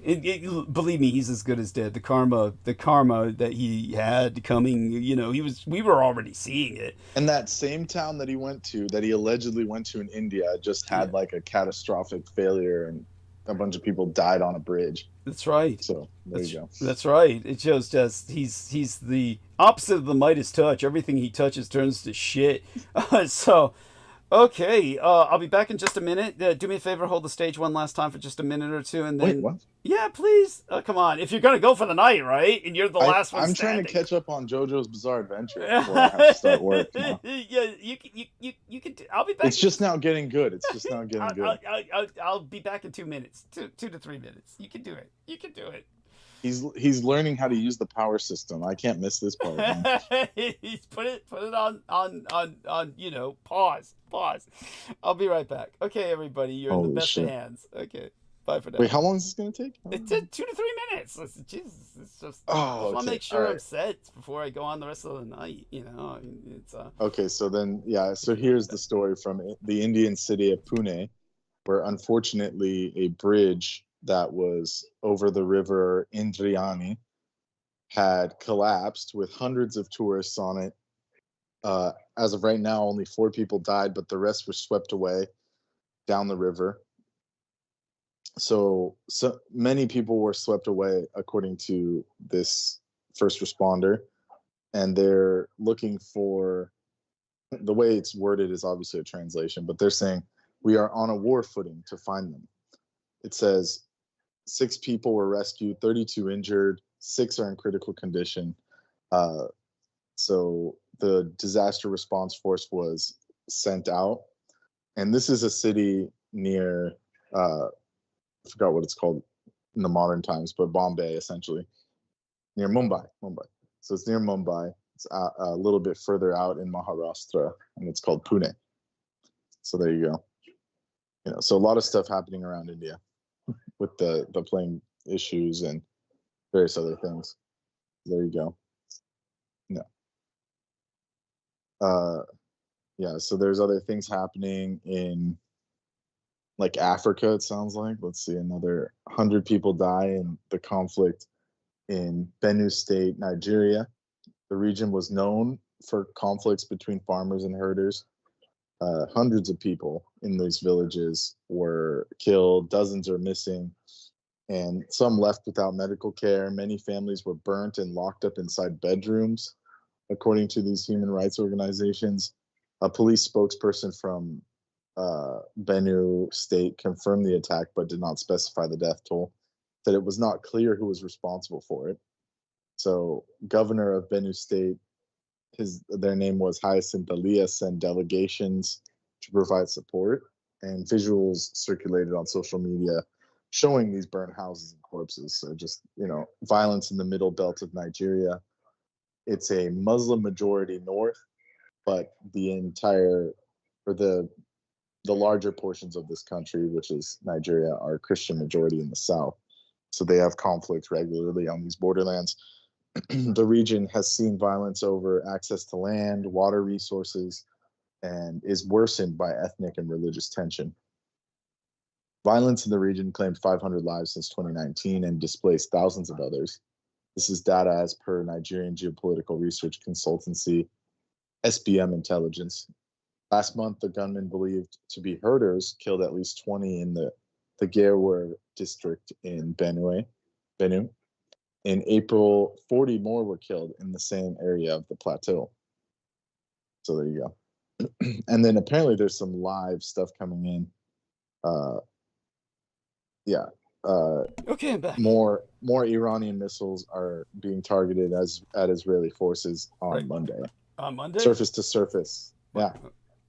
Right now. I love how they're scheduling their military strikes publicly. What is that? It's the warning I was talking about, I guess. Yeah. Okay. So yeah, thank you for catching us up on that. It's 6 minutes ago. Here you go. Oh my God. 4 killed, dozens injured in overnight Iranian missile salvos upon Israel. Okay. Well, so, can't say they didn't. How would I say it? Bring it on themselves. We can't say they didn't bring it on themselves, since they started it. But now it's everyone's problem. That's the problem about this situation. Yes. Yeah. Everyone's problem because what did I miss? The Israelis are going to strike any U.S. installations or something? No, I'm saying it's become everyone's problem because if they shut down the strait, then all of our gas goes up and the world crumbles more. Yeah, that's right. Yeah. Definitely. So just talk about privilege. I mean, geez. Yeah. Well, yeah. I mean, it's it's what my bio... But I wasn't talking about that. That just came up towards the end there. Yeah. I was actually talking about these conflicts in Nigeria. That's what I was talking about. So. Right. Because those people are actually poor and they're fighting over water and land, for their farming. So that's a whole nother level of oppression that no one in the West can imagine, really. So. That's right. Incubate says, how do I become a part of this community? I like it here and have tuned in intermittently for years. Hang out a little while longer. You already are. Yeah, you already are. Hang out a little while longer, and then we'll see if I remember I don't even know if my new Skype Microsoft Teams is the same as my old Skype address. But anyhow, then we could always, just have you make a contact request. Yeah, we'll look into it a bit more. Also, I sent you some coins on PayPal, Douglas. This show has gotten me through some really weird chapters of my life. Your recall and articulation of shit is really second to none, topics aside. So most blessed be. Yeah, I appreciate that profoundly. And I'm not against bringing you onto the call. But hang out for a few more episodes and we'll get there. Yeah, just let us get more used to your presence. Because you haven't participated actively in a long while, even if you've been checking in. So just remember how many times I've been burned by different people I used to open the call to. And you got to give your disclaimer. Yeah. Oh, yes, and the disclaimer. Remember, there's there's a warning label on the cigarette package. Yes, I am. Because certainly I wish there was one. And also Brooke. Yes. She was saying, "Fuck you, Doug. You didn't tell me this was gonna happen." And now look at her, poor thing. Yes. Oh my God, her life was torn apart by that asshole, Pete Moonsuck, and and I've been assaulted, literally almost to death. So by spells and all kinds of various evil shit. It's true. So. Yeah. It's not worth it. Do you really want that? Yeah. Remember what Peter Moon used to say? Of course, he was trying to keep everyone away from me for himself because he wanted me for himself. But he used to say, if you're a woman and you're interested in Douglas, don't. Remember that shit? He literally said that on air multiple times. Yeah, he did. All the time. Yeah. It was like... It was almost comical. Like, he was like, if you're a busty young woman, do not go near Douglas. You know, shit like that. It was weird. Yeah. Oh, it was disgusting. Yeah. I'm married to him and shit. Yeah. It's pretty much. Yeah. I mean, he joined Scientology to cure his homosexuality,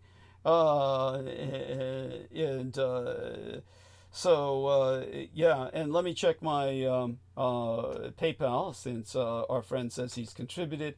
I'd like to give him credit. Unless he asks for anonymity, of course. If he asks for anonymity, I'll respect that. Right now, just waiting for it to come up on my screen. And, okay, at least they're acknowledging that we're showing up on YouTube. That's good. And then I'll check my other account. And, oh, there we are.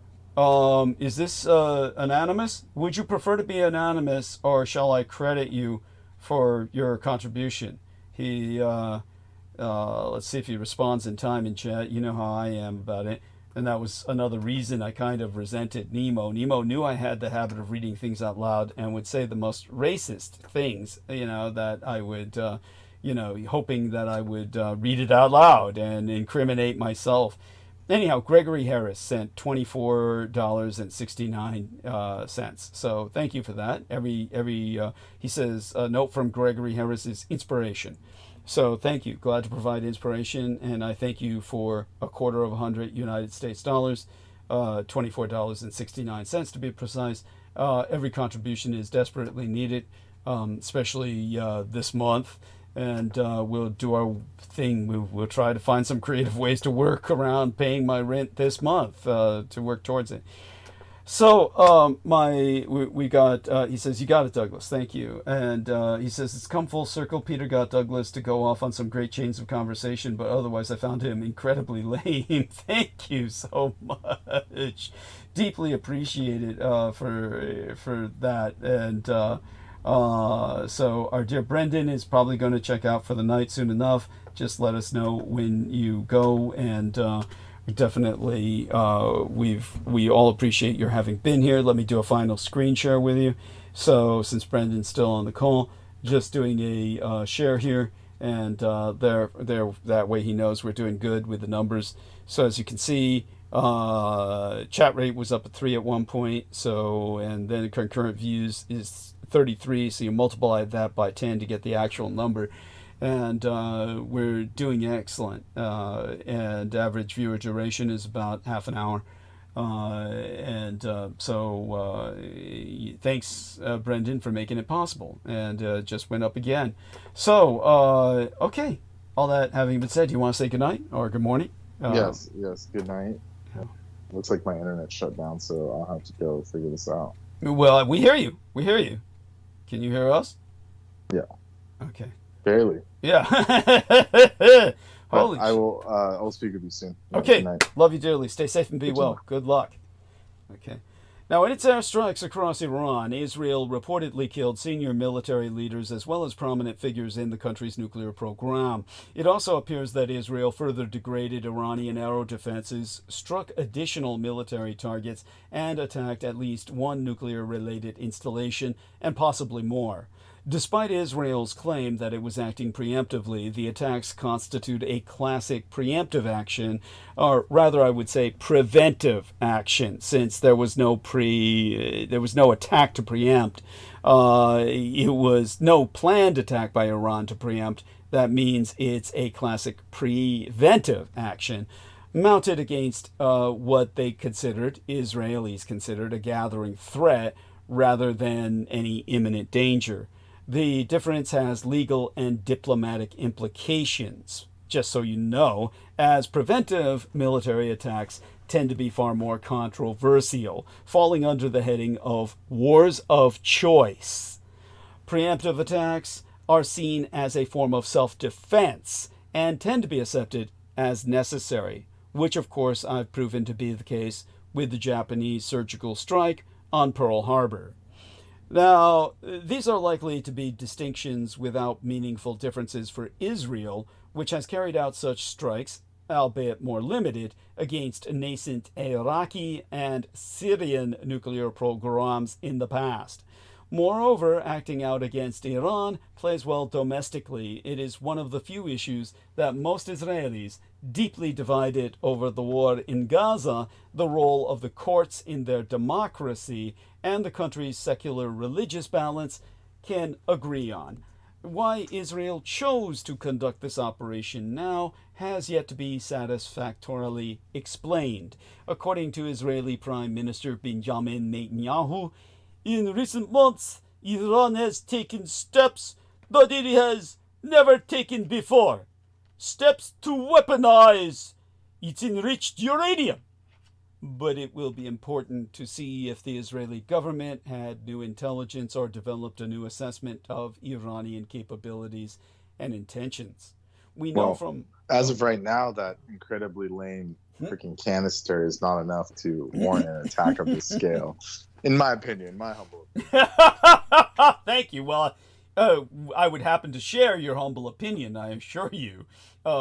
Yes, it's outrageous. And we know that's definitely not enough evidence. Thank you.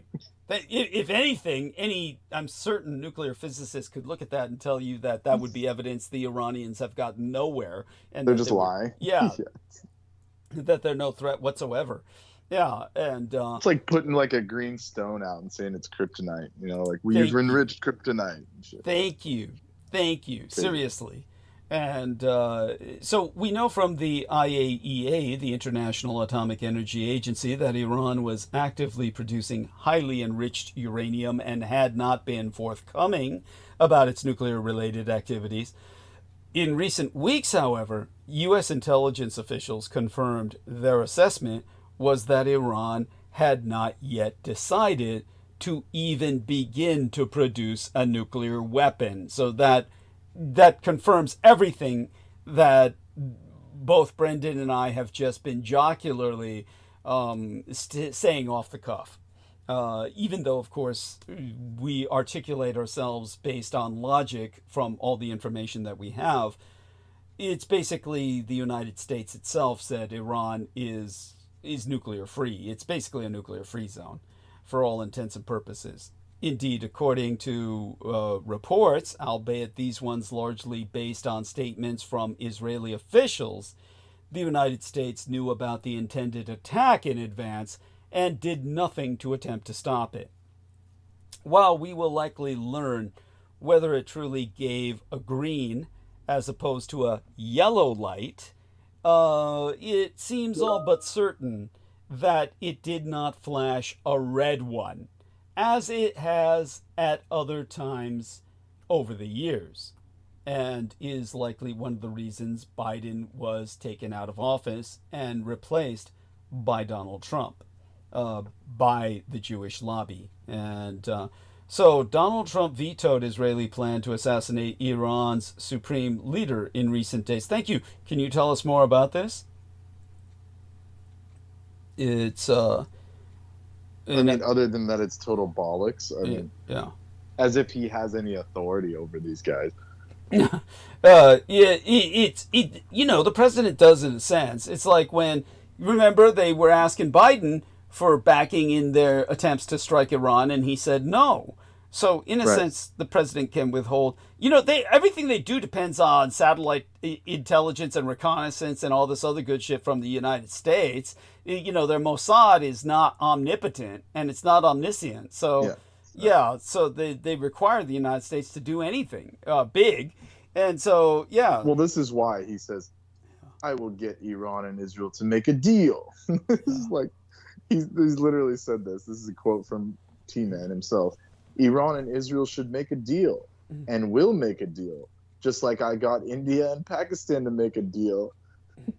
In that case, using trade with the United States to bring reason, cohesion, sanity, and talks with these two excellent leaders, which will make a decision quickly and stop in all caps.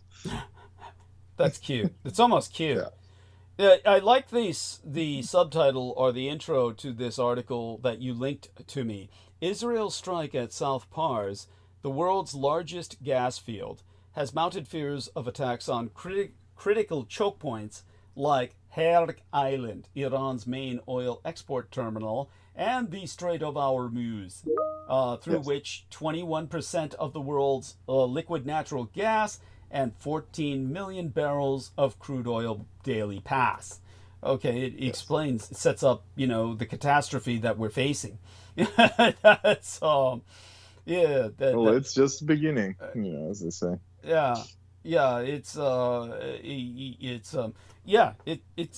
We're in. Well, these are interesting times. No one can deny that. Let's see what else you sent to myself here. Womp womp. yeah, I just said womp womp. Yeah, that's so funny. Yes. Like, I see what you're saying. He has like some sway, but they're wording it like he personally stopped them. Like it's like, you stand in between two cross lovers or something, like. Yeah, no, I mean, I get it. I don't want to give him any credit either. I mean, it's but at the same time, like it's saying he vetoed Israeli plans as if it came across his desk, which I don't see that happening. It's actually, I can almost see that things have degenerated. You take a look at the quality of leadership we've had for a long time now. You might remember that when, I can't remember who it was after Nakasone. After Nakasone, there was some Japanese prime minister. I don't even remember. He left after a fairly short period of time because of some financial scandals. But I remember when somebody said he looks like, or acts like, he's like cold pizza. So some Westerner said that, and his response was, pizza can be reheated. And then when Yeltsin showed up, the Japanese guy said, he looks like a robot on drugs. And it's like, I mean, we were already at the point in like the 80s and the 90s where they just didn't give a shit anymore. So I can literally see them with the quality of leadership that's degenerated to, since they're bypassing all the laws of their own country. Why wouldn't they just be passing memos to each other where Netanyahu would just send a memo directly to Trump saying, can I bomb this guy? Or can I kill this guy? And it's just saying, oh, no, don't do that. Yeah, I can almost see that. So, yeah, it's not that unbelievable, really. It shouldn't be happening. It shouldn't be like that, no, but yet it probably is like that at this point. Really, it's like these are the lowest of the low, and they just are acting completely, on their own without consulting anybody. Yes. So I mean, it makes sense, but it's just absurd. Yeah, it is. Like, it's just absurd, And it's not to be encouraged. Where the whole world is on just basically on a whim from this dude. It's insane. Yeah. Oh yeah. This is the age of Antichrist. This is the Antichrist, and you would have thought he'd be more charming. You would have thought he'd be like have erudition. Well, he's not the full thing. Definitely don't get. Thank God. No. Yeah, he's just like one of the tin horn versions or something. Yeah, exactly. Yeah. Thank you. Still, he's one of the tentacles, basically. There we are. Thank you. That's all it is. That's it. Thank you. Yes. Still, United States officials have sought to distance America from the Israeli action, stating that Israel acted unilaterally and making it clear that Iran should not attack American imperial forces in response. The degree to which the American empire is prepared to assist Israel in any future military actions against Iran or in buttressing its ability to defend itself from Iranian retaliation is unclear. We're getting a call from George Knight, but if I accept George Knight's call, isn't he supposed to be on the main call? How do we call him again? Brendan? Yeah, if he's listening, just to go to the main call. Yeah. Oh, okay. So you went to the main call. You're there. You're with us. So Yeah. Douglas, So yes, we hear you. Pardon, I do apologize. Can you hang up your other call? Oh, I'll hang it up. I'll hang it. I did. Yes, Oh, okay. I beg your pardon. Thank you. I clicked on the activity, and that was the recent one. It was a call. So hence why it was an external call to make you, and I wanted to join the call. That's what I was attempting to do. But thank you. Do apologize about that. Oh, no worries. How long are we giving with your presence tonight? Definitely a good half an hour, Douglas. Any longer will be a great bonus. Yes. Okay. So yes, thank you so much for having me on. And I was just tuning into the show just before I jumped on, and it was a relevant topic because it's reached this side of the pond about Donald Trump and everything that's going on. Yes, so we could go into that if you would like. Absolutely. But yes. Yeah. Hello, Brendan. Brendan, by all means, say hello to George if you wish, and hopefully he can hear us. Greetings, George. Good morning on your end. So hello, good evening to Brendan. Yes, I'll be heading out soon, but just good to speak with you. So yes, good to speak to you. That is a good transition. And just to finish my train of thought, I do want people to understand that,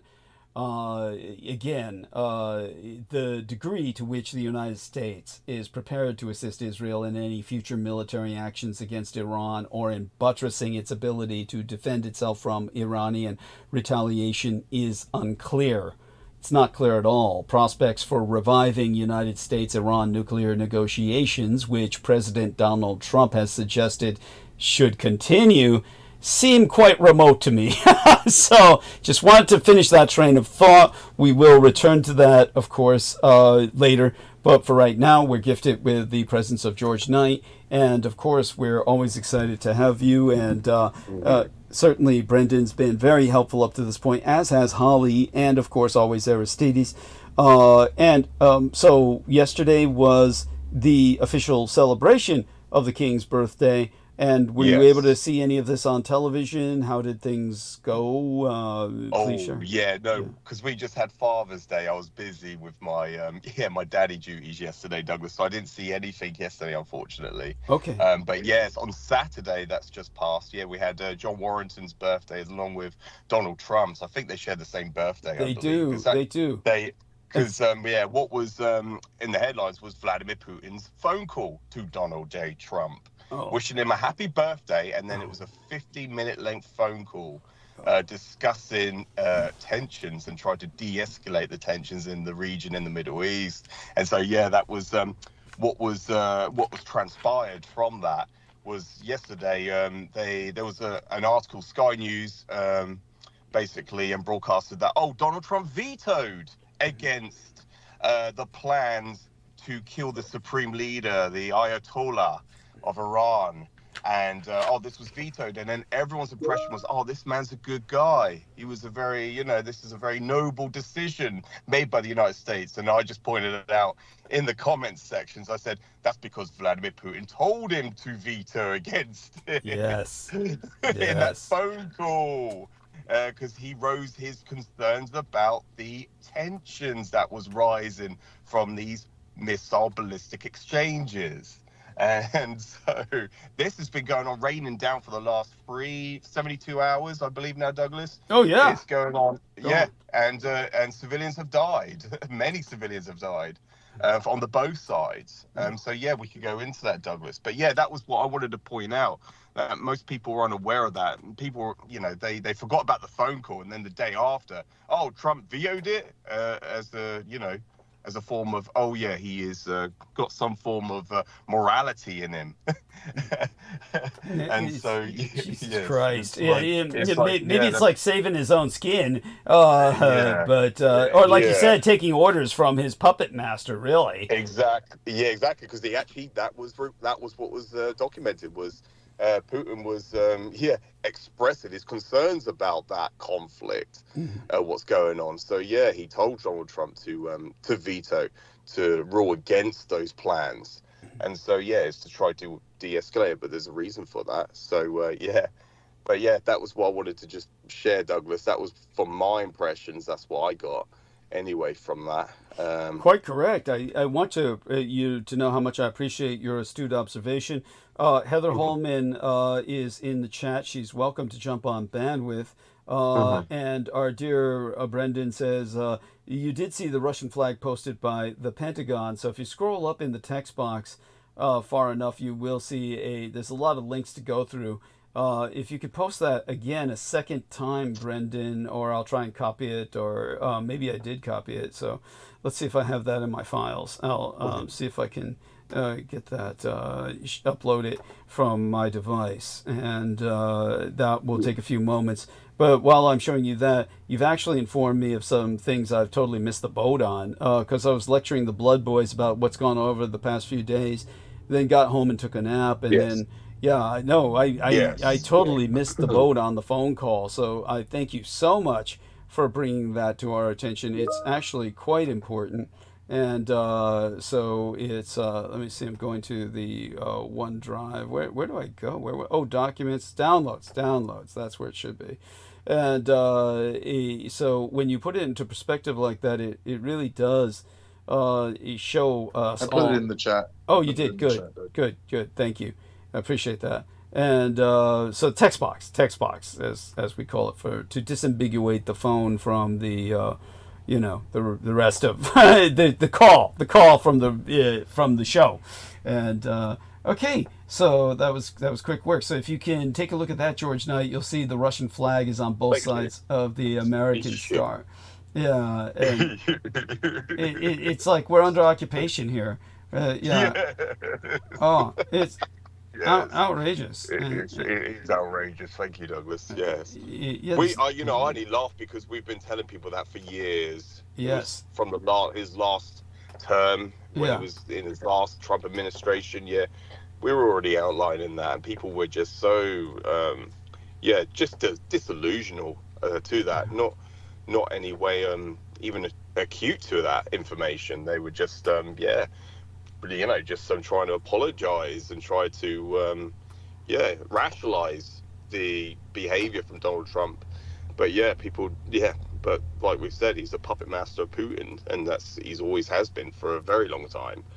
That was the reason why he never claimed his presidential salary. He never, because he would have to outline his tax returns if he was taking the presidential salary, and he was the first president in history never to accept the presidential salary because he would have to declare his tax returns. And then you'll see who directly finances Donald Trump. I never even knew that. I never even knew that. So thank you for explaining that. I never even knew that. I knew he had never wanted to show his tax returns. I never knew he refused his presidential salary. I never knew that. That's incredible. I actually learned that from you. I actually did learn that from you, Douglas, a few years ago. I forgot it then. Yeah, that was probably a decade ago, coming up to a decade ago. Yeah, God, it was so long ago that I spewed out the information and then forgot it. Jesus Christ, thank God I've got you. I appreciate it. No. Yeah. But that was back in the day when you were getting the good drugs. Like, that's true. I was getting the cot. That's true. I was getting the cathinol. Yes, Adula Catha. What is it? Catha Adulis flat. From where we get the cathinone. That's where we synthesize the cathinone from. Jesus Christ. Jesus, I miss those days. Thank you, Brendan, for reminding me of what I'm missing now. Christ. I got to get back into it. And so such being said, in terms of Father's Day in England, was that Saturday or it was Sunday? Sunday, Okay, but you're Sunday, right? You're a day ahead of us because the time zones. So got it. So it was Father's Day today for us here, and but yours was yesterday. So they're on the same day, but they might as well be on different days because of the time zones. Interesting. Yes. And so you spent your time with Everly in the daddy duties, and is she cognizant of the meaning of the day, that it's different? Yes, that she is, Douglas. Yes, she calls it Father's Day, and it's to her it's about me. I did try to explain it's about all daddies, but to her it was about her daddy, which is very sweet and cute. There's no flies on her. That's the expression. Interesting. She is definitely cognizant. Yes, thank you, Douglas. Yeah, no, that's adorable, and I'm very proud of you. Of course, I'm proud of you for spending your time with her. And how was the weather? It was. You remember how you said how it was raining the other day, but for the Trooping the Colors on Saturday and on Father's Day, it was an okay weekend. The weather.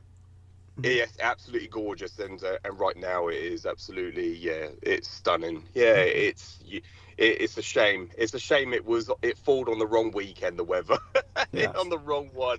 But no, despite the weather, it's just to make the most of it, and it's about who you spend it with and what you do. It's what counts, rather than it's I can't fault it at all. But it's great for working in Douglas, but just very aware not to go down that route of compromising myself again with the weather. I haven't done now.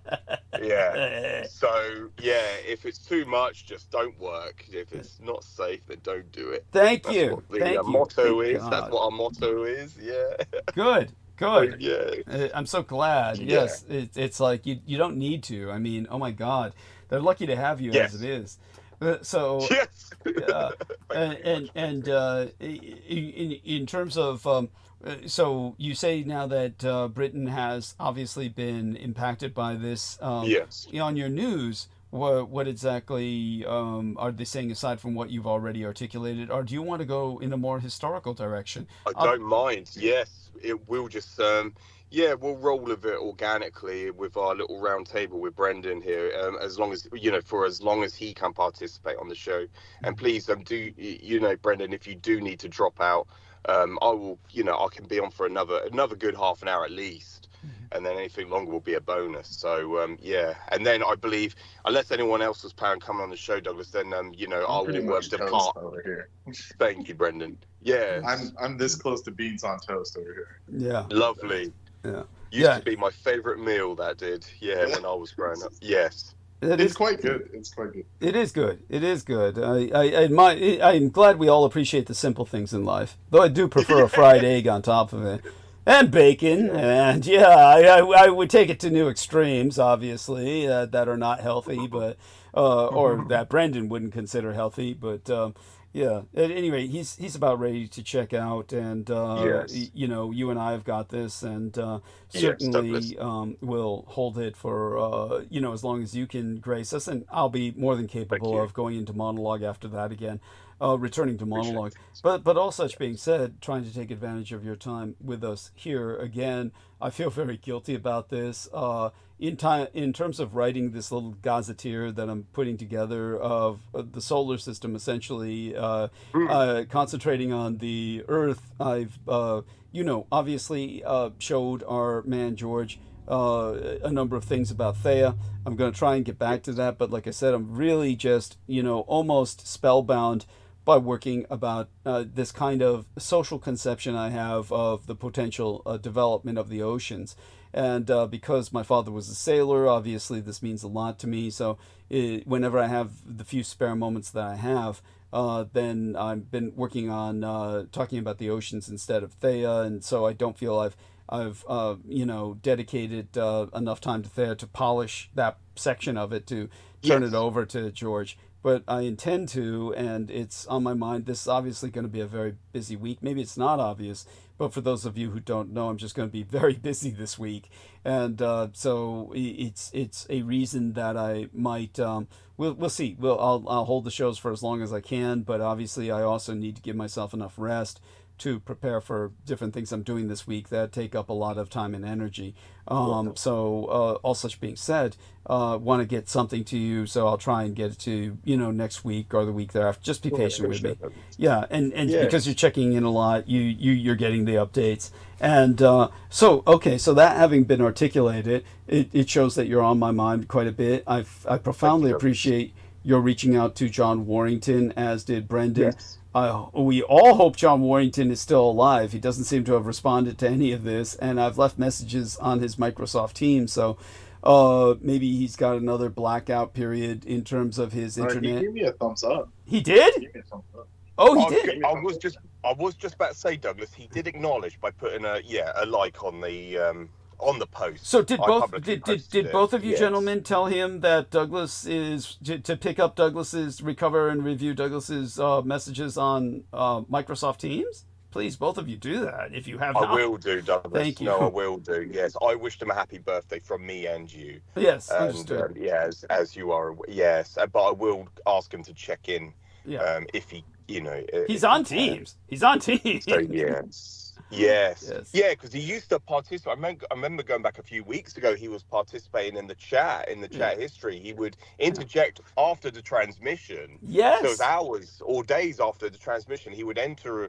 His he would do some entries and enter them, and then post them on the chat. So I knew he was participating or was active. Yeah. And so it will be and I know the other message was to ask him to keep recording and archiving the shows. Did you relay that? The episodes. I'm going to relay that in a private message to him. The post I put publicly so everyone can see that. Yes, Douglas.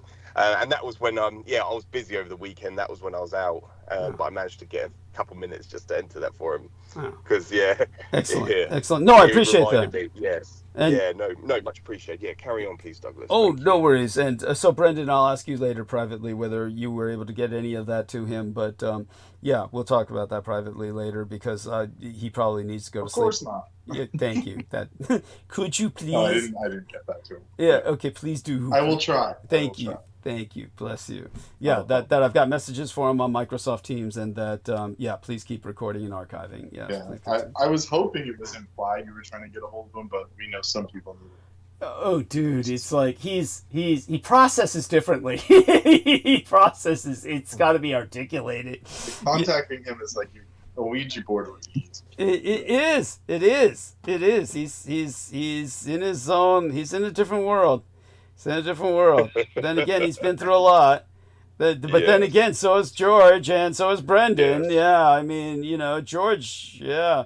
Shout out there to all his relations, but his extended family has been pretty adventurous. Yeah, it's an adventure having relations like that. Yeah. So all that being said, and there's a reason why when George Knight and Brendan Zogate go anywhere near the palace, Buckingham or any of these areas, the guards are giving them the eye.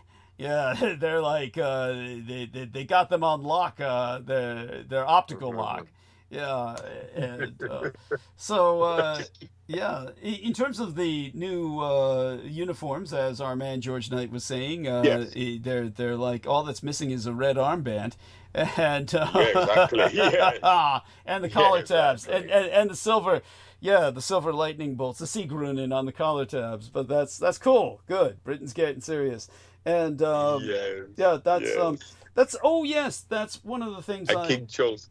Yes. Yeah, that's. I was going to say King Charles wore the armband for his ceremony the other day. So he wore the armband. Then people were just pointing out, well, it's just missing the hocking cry.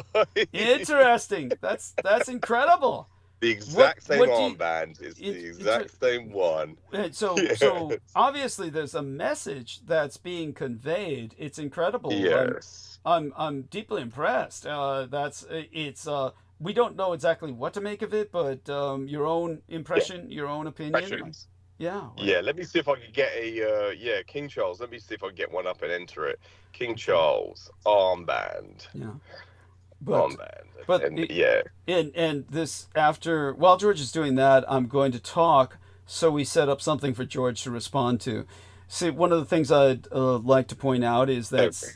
Yeah. Oh, did you find something? I found it. Let me just enter it, Douglas. It's it's just so different to navigate around this whole this Microsoft platform. Teams. Yes. Just the layout is totally different. It's a clunky platform. Chat. Yeah. It's, there we go. And here we are. The text box is what I call it, but it does. You did it. You did it. There you are. Oh my God! Yes, there you are. Yes, that's right. The black armband. Interesting. So they both have the black. It looks like the gentleman. He's wearing red. It looks like the gentleman behind him has one as well, though that might be a trick of light. But yes, he's got the black armband, which is of course the is he mourning someone? Is it, that usually means that they're mourning someone? Is there someone that they were mourning? Someone had passed? All I know is it was a ceremony, and it's been articulated before. So people were pointing out the obvious, but the discretion, the discreet discretion of it was it was an honor in a ceremony. So I will have to look that up to find out exactly what it means. White King Charles wore black armband on the uniform at trooping. That's what it says. But I will, on his birthday, no less. Yes, obviously, yes. Yeah. So that's fascinating. Thank you. That's incredible. And of course, I'm going to heart that. Very good picture. He looks in good health. He looks in good health. Yeah, William wore it as well. William, his oldest son wore it as well. Interesting.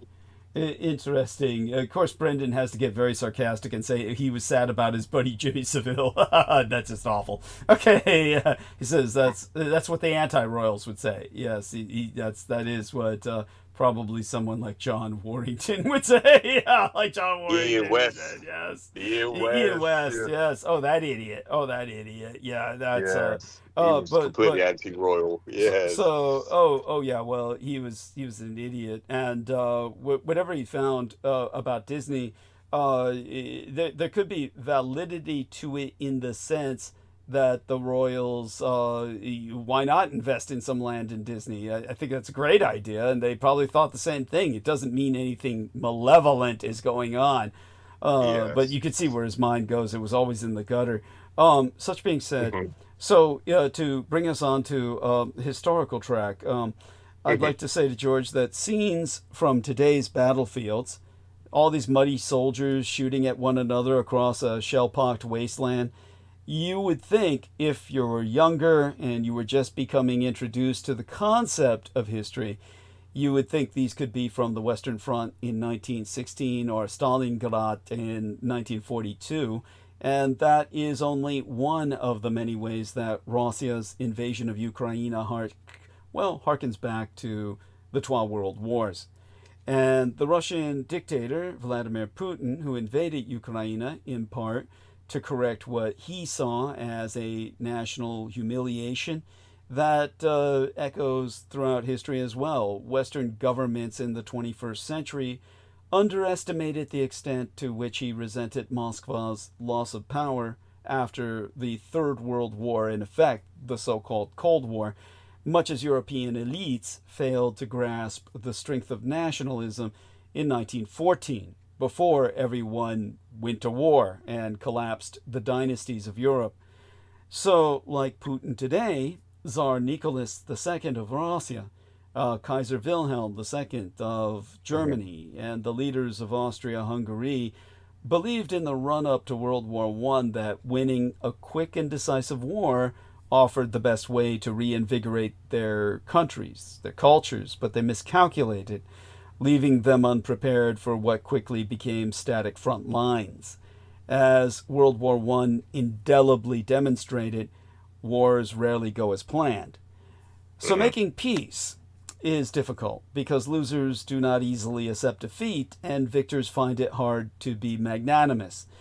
When the war in Ukraine eventually ends, Western governments will need to help Kiev rebuild and refrain from treating Moscow as a permanent pariah.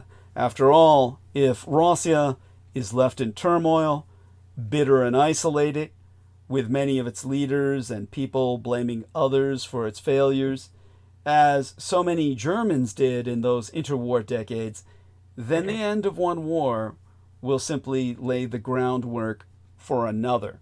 So this is why I say it's so important, and the steps are being taken now that Russia become the next greater British Raj of the Third British Empire. This is like when America won its rebellion. The British just went to start another empire elsewhere. And this is the attitude they'll have to have, while I've often articulated that obviously the city in Cairo, which anybody can look up, I'm not even going to bother to try and find. If I find the link, I'll send it to George.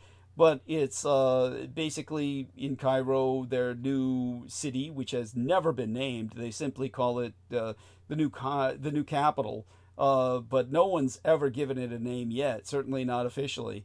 But the new city being built out in the middle of the desert in Egypt is obviously something monumental, and it's something wherein they're building, among other things, the largest Christian church in all of Africa, which is ironic considering the fact that as a military junta, they are pretty. They've always had a history of persecuting their Christians, the Coptics, the indigenous Egyptian Christians, some of the oldest, probably the original descended from the original inhabitants of Egypt, would be the Coptic peoples. But because of their Christianity, they're usually a persecuted and peripheralized minority. Even though England is ready to relocate to that city in the event that the Gulf Stream collapses, its empire will not necessarily be there per se. It will certainly be reestablished there, and I think that that would be a great anglicization of Egyptian culture just by default. But at the same time, the real empire will be in the vastness of Russia, and in effect, really re-civilizing its population. So that's something that we'll certainly have our friend George Knight expound upon. We have a link from the Japanese news agency from our dear friend Brendan, who says, the link itself says, and I do have to read these because this is often breaking news, just Trump expected to attend, here we are, U.S. President Donald Trump is to attend the Group of Seven Summit in Kananaskis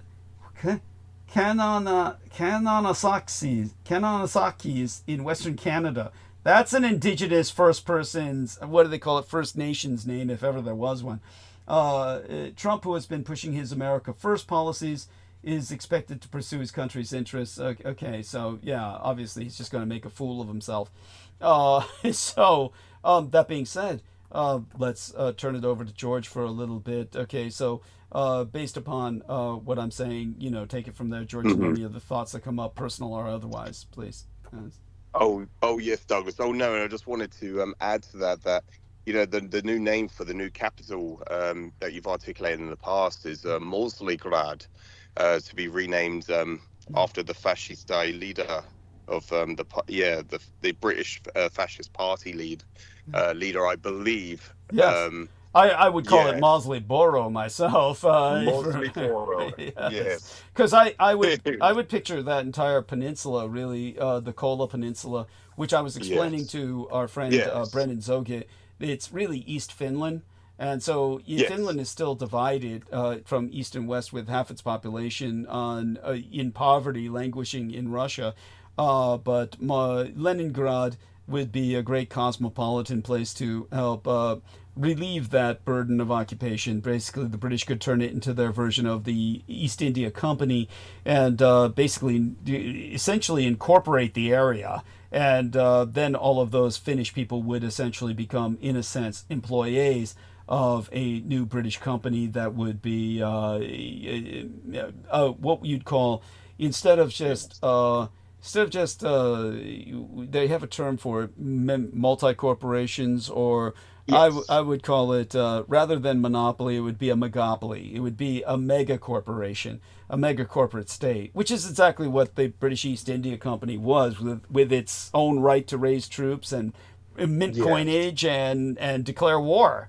That's how I envision this. It's worked before. Why wouldn't it work again? And obviously, I don't want to encourage the genocidal aspects that took place in India. There would really be no need for that. But let's take what worked and leave behind the negative elements. Yes. So by appreciate Douglas. Yeah, and by all means, continue. Yes, your other observations, of course. Any more? Yes, and it's the what's been outlined is the fact that the conflict and dispute that's going on right now in Palestine, in Israel, the the solution for the dispute that's been going on since the inception of the State of Israel. The solution would be for the British to intervene and commemorate the nobility, commemorate the dynasty of the Rothschilds, the Baron, Lord Rothschild, as the head of state, a monarch in Israel, to be policed and governed by the British in the Third British Empire. That will solve all disputes between these two, internationally recognized terrorist organizations, both under Netanyahu and both under Hamas. That would be the end of that dispute.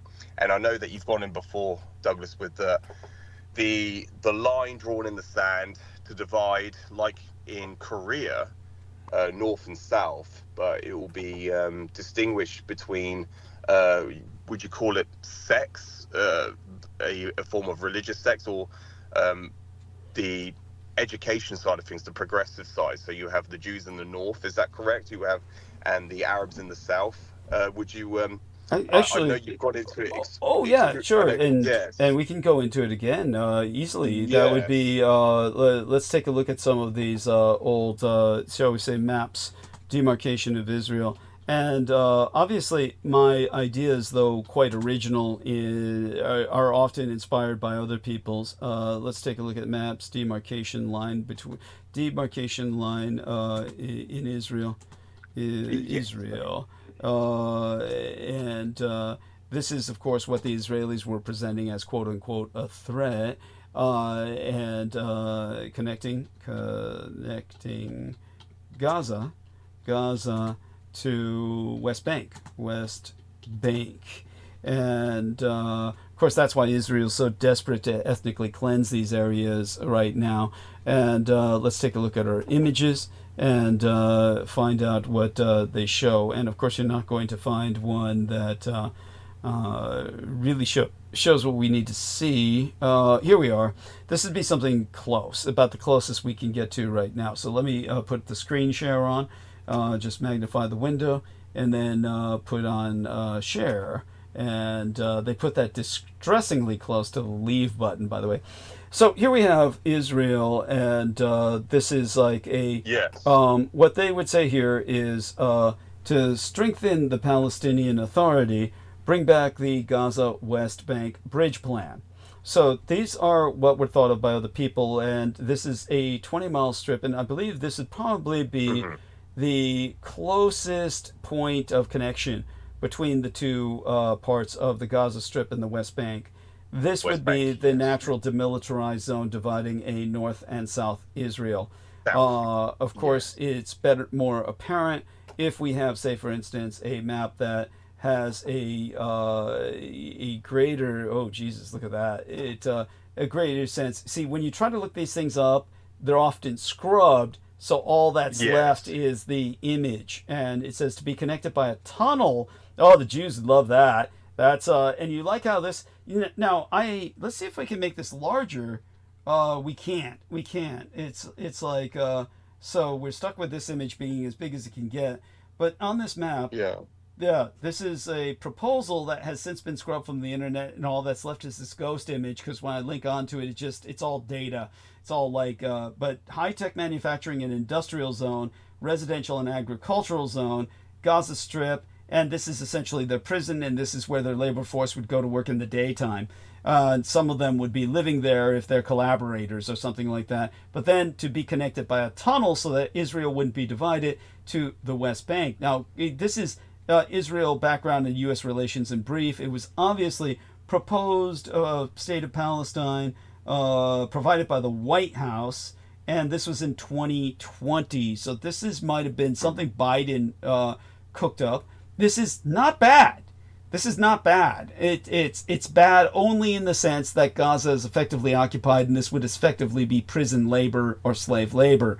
But I'm speaking of an actual Palestinian state where we could exclude this high-tech and manufacturing industrial zone and residential agricultural zone, perhaps. It could exist probably, when I reconsider it, but just have a straight demilitarized zone, straight through here, cutting Israel in half, and then the Palestinian state equals one state, and this would actually then all make sense. And North Israel would be primarily Russian-speaking, along with Hebrew-speaking liberal progressives. This would be the part that Britain would coronate the heir to the dynasty of Rothschild, who's already a baron in England and in Austria and in Germany. So you've got this individual as royalty through multiple nations. You just coronate him as the king of Israel, and this would be the kingdom of Israel, or Malkuth Israel. Down south would be the religious state, and the Germans could run that. The religious state. Yeah, and since the religious state refuses to participate in war, this was the big thing that divided them, because they would never serve in the military when everyone else was forced to. It's only recently Netanyahu's making them serve in logistics or medical or support positions. But, since they generally don't want to serve in war, well, the Germans would guard the border for them. That makes perfect sense, right? On that side, the British would guard the other side of the border, and the middle strip in between would be run by the United Nations, or rather the reconstituted United Nations. This brings us back to what Sammy Romero was saying, was that he felt that Trump's crimes in America were something that could go before the United Nations.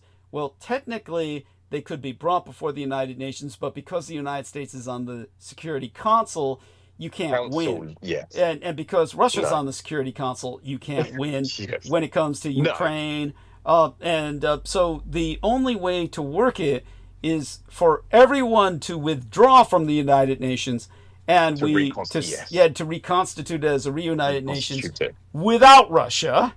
And certainly a different kind of United States sitting on the Security Council. Now, this one's interesting. When we remove the borders, erasing Palestinians, Israeli population map after 1967. So this was the survey of Israel, where they erased the Palestinian, literally said they did not exist. And they restructured. This was the year after I was born. So this is like, most people listening, that'll be like when dinosaurs ruled the earth. But obviously, it wasn't all that long ago. So here we have that. I do believe, of course, my concept of South Israel, or a Judea, would be essentially integrated into European Union, or rather what I say in the future will be a new Warsaw Pact centered on Germany.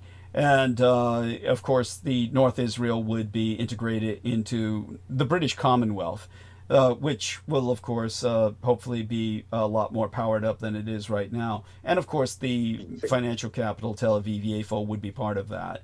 In other words, all the dynamic, real progressive and economically potent Israel would be there. The Germans would be in command of the religious Judaism, which would then be called Judea rather than Israel. It would be called Judea. Then this was the name in the ancient days. South Israel was Judea. Exactly. It was the yes, thank you. Yeah, and absolutely. So there we are. And let me see. Integrating Jews, separating Palestinians, this tells us about they even call them Gaza ID holders. Barred with few exceptions from leaving Gaza or living in the other part of the OPT, the West Bank, including East Jerusalem. I mean, that's outrageous. I mean, they're just stuck in an open-air prison. Exactly. So integrating Jews, separating Palestinians. I mean, this is apartheid and Bantustans. This is based on the old regime of South Africa. But as you can see, what does this show us? If we take a look at this, visualizing Palestine, let's take a look at this, because this is, of course, incredibly important. Aside from this, let's see if we can find that map again, because, okay, here we are. So let's see if we can make that larger. And there we go. Notice that a North Israel would have overwhelmingly the majority of the population. This part south of the demilitarized zone would be very close to the DMZ, just like South Korea. Its capital is built close to the DMZ. And so it would be very much like, in a sense, like the North Korea, South Korea repositioning, except the North Korean section would be the religious fanatics down south. And yet that would make the agricultural and high-tech zones make sense. Germany would control those. And then, therefore, they would make certain that the Palestinians were treated equally in their sector. And the British would handle the West Bank and everything north. So then that way the British would, it would work out so that the British in particular would have most of the West Bank, the Germans would have most of the Gaza in their zone of responsibility. And then you could actually erase these stupid, interior borders could be erased at that point, because everybody would be living under a foreign military that would ensure that everyone was treated equally. The Jews and the Palestinians would go to British courts, and the Palestinians and Israelis in the south would go to German courts, which would be part of the European Union's successor state of the new Warsaw Pact, whereas the British would have their Commonwealth, which would have Russia as the new Raj. And Britain, of course, would relocate the majority of its population to that new city in the desert. Now that I would name that Londonistan. That's what I would call it. That's perfect. It would be, instead of London on Thames, it would be Londonistan. I'll figure out the Arabic word for river. And see if I can recollect that in a moment. I'm trying to think of the proper word for two rivers in a valley, which is essentially what that new capital is built on. Yeah, just like the colony New Schwabenland, New High Germany on the Antarctic. Yeah, it's just like they renamed that after, the fatherland itself in Berlin. Yes, it's the new fatherland. Absolutely. Over Germany. Yeah, so it will be the equivalent for the British. To call that city in Cairo the London on the River. Yes, London on the River. As opposed to the London on the Thames River, which used to be interconnected to the Rhine in France. Yes, at once upon a time before, when Doggerland was extant. Yes, Doggerland. It's so important that you know about that. Have you found out any further information about it in your own researches? No, nothing that we already know of, Douglas, and nothing further on. Obviously, from what we've already expressed and articulated in the past, including Dogger Bank and all these, offshore oil rigs in the North Sea, they're all designated all over Doggerland. It's wherever Doggerland was extant. This is where these offshore oil rigs are situated. And there was no such thing as an offshore oil rig during the time of proactive prosecution of hostilities. It wasn't until afterwards, into the receding years, that's when we started to have these offshore oil rigs. And every place where you see them, they're all designated over Doggerland and Dogger Bank, which you can see the remnants, I should say, of Doggerland still on the surface of the water in the British Isles. You can still see them, the remnants of these of that land. Yes. That was enriched with so many resources, and it still is, which is why it's so thrived upon to this day. And and that's going into the whole collapse of the Gulf Stream, Douglas. That's taking us into that area, that grey area that nobody knows about really, but it's something the British have recognised, and they are taking full precautions in that, I should say, how do you want to call it, to preempt a Gulf Stream collapse by establishing this unnamed city in Cairo, where they will repopulate a vast majority of their population, or a large number of their population, not the majority, because a large number will perish, unfortunately, in the immediate effect of the collapse of that, which is what's keeping our air warm, which is why we have heat on these islands, I should say. Now, I intend to, of course, change the names that were suggested, but let me see if I can upload this file. So I'm getting into my files here and going to look up Doggerland, and I'll put this in both the text box and in the okay, so there we are. It seems to be working. And okay, now I'm going to press the enter button, and okay, let's see if this shows up. There we are. Yes. So I'll give this to you in the private messages as well. Now, when I was working with the think tanks at the United Nations, you can make this larger, by the way. Feel free to There we go, do yes. that. And this is what I said, was that we can basically, with dredging, putting a great seawall between England and Denmark, we can raise Doggerland, and we can raise at least the mountains of Doggerland. And so they were saying what should have been done after World War II, when they asked my advice. Then I said, this is what we could have done to relocate land for the United Nations, where this would be the United Nations national territory. Of course, they gave it the names Churchill and Roosevelt as their major cities. I would obviously change those. It wouldn't necessarily be Hitler and Mussolini, but those are obviously the four running contenders for what I would change the names to, as opposed. But they wouldn't allow me to. They wouldn't allow me to circulate that through the think tanks if I had written that. Do you understand what I'm saying? I never would have gotten it circulated through the think tank, so I had to say Churchill and Roosevelt. But do you realize what else I stuck there? Soong.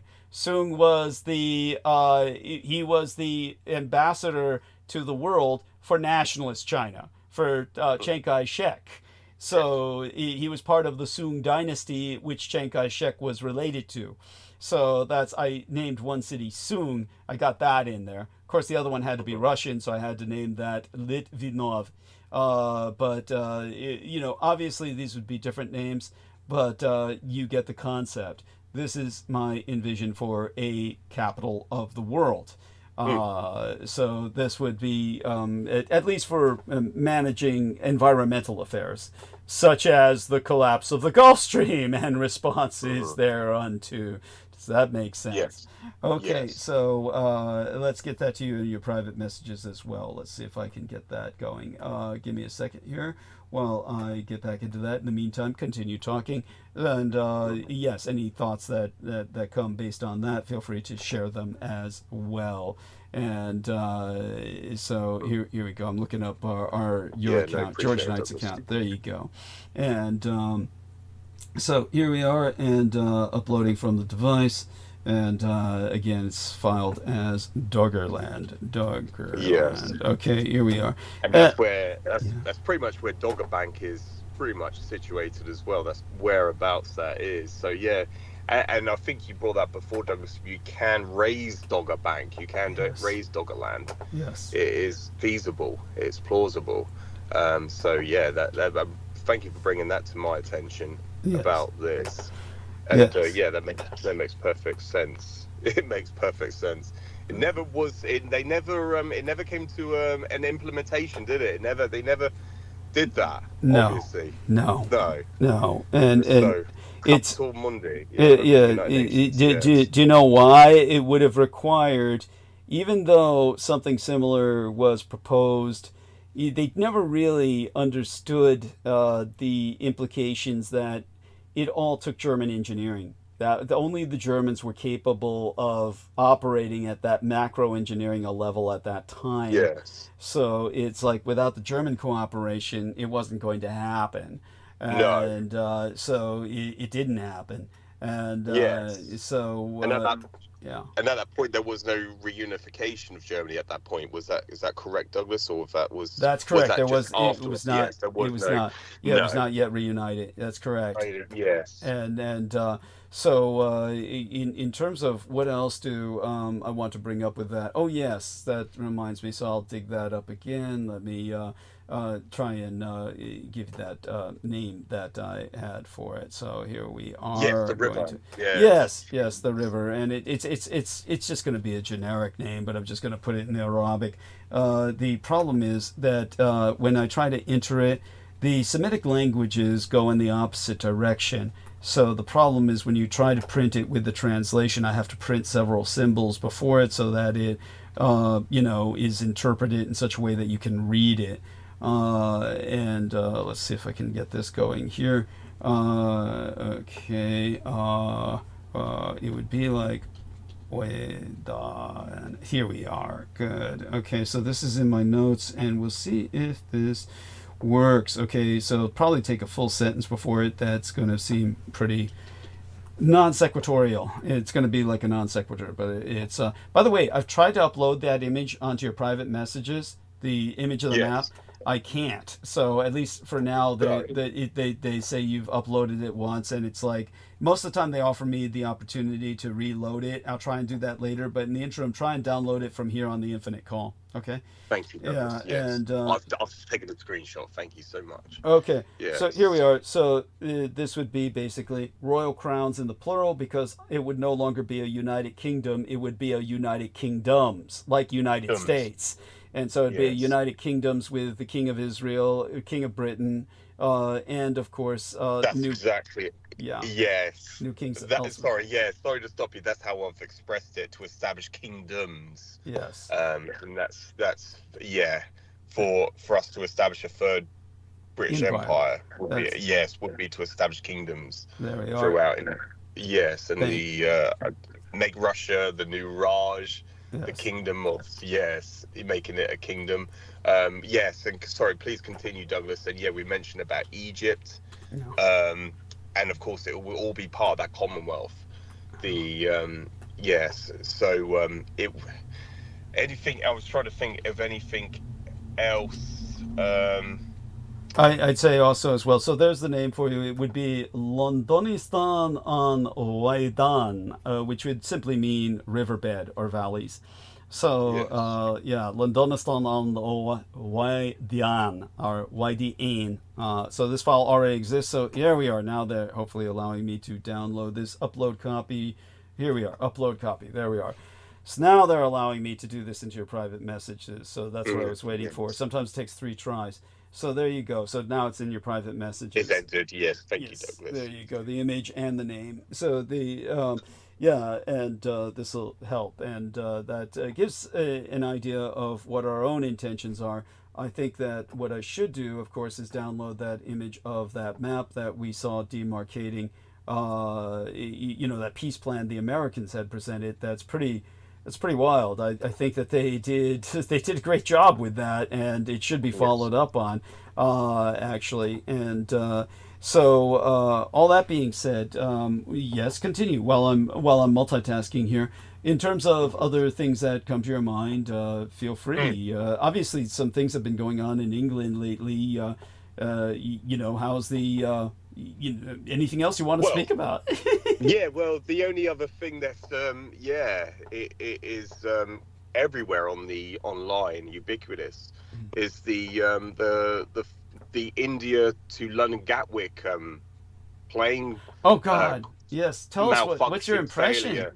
What's your impression? Which is horrendous. It's awful. But that's the most startling thing. That's it's just prior to the weekend. Do you feel that might have been sabotage? No idea at this point in time, Douglas. Yeah, no idea. It's not something I've spoken about. People have spoken about it, but just raising it is so tragic what's happened.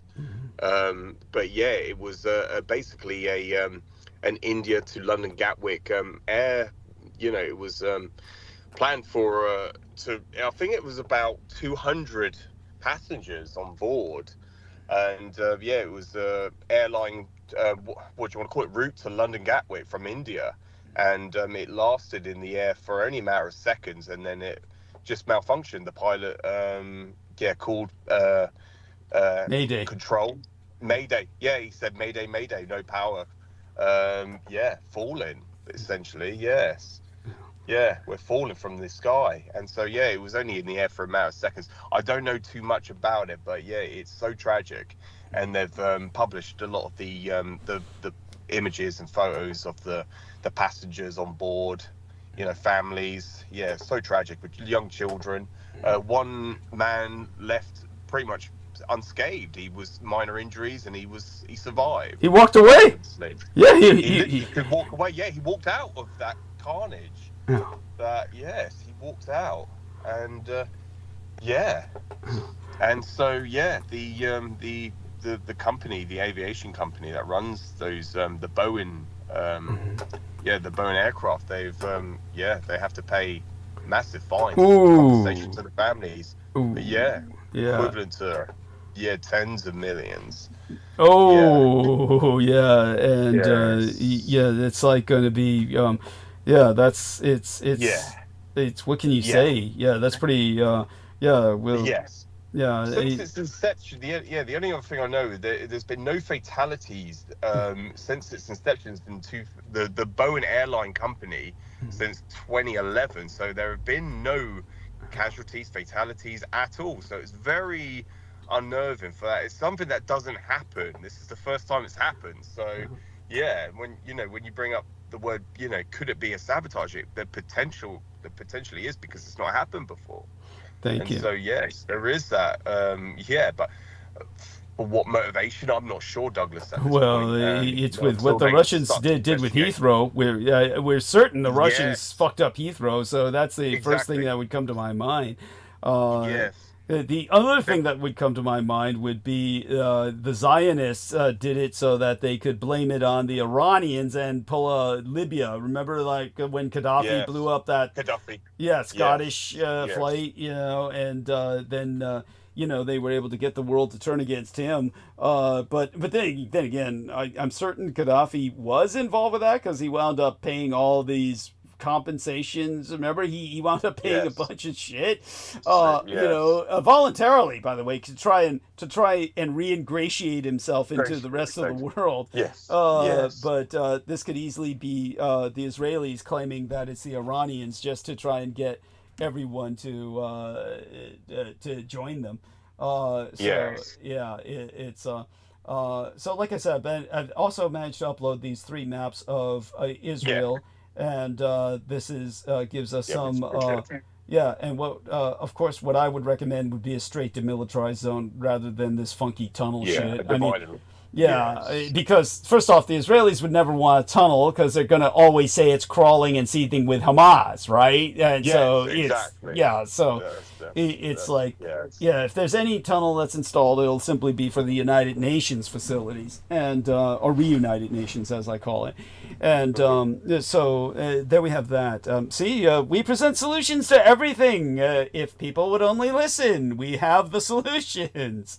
And it's and actually international capital off the coast of it would be in what I would rename the German Sea, the Deutschen See, or the German Sea, because everyone calls it the North Sea. Well, the British have an English Channel, so if the British can have an English Channel, the Germans should have a German Sea. Cool. It's what they used to call it.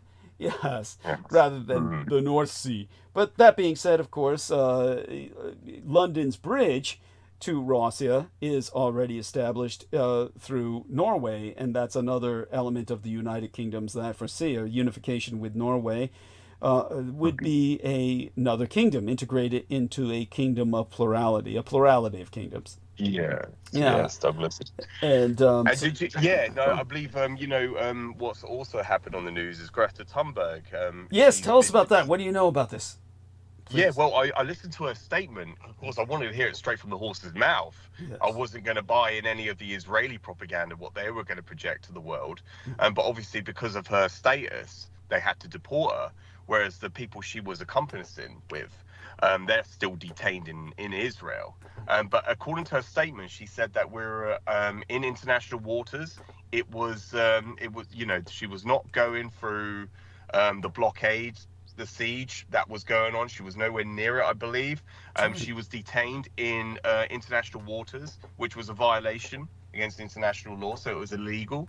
What do you want to call it? They illegally detained her for no reason. That's according to her. That's her statement. So I wanted to hear it straight from her. Well, believe me, I'll believe her over the Zionists. Exactly, over them. Exactly, Douglas. Yes, I just wanted to point that out. And and then she was immediately deported after several hours. And obviously, they've kept some of her accomplices still in Israel, but they deported her.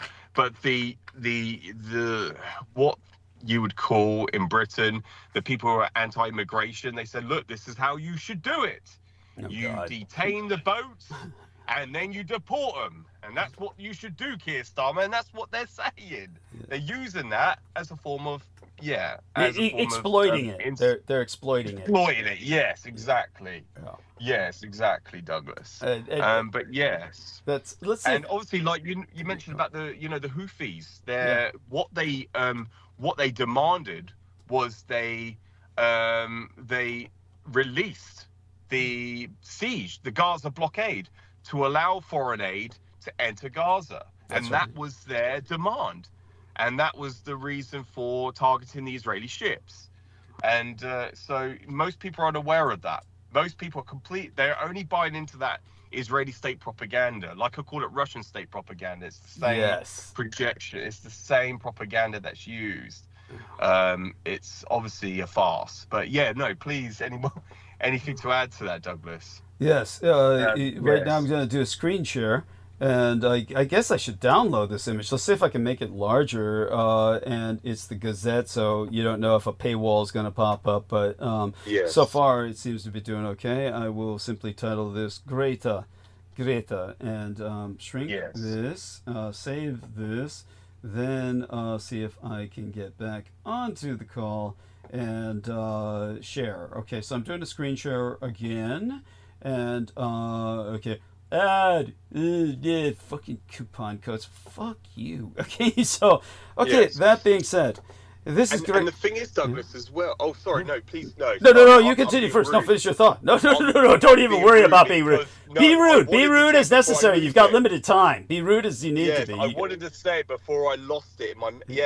Because I believe everything that Greta Thunberg, she was publishing it, uploading it to her social media, or it was being uploaded, the Israelis knew exactly her location. That's why they never shot her. That's why they never opened fire on the ship, because it was just a civilian boat. It was just it was floating in international waters. She was sending a message out to release that blockade, just like the Houthis demanded the siege, that blockade into Gaza. I just wanted to just bring that up because the Israeli authorities knew where she was. They knew exactly which, just by the identification and just by the location, because she was uploading. No, do you think she was doing that just because it's what she was doing, or you think she realized that was the greatest key to their survival? Yes. I believe so. I believe so, Douglas. She has, a profound message, a profound statement. She's an activist. So she certainly did that for. I believe So she strategized. You feel she actually strategized in that regard, in that sense? I believe. Because I have no the Israelis will fucking just blow you out of the fucking water. The Israelis will just fucking kill you. They don't give a shit. Exactly, because they would have done. They would have done, Douglas. Yeah. People are surprised that she's still alive. Yes. And I am. And it's because we know how they operate. We know what they do. They have no remorse of killing Palestinian children. They would do it to any. Yes. So yes, it could have been a strategy. It could have been. Well, then my respect for her really increases. My respect for her is already high, of course, but still. Yes. So, as you can see by this photograph, as someone who's worked with traumatized people throughout my life, She was in Israeli custody. It doesn't matter how short a period of time it was. I'm certain she was thoroughly intimidated, and she was threatened with all manner of horrible things. You will notice that her body language, the eyes are glancing around her very furtively, as if expecting a blow to fall from any direction.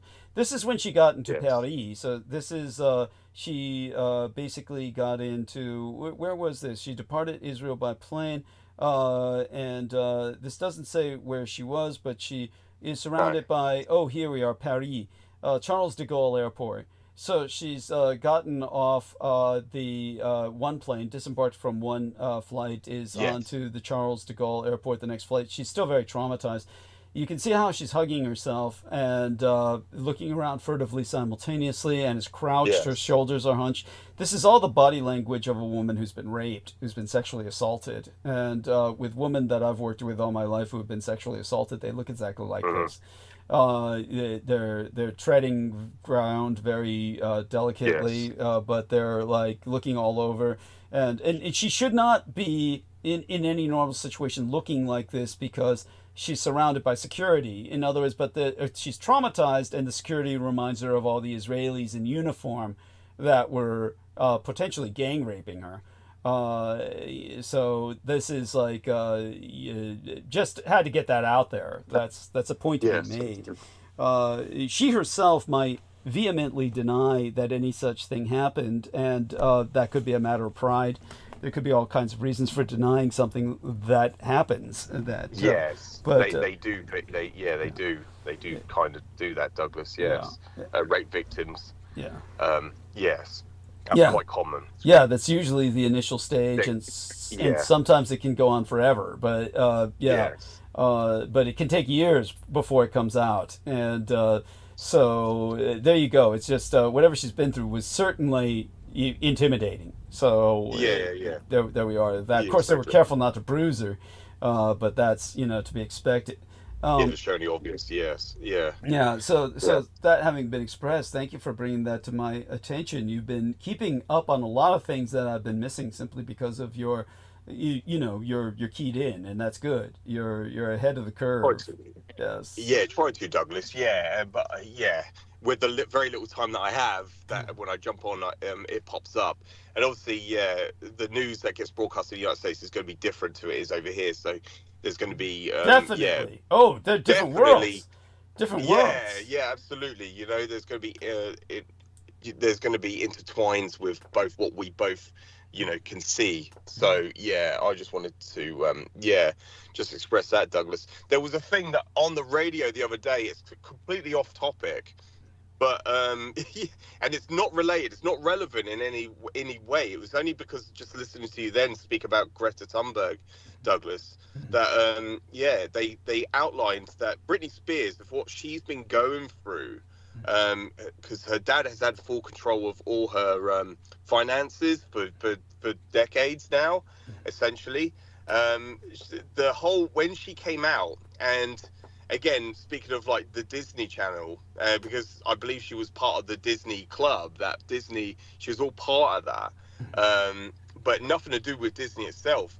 When she came out as a pop star, she was presented as like a virgin, but she's in her biography book, her personal biography book, I believe, or something she's publicly stated recently, is that she lost her virginity at the age of 14. She was underage, and she lost it very early on. It wasn't to Justin Timberlake, which was what everybody assumed when she was over the age of 18. She actually lost it very early on. But they do that deliberately to traumatize them. Because exactly. To seal the trauma. I believe that she lost it well before the age of 14. That's guaranteed. Yes. I'd say she lost it probably around the age of 6. But anyhow, we'll continue with that in a second. A point well taken. Yeah, that's right, Douglas. So another picture of Greta Thunberg here, which you'll notice her face actually does look like it's grimed up here. It does look like they've mopped the floor with her face, so to speak. You can see that looks very grimy and unwashed. It's like So I don't know if you've noticed that. It may not be visible over your whatever cell phone or whatever you're looking through, pad or whatever you're using. But I don't know if you can even see the photo. Can you even see the photo? Or No, I can't, Douglas. Okay. I don't know if it's frozen. Yes, I do apologize. Yeah, I can't even I see see. it. It's just stuck on. It's stuck on our private chat. Okay. Were you able to see the first photo I was referring to? No, unfortunately not, Douglas. Oh, No, okay, so I'll just upload them to you then. Okay. Yeah, what no, I'll do- appreciate it. Yeah, that's but anything else to say about the point being made with Britney Spears? Just With Britney Spears. No, it was only because it just reminded me. Just listened to the radio the other day, because they were like, there was like, people just couldn't believe that she wasn't a virgin, but for years she was portraying herself as a virgin up until she was dating Justin Timberlake, and he was like a co-star with that Disney club or whatever they call them, the Disney kids. They're all part of that. And not to not with like anything like jump on that bandwagon like Ian Westwood.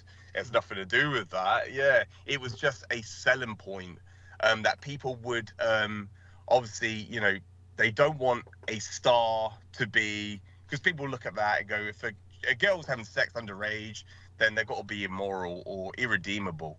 And so it was a selling point as a I would say, like, what do you want to call it, a merchandise or a franchise, which is what they call them, because they're there to make money for a company, because they're obviously, they've got sponsors and they've got what do you want to call it, what they call, Douglas? A brand. They've got a brand. They're a brand. That's it, exactly, Douglas. And so they said that, if Britney Spears was presented earlier on as a virgin, then she would be people will resonate more with her. They would admire her a lot more. And so, but obviously she's come out publicly and stated, no, that's not true at all. That was all a farce, just to sell the brand. They call them, the people, they're not coaches. They have people who are handlers. Like handlers. I was going to say, we know them as handlers. What they call it, they're managers. They have managers, and they have these people that agents. Tell them what to say. Agents. Thank you, Douglas. Yes.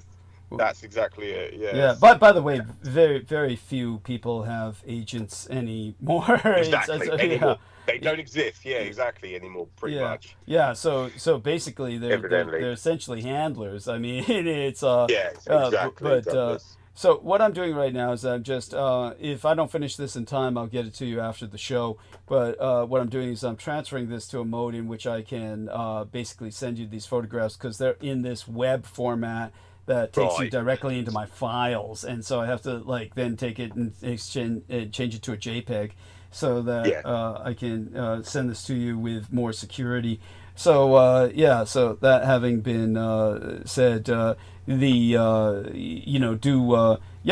points are well taken. These are observations that go to show what we're dealing with. Obviously, we happen to be dealing with many people who have been traumatized and have gone through similar programs. So it's obvious that we can see the pattern.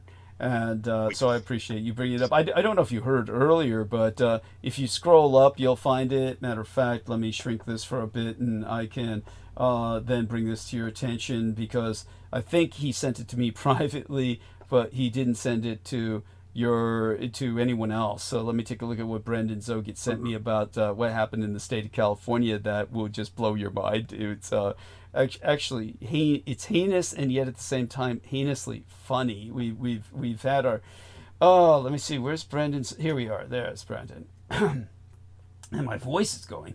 Okay, here we are. So let me copy this link and get this to you. And I've reconnected. Hello, Douglas. Oh, okay, you've reconnected. And so yes. Did they cut you off, or you just? Yeah, my screen completely froze. So I had to close down some windows, and it ended the call. So I do apologize. Oh, no worries. Yeah. No worries. So the beauty is that with the way this is set up, you can jump back on all over again. Since you're here back on the call, I'll put it here in the text box first. And look at that. This is pretty unbelievable, isn't it? It's like just basically they were going to make it illegal to traffic underage people between the ages of 16 to 18. They were going to make it illegal to traffic them for sex. Then all the chomos showed up and the penny perverts and all the rest of that, and they said, "Oh, you can't do this. It gives us then you prevent our ability to help them and take them in off the streets, because especially gay children are going to be homeless, and this is the only way we can help them is by soliciting their sex." And so they struck the law down. There we go. So it's now legal to solicit sex from children between the ages of 16 and 18 years of age, or maybe even 14. So you'll have to read it and then find out. But it's there we are. What a incredible that we've come to this point. First off, it's incredible that they would feel the need that the situation is so prolific that they would feel the need to litigate it and actually, legislate it and put it into law that you shouldn't be doing this. And then secondly, they go through the motions of striking it down as preventing people from, but this is how we help them. This is how they get their money.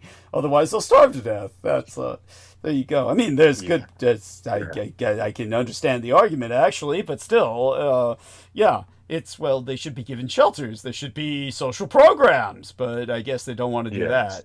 Okay, so there you go.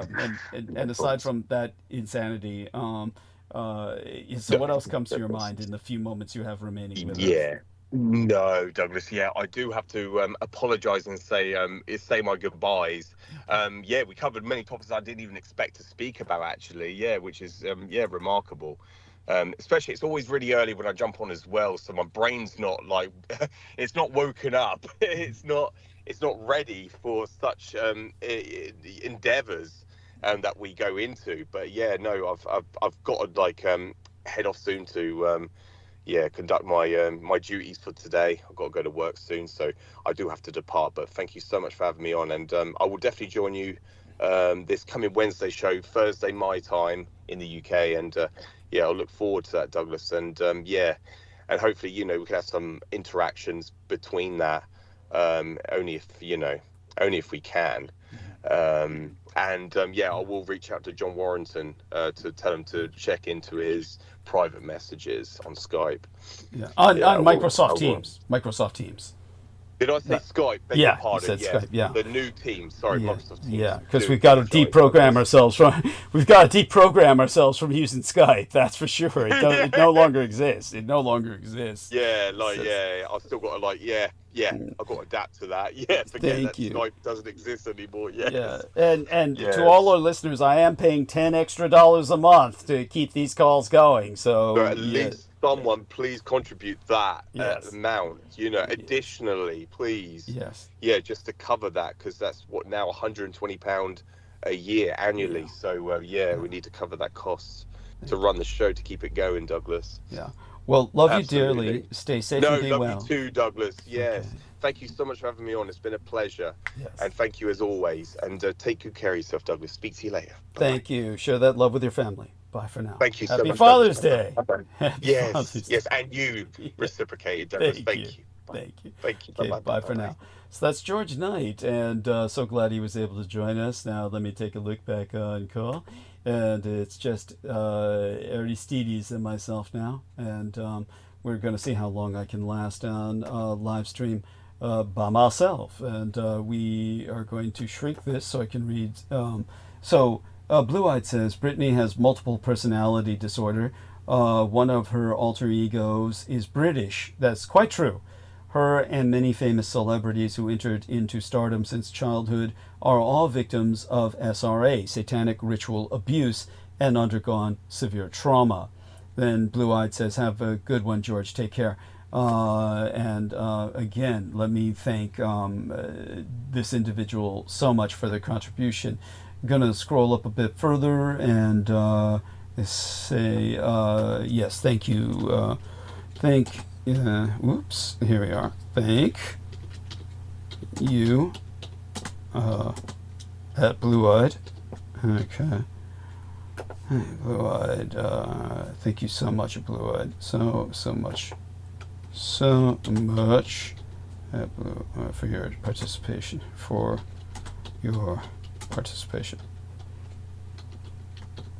Contribution, I'll say. Well, participation is better. Contribution we reserve for finance. Participation. Oh, here we are. Yay! There we are. Interesting. Okay. There we are. Okay, yeah. It's, okay. Thank you so much for your participation at Blue-Eyed. There we are. Okay. Press the enter button here. And, okay. So I'm going to sneeze. Oh, nothing like sneezing. It's like it's so awful. I wish we didn't have to go through that as human beings.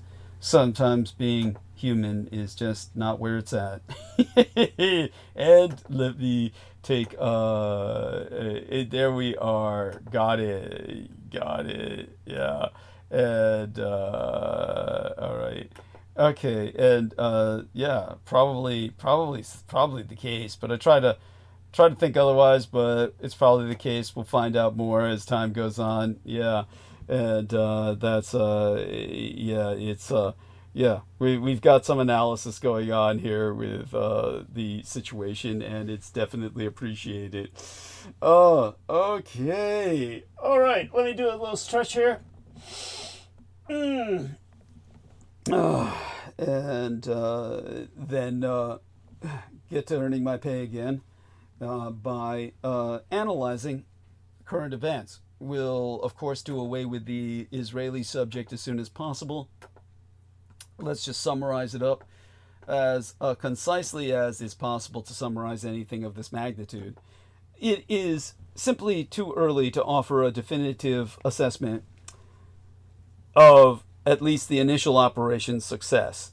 Everything afterward has been blow and counterblow, but as for the initial operation which started it all, that assessment will depend on several factors, beginning with the extent and consequences of the damage. What was accomplished, how much time Iran will need to rebuild what it has lost, and how deeply Iran's military and nuclear leadership have been disrupted remain unknown. A related question is whether and how the attack will affect the Iranian regime's hold on the country, which the Israeli attack may have been designed to weaken. A second consideration is the scope of future Iranian retaliation. Iran's initial response was relatively modest, some 100 drones launched toward Israel, against which Israel is well prepared to defend. But subsequently, Iran launched several waves of ballistic missiles. The obvious question is, what else will Iran choose to do against Israel and Israeli targets around the world? It is far from clear, however, that Iran has an attractive set of options, given its demonstrated vulnerabilities. Also to be seen is whether Iran acts against these United States, which withdrew many of its personnel from the region in anticipation of retaliation, or against one or more of its Arab neighbors. Despite Iran's ongoing efforts to improve relations with the Gulf states, an Iranian effort to interfere with the region's energy industry cannot be ruled out. That would jeopardize its standing in the Gulf, but raise the price of oil, already up in the wake of Israel's attack, inflicting pain on the West and possibly increasing Iranian revenues at a time when sanctions relief, a subject of the nuclear negotiations with these United States, is no longer imminent. There is also the prospect of additional Israeli military strikes against known and suspected nuclear sites, a step both Netanyahu and Trump have warned is coming. This, too, would require an assessment of what was accomplished and what the consequences might be. Iran, seeking to deter an attack like the one that just occurred, will have to decide whether to redouble its nuclear efforts, reconstitute its program in more difficult-to-destroy facilities, and continue to cooperate with the IAEA. Adding to the complexity is whether outside partners, such as the Communist Chinese Empire, the Russian Empire, and North Korea, all of which have experienced developing nuclear weapons, would lend assistance, and how both the United States and Israel will respond if they do. Before determining whether military action was the best available policy, we will also need to learn more about what could have been negotiated and verified between the United States and Iran. This could affect the political relations in both Israel and Iran concerning whether the attacks could and should have been avoided. For now, there are more questions than answers about what happened or what could happen next. The only certainty is that this latest chapter in the conflict-torn Middle East is just beginning, and that the manosphere is at war with itself over Israel's strike on Iran. The online brotherhood built on dominance and certainty is fracturing fast over real-world war. From the outside, the manosphere often appears monolithic, a band of hyper-online masculinity influencers united in their war against feminism, political correctness, and what they see as the softening of Western civilization. Whether it's red pillars, tradcons, incels, nationalists, or so-called alpha gurus, their message is usually loud, synchronized, and singular. But beneath the surface, the ecosystem is messy and fragmented. These men can't even agree on what a true alpha is, other than to claim, for self-serving and brand-conscious reasons, that Donald Trump and Elon Musk are the ideal masculine archetypes. Now, a geopolitical crisis has cracked the whole thing wide open. For months, speculation swirled that Israel would launch a preemptive strike, or rather, a preventive strike. I've got to retrain myself to say that in situ, per this situation, on Iran. Inside the manosphere, this prospect was a source of simmering tension. Some influencers warned of a coming World War III. Others tried to keep their friends, well, their feeds, I should say, since they don't have any real friends. The most you can say is they've got feed followers.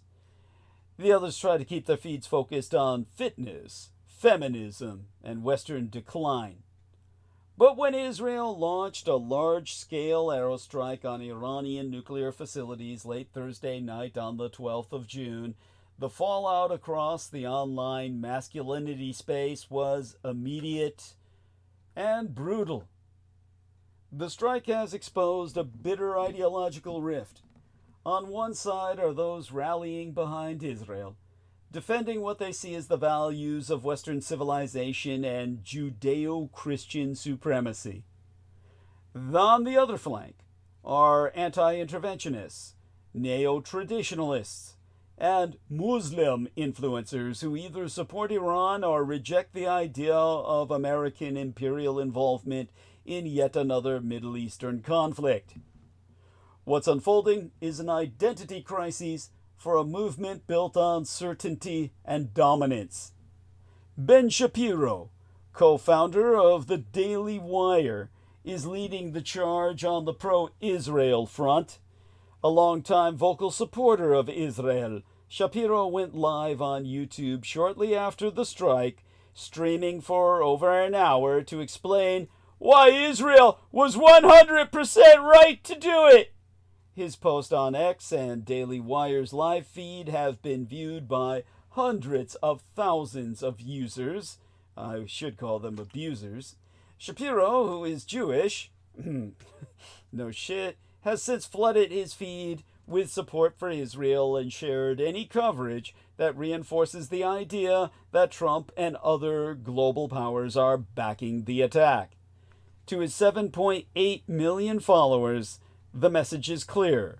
Israel is not alone. But while Shapiro affirms Israel's role on defending the West, most of the manosphere's power players are sounding the alarm, and they are not on his side. Tucker Carlson, with 16.3 million followers on X, abused his newsletter to blast the Trump misadministration's response, particularly that of Secretary of State Marco Rubio. Rubio said the United States was not involved in the attack, a claim Carlson flatly rejects. On June 13th, Carlson wrote, "The U.S. says it was not involved. That's not true. This could be the final newsletter before an all-out war." He warned that Iran's threat to retaliate will escalate and that American citizens may be the ones paying the price. If so, we can only get down on our knees and pray that he's the one who buys it first. Charlie Kirk echoed the warning. With 5 million followers, Kirk warned that Iran could strike American military bases more easily than Israeli targets, and argued that involvement in this conflict would be catastrophic. Comparing the situation to Ukraine, he wrote, "Dragging America into this war might be irrational and suicidal. In any drawn-out war with Iran, America loses, even if we win." Andrew Tate, the controversial influencer and recent Muslim convert, took a more ironic route. He reposted a thread skewering the language abused to defend Israeli military actions, or you should say misactions. The post satirically lists rules for discussing Israeli wars, including rule number 1, Israel is never the aggressor, and rule number 14, the United States government has never lied about anything, ever. Here's the thread he reposted, and the only reason I share it with yourselves is because he never wrote it himself. Because, of course, he can't fucking write, and doesn't know how. So I'm going to give this to the chat room now. I've just given it to the text box in call.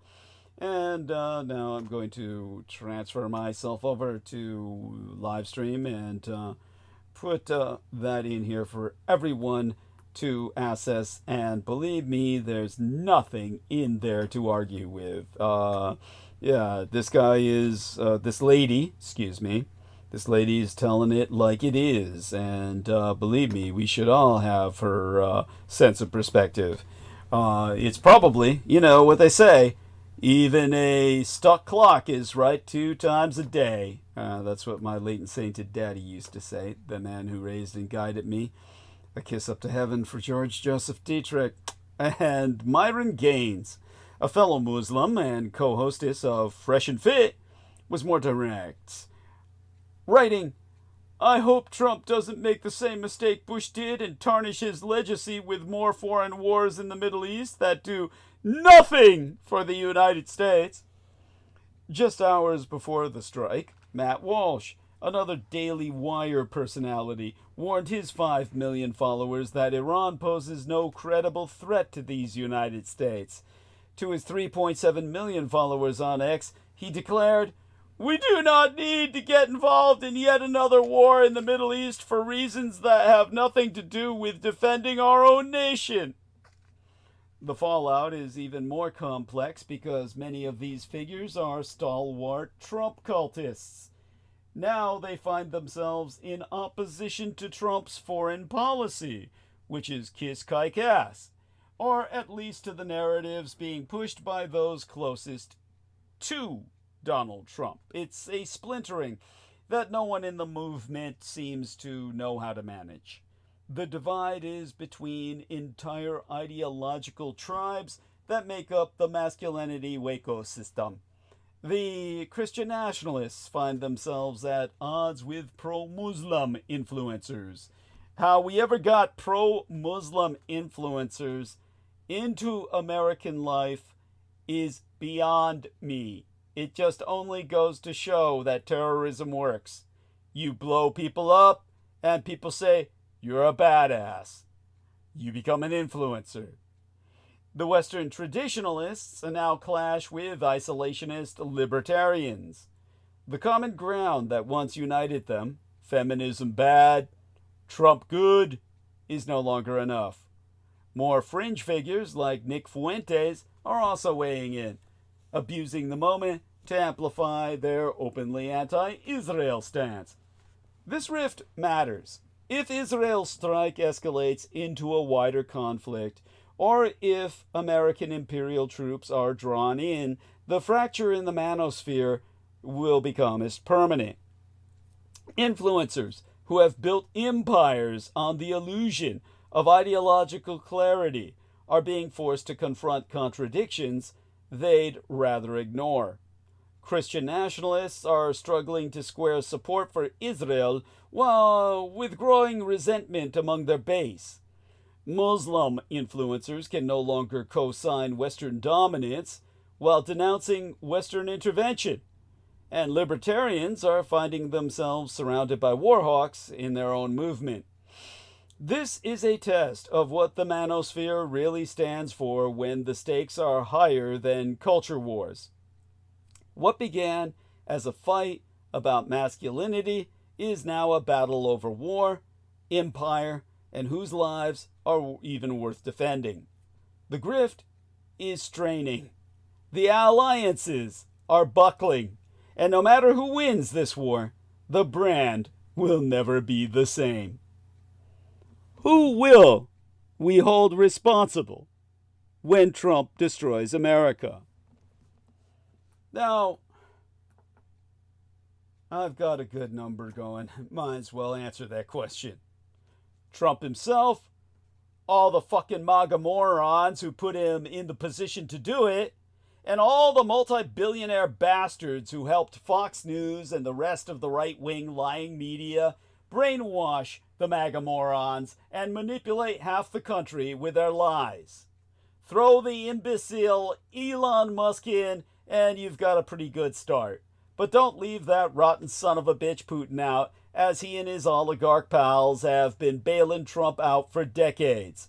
Last, but definitely not least, let's not forget the entirely corrupt conservatives on the Supreme Court and their multi-billionaire sponsors. And you've got the perfect storm of MAGA Republican bullshit nonsense that's caused the downfall of the United States via Trump's militarization of American politics, with Trump presiding over a military parade amid turmoil at home and abroad. The poorly attended parade that has already cost more than the ridiculous $45 million previously budgeted for. Imagine, because most of you never even saw it, 6,700 soldiers, half 100 in-air helicopters, 34 horses, and 28 massive 70-ton M1 Abrams combat tanks, the last of which have caused major damage to District of Columbia city streets, culminating in a parade cost that has easily surpassed the foregone $45 million. But no, the Trump government will not pay for the damage nor the parade by automatically deducting the charge from Trump's accounts. Trump has announced that the federal government will install road safety measures and compensate for damages. Rest assured, he's only adding yet more taxpayer expense to this. His opulent B-Day. Cleanup and increased police presence expenses have yet to even be determined. The only predeterminant is that Trump's pockets will not be rifled. And Trump picked the worst possible time to hold a military parade amid the new American disorder, which is what happens when a radical performance artist has command of an army. Trump, always attracted to playing the role of the strongman, is even more inclined than he was in his first midterm to misuse the military for his own political gratification. My son's husband, Sugar Daddy, whom we keep anonymous for the sake of everyone's personal security, has captured the local mood as the president hosted a military parade amid nationwide pushback against his immigration raids. There's a raw ache and sense of unease in Washington. But is America at a turning point, or was it just another Saturday? Do you remember that day in March of 2020? 5 years and several eternities ago? Well, it feels like multiple eternities by now. When Tom Hanks tested positive for COVID-19, the NBA announced they were suspending their season, and profound upheaval suddenly seemed inevitable. I felt echoes of that feeling the past few days, as downtown businesses boarded up their windows and the facts on the ground grew ever more fantastical. Are we at the edge of some irreparable rupture in American democracy? Or is this just another strange and absurd chapter in a long series thereof? Last Sunday, the president sent federalized National Guard troops into a city against the will of the state's governor for the first time in 60 years. On Thursday, after my latest transmission, California's senior senator was tackled to the ground by federal agents and handcuffed at a news conference, while hundreds of active duty Marines were sent into the Los Angeles area where for days. They appeared to be performing heavily armed training exercises on what looked like a misappropriated high school sports field. There was a looming scoreboard, palm trees, and jacaranda blooms were all visible behind their riot shields, as evidenced by a social media post from the United States Northern Command itself. The president and the governor are having a momentous fight about constitutional rights in the courts, and flaming each other with insults and photoshopped memes on Truth Social and on X. The ICE raids have thrown some Angelinos into a state of fear and virtual hiding. But for many others, ordinary life continues apace. La Mayoress, Karen Bass, has repeatedly cautioned that Los Angeles is being treated like a grand experiment, a testing ground for President Trump to see if he can usurp the authority of Democratic mayors or governors in other states. Warning signs of Democratic breakdown have been pointed out by scholars and Trump's critics since he took office for his first midterm in 2017. So much so that many have grown numb to it all. Has this week been any different? It's sometimes easy for my son's husband to go numb whenever contending with his business responsibilities in Washington, D.C. He has noted that on most days, the vice president's motorcade rumbles under the office windows of places where he has had to be personally present, traveling from the Naval Observatory to the White House in the morning and back shortly after his workday ends. It's not uncommon to spot a trio of white-topped helicopters zipping over the Potomac while crowds are having dinner down at the wharf. One is transporting a head of state while the other twain are decoys. And was that the Irish Taoiseach? That's spelled Taoiseach. My Gaelic-speaking legal father could have pronounced it. All I can do is try, and I believe that the Gaelic is pronounced, because Celtic languages are impossible and they're never pronounced the way they're spelt, something like Tishu. Tishu. Yeah, the former Irish Tishu, handing out at Little Gay Pub and Kiki on St. Patrick's Day weekend this March. That's what my son's husband remembers the most. I think they may have had a drink together. Yea, so the nation's then leader was visiting from Dublin and making the rounds on the 2SLGBTQA plus circuit after his official day ended. For those of you who did not know, the Prime Minister of Ireland was queer as a $3 bill. Quite the flamer. And I'm sure he set the stage on fire whenever he did his jig at, these various gay bars. Just as an aside, the moment that the guy who played James Bond, whose name I'll never forget, never remember, I always forget it, was some bland fucking name. Maybe I look up James Bond gay and I'll find it. Always knew he was gay when he said, "I feel comfortable in gay bars," and just kept saying it over and over again. Daniel Craig, I think is the guy's name.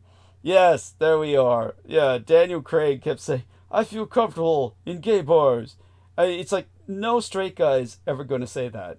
It's because no straight guy can be comfortable in a gay bar, because you just can't be comfortable with a bunch of guys clapping you on the ass and groping at your balls every time they walk by. It just doesn't hit the average straight guy very well. You can't be comfortable in that ambience, believe me. But the scene over the latter half of this work week's worth of nights stood as a stark reminder that this weekend was already shaping up to be surreal, even by District of Columbia standards. It's been hard to miss the military tanks rolling by on flatbed trucks around Eckington, Bloomingdale, and Shaw, heading past the city's convention center to get in position for that pricey parade on Saturday ordered by President Donald Trump. And if that spectacle were not shocking enough on its own, these giant weapons of war have been rumbling through residential streets in the U.S. Capitol at the same time as United States troops are deployed in the nation's second largest city to help advance deeply unpopular immigration raids that have sparked protests across the nation. The jarring split-screen reality is one that is arriving at perhaps the most tone-deaf moment so far of Trump's second midterm. Ostensibly, the parade is marking the quarter-century birthday for the United States Army, which also just happens to be Trump's 79th birthday, which is a very convenient coincidence that has even some of the president's apologists rolling their eyes at the cover story. On the West Coast, as many as 2,000 National Guardsmen have been ordered up for active duty in Los Angeles, in direct violation of protocols that defer to each state's governor, who is nominally the commander-in-chief of their reserve military. Trump also sent 700 Marines to Los Angeles to add to the uniformed legions that, to this point, have inflamed tensions, not quelled them. And there are whiffs that Los Angeles is merely a test case to see just how compliant Americans will be to see what's perennially propagandized as the world's greatest fighting force turn against the very people who pick up its tab.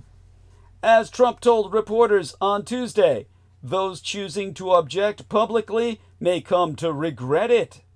For those that want to protest, they're going to be met with very big force.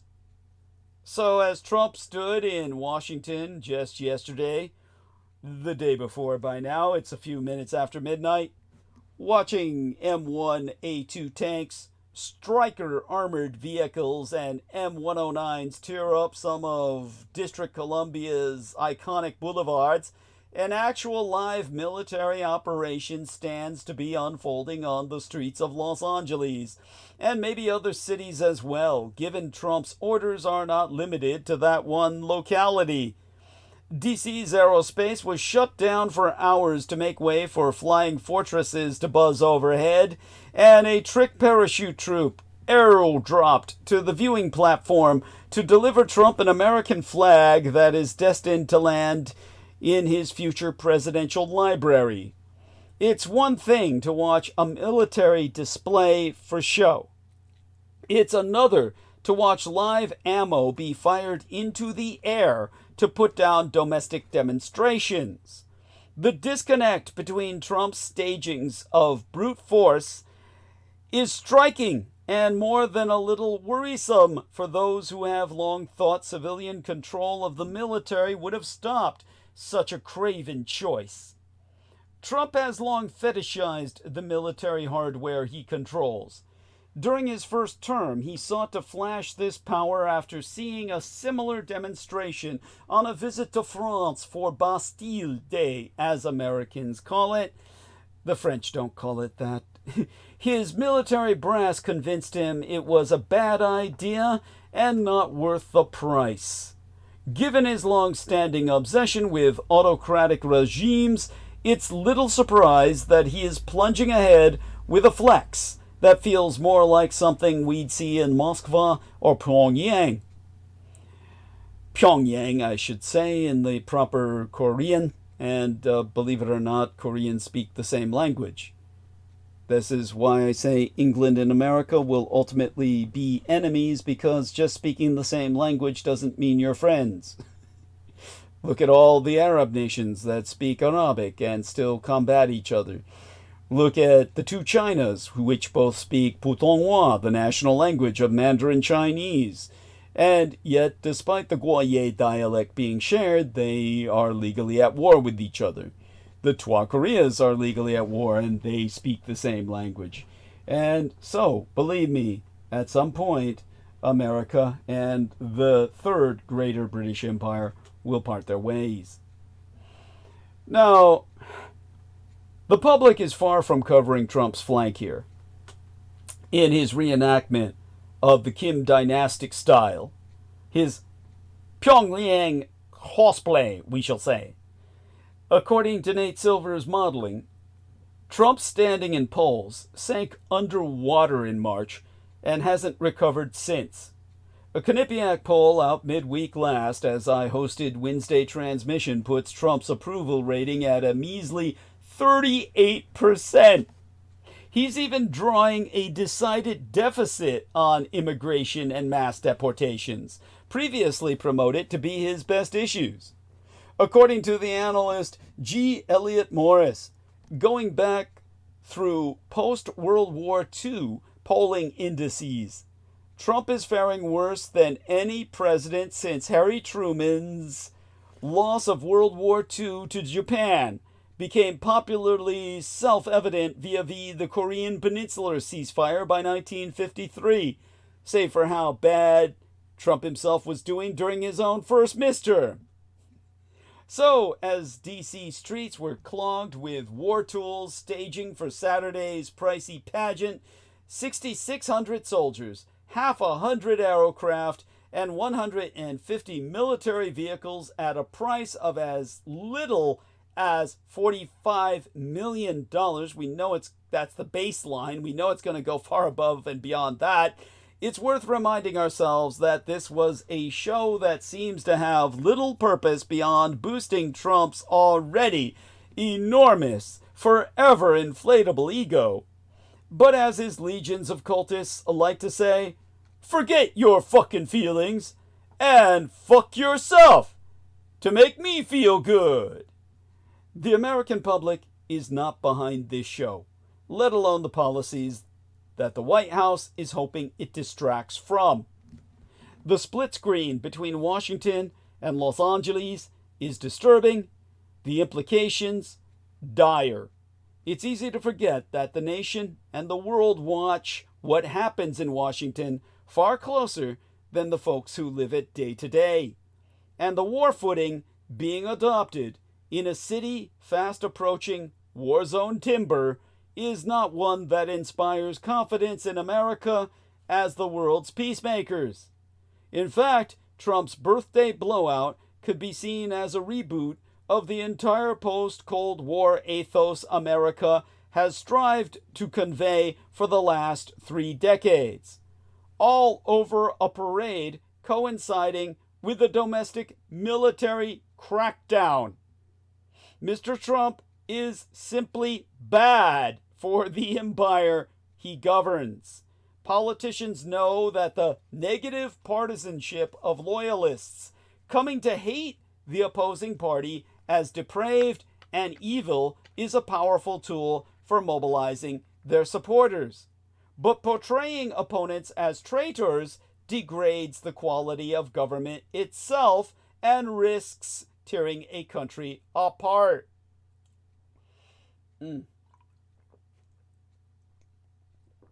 Of course, I was reminded of this when President Donald Trump federalized the National Guard and deployed the Marines in Los Angeles. His purpose was clearly never to restore order. The local cops could handle the protesters on their own. It was to stir up MAGA loyalists in their belief that big cities are places where enemies lurk and invaders wave foreign flags. And it was to provoke liberals, look tough, and dominate the news. It is easy to see how, in Los Angeles or the other American cities where protests were pre-planned for this weekend, a confrontation could descend into widespread disorder or lethal violence. In 1865, a month after Abraham Lincoln was assassinated, the newly reunited States of America celebrated the end of its Civil War with 3-day-long military parades in Washington, D.C. 145,000 troops, many on foot, others on horseback or horse-drawn wagons, filed along Pennsylvania Avenue, yet unpaved with asphalt, to a reviewing stand in front of the White House. The main hazard back then was errant horseshit. Last night, Donald Trump hoisted his own military parade. I meant to say he hoisted his own flag, but we could claim he hosted his own military parade to mark the 250th anniversary of the United States Army on our National Flag Day. It was also, perhaps not by coincidence, the president's 79th birthday. On Truth Social, he promised that thundering tanks and breathtaking flyovers would roar through our capital city. Yet, amid the ongoing protests in Los Angeles and a dozen other cities in response to the misadministration's mass immigration raids, or should I say, mass raids on immigrants, towards the end goal or the objective of mass deportation, America seems closer to civil strife than ready for a celebration of the world's presumedly, or shall we say, purportedly mightiest military.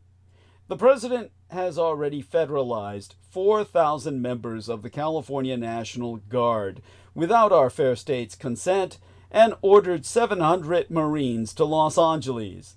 He has also considered invoking the Insurrection Act of 1807, which would allow United States troops to police our country's own citizens, and has threatened to deploy the military to demonstrations in other cities. On Monday, he opened the work week by warning, all in the uppercase, "If they spit, we will hit, and I promise you they will be hit harder than they have ever been hit before." The Washington Post claimed that escalation would be the most extensive use of military force on American soil in modern history. America today is distinctly ununited. In fact, I should say in more proper English, disunited.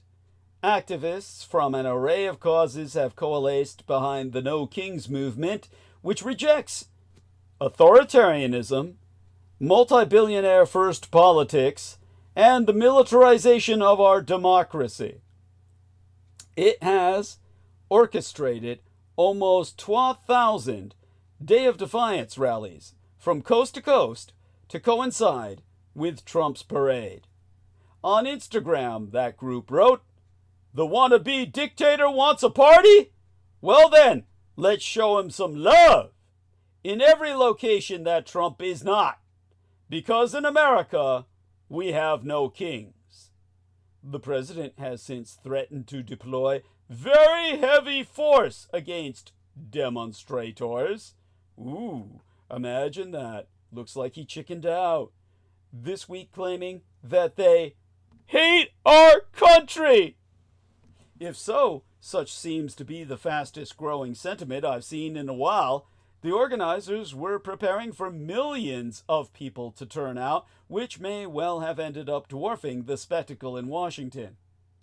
This week, David Blight, a historian at Yale and a Pulitzer Prize-winning expert on Civil War, noted that the Declaration of Independence affirms the right to alter or to abolish government when it has abused its people excessively and forfeited its legitimacy. To quote his T, that Declaration of Independence sits there, a living thing, breathing at us, beckoning us to read it, and in the spirit of our founding, act upon it.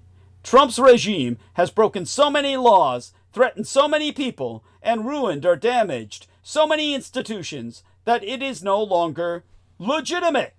As a society, we have to take back our government. Yes, this means mass protest and a challenge to power that we have not seen since the 60s. Well, last weekend, my son's husband drove the parade route along Constitution Avenue. Long flatbed trucks were already offloading pallets of metal plates to help protect the streets from dozens of M1 Abrams battle tanks, which weigh up to 70 tons, nearly twice the street's weight limits. They all slowly ground their way from the Lincoln Memorial to the Washington Memorial, alongside missiles, rocket launchers, howitzer cannons, and Bradley and Stryker fighting vehicles. 6,700 troops also participated. The Pentagon has estimated the cost for the 90-minute procession at somewhere between $25 million and $42 million. That's at least $3 million per block before they upped the assessment. The event took place against the backdrop of DOJ's firing of hundreds of thousands of federal workers and civil servants, including at the Pentagon, and the slashing of social services from Medicaid to school lunches for low-income children. That's why there's a raw ache and a sense of unease in Washington. 18 miles of fencing has been put up on the National Mall and beyond. 175 magnetometers, or magnetometers, I mean to say, were installed to screen parade attendees. Tickets had to be booked in advance. Passenger flights were due to be suspended for several hours at Washington's Ronald Reagan National Airport to accommodate military flyovers and paratroopers dropping from the skies. Trump's birthday parade might make the city feel more like it is experiencing a coup d'etat than it is honoring soldiers who have never served the nation. All of this feels monstrously hypocritical. In the past, Trump disparaged more than 1,800 military personnel who died in the Battle of Belleau which stopped the German advance in France during the First World War, as suckers. He balked at visiting the nearby cemetery where they were buried, reportedly because the rain would mess up his hair. John Kelly, Trump's chief of staff during his first midterm, said that the president did not want to be pictured with amputees because it didn't look good. In 2023, Kelly told CNN that Trump has no idea what America stands for and has no idea about what America is all about. Even Republicans seemed dubious of the parade. In a survey by Politico magazine, only 7 of the half a hundred Russo collaborationist red Republican insurgent lawmakers who responded said they would even attend. Among those skipping it, Senate Majority Leader John Thune, Majority Whip John Barrasso, and House Majority Leader Steve Scalise. Senator Roger Wicker of Mississippi, the chairman of the Senate Armed Services Committee, told Politico that he would have recommended against the parade after he heard the costs. In a televised address on Tuesday, Gavin Newsom, the Democratic governor of California, in name at least, warned that Trump's decision to circumvent state authorities to deploy the military to Los Angeles was a brazen abuse of power that had inflamed a combustible situation, putting our people, our officers, and even our National Guard at risk. California may be first, but it clearly will not end here. Democracy is next. Washington, D.C. certainly felt that way this weekend. And Donald Trump's troop deployment in Los Angeles could yet backfire. Trump is deploying the Marines, risking further confrontation in Los Angeles with protesters and pushing the limits on presidential power. But Trump just got a wake-up call as he tries to escalate his war on defiance.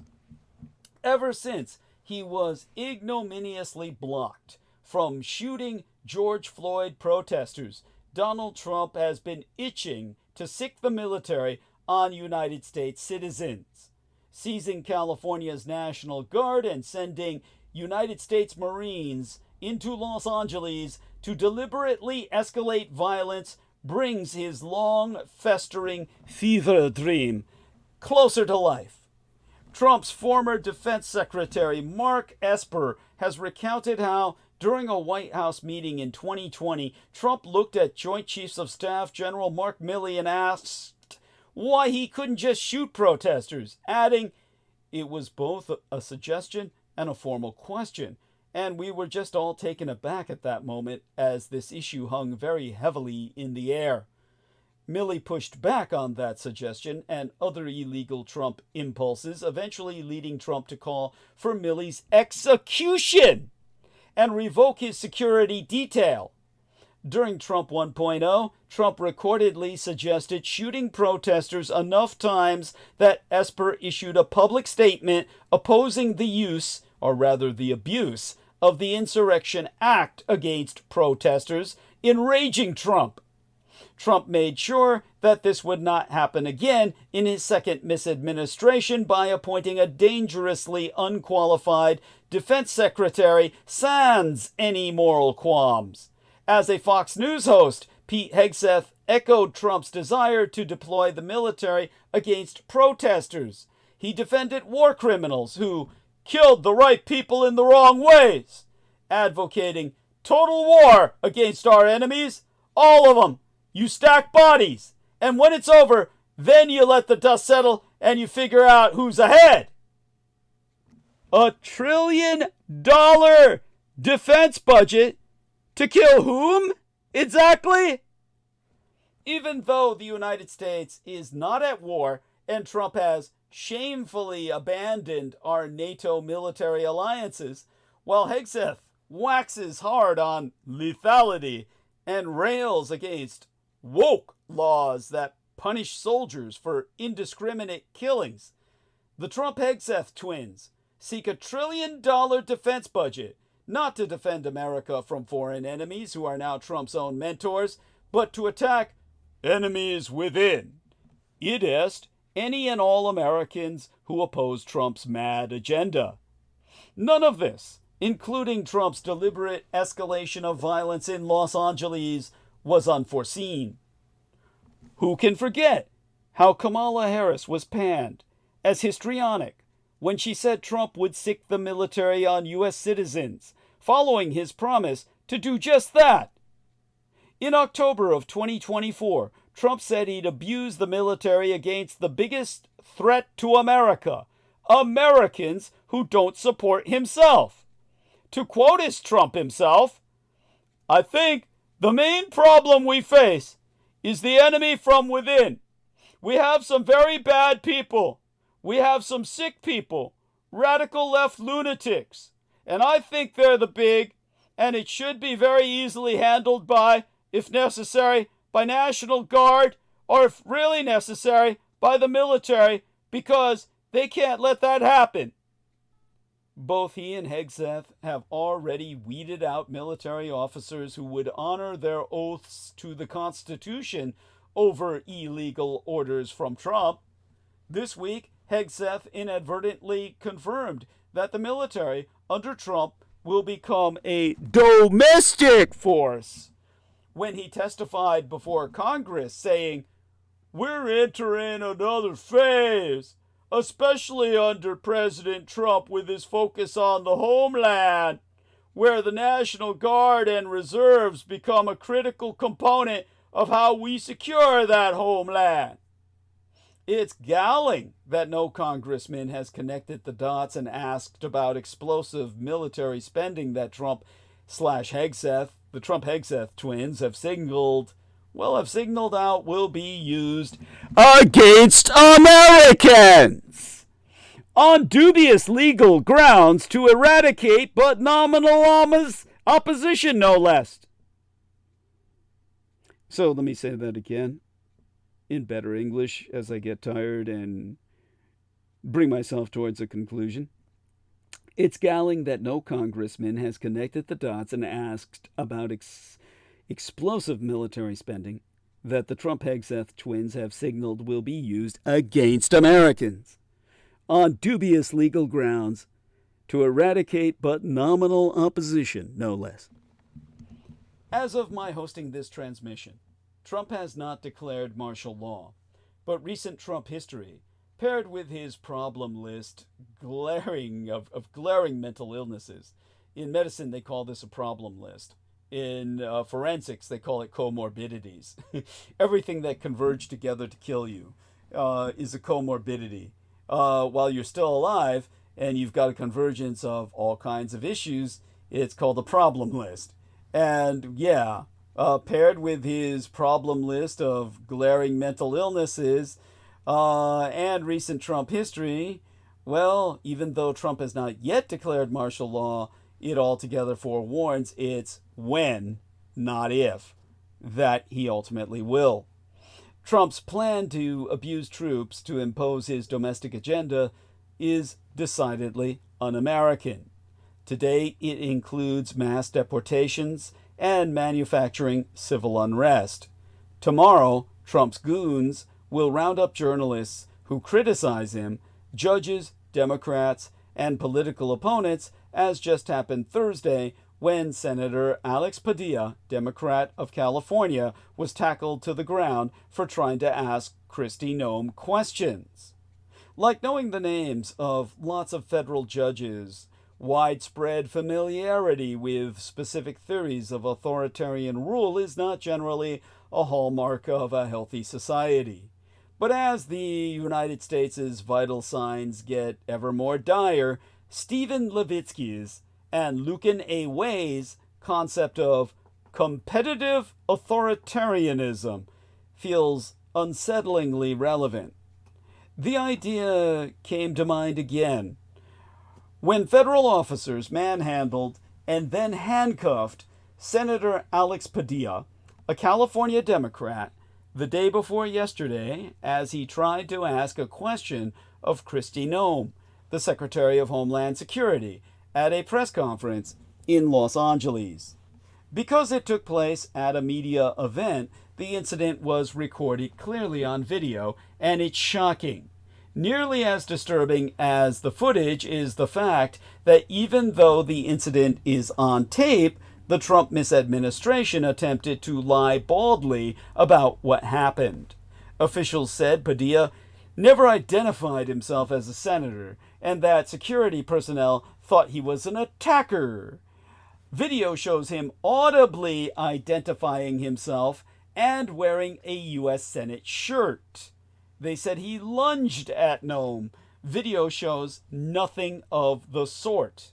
If only Noem's security detail had been so vigilant when her purse was stolen in April. The most that can be said is that Padilla's question disrupted Noam's spiel at the press conference. According to the senator's explanation, the Department of Homeland Security had refused to adequately answer questions from his office for weeks, and when he realized that Noam was holding a press conference at the same federal building where he was receiving a briefing, he decided to attend.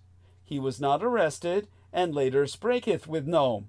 As clips of the moment spread, Democrats erupted in outrage, and so did Republicans. In a sense, House Speaker Mike Johnson called on the Senate to censure Padilla, though for what was unclear. Daring to challenge a Trump misadministration official? That's where competitive authoritarianism comes in. Levitsky explained the idea in an Atlantic magazine essay in February. Whereas traditional authoritarians aim for total control, competitive authoritarians maintain the trappings of democracy, such as an opposition party. They just make it essentially impossible for the opposition to ever win.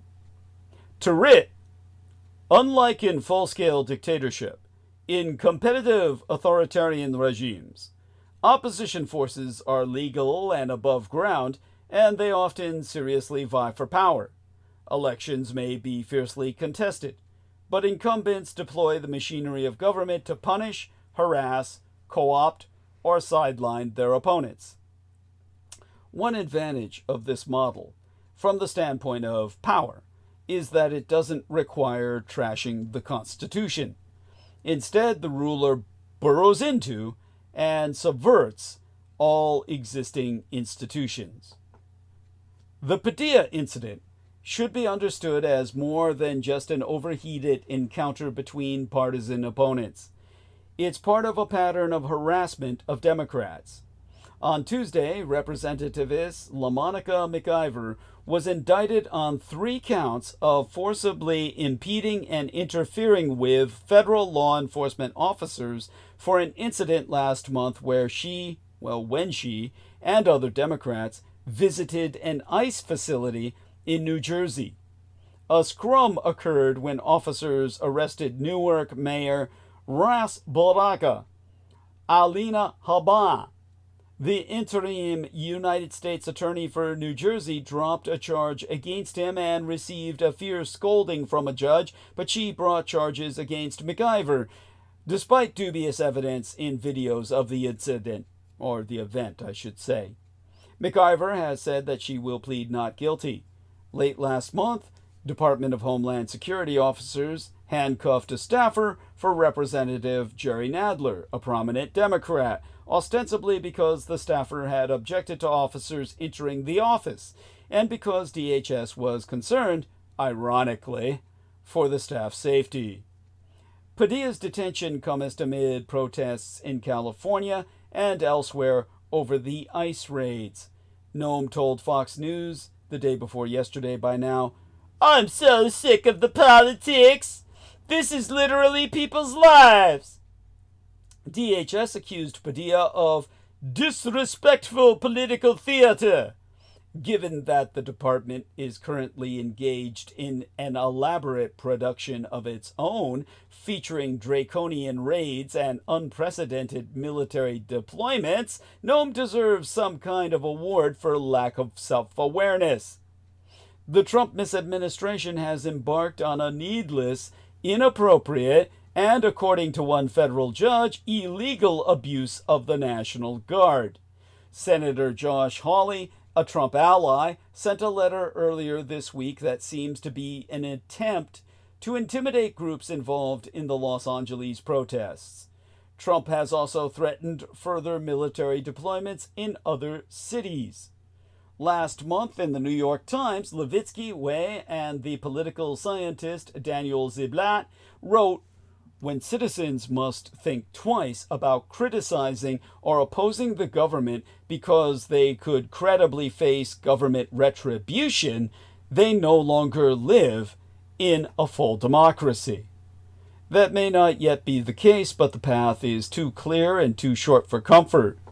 When Levitsky and Way first developed the concept of competitive authoritarianism at the start of the century, they were looking at countries such as Slobodan Milosevic's Serbia, Vladimir Putin's Russia, and Alberto Fujimori's Peru.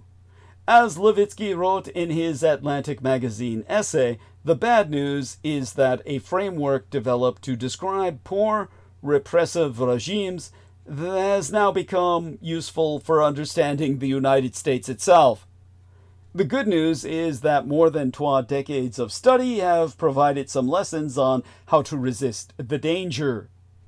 Identifying a common interest among corporate leaders, law firms, universities, leaders in both parties, and the press, the political scientists wrote in the Times, civil society must act collectively. When organizations work together and commit to a collective defense of democratic principles, they share the costs of defiance.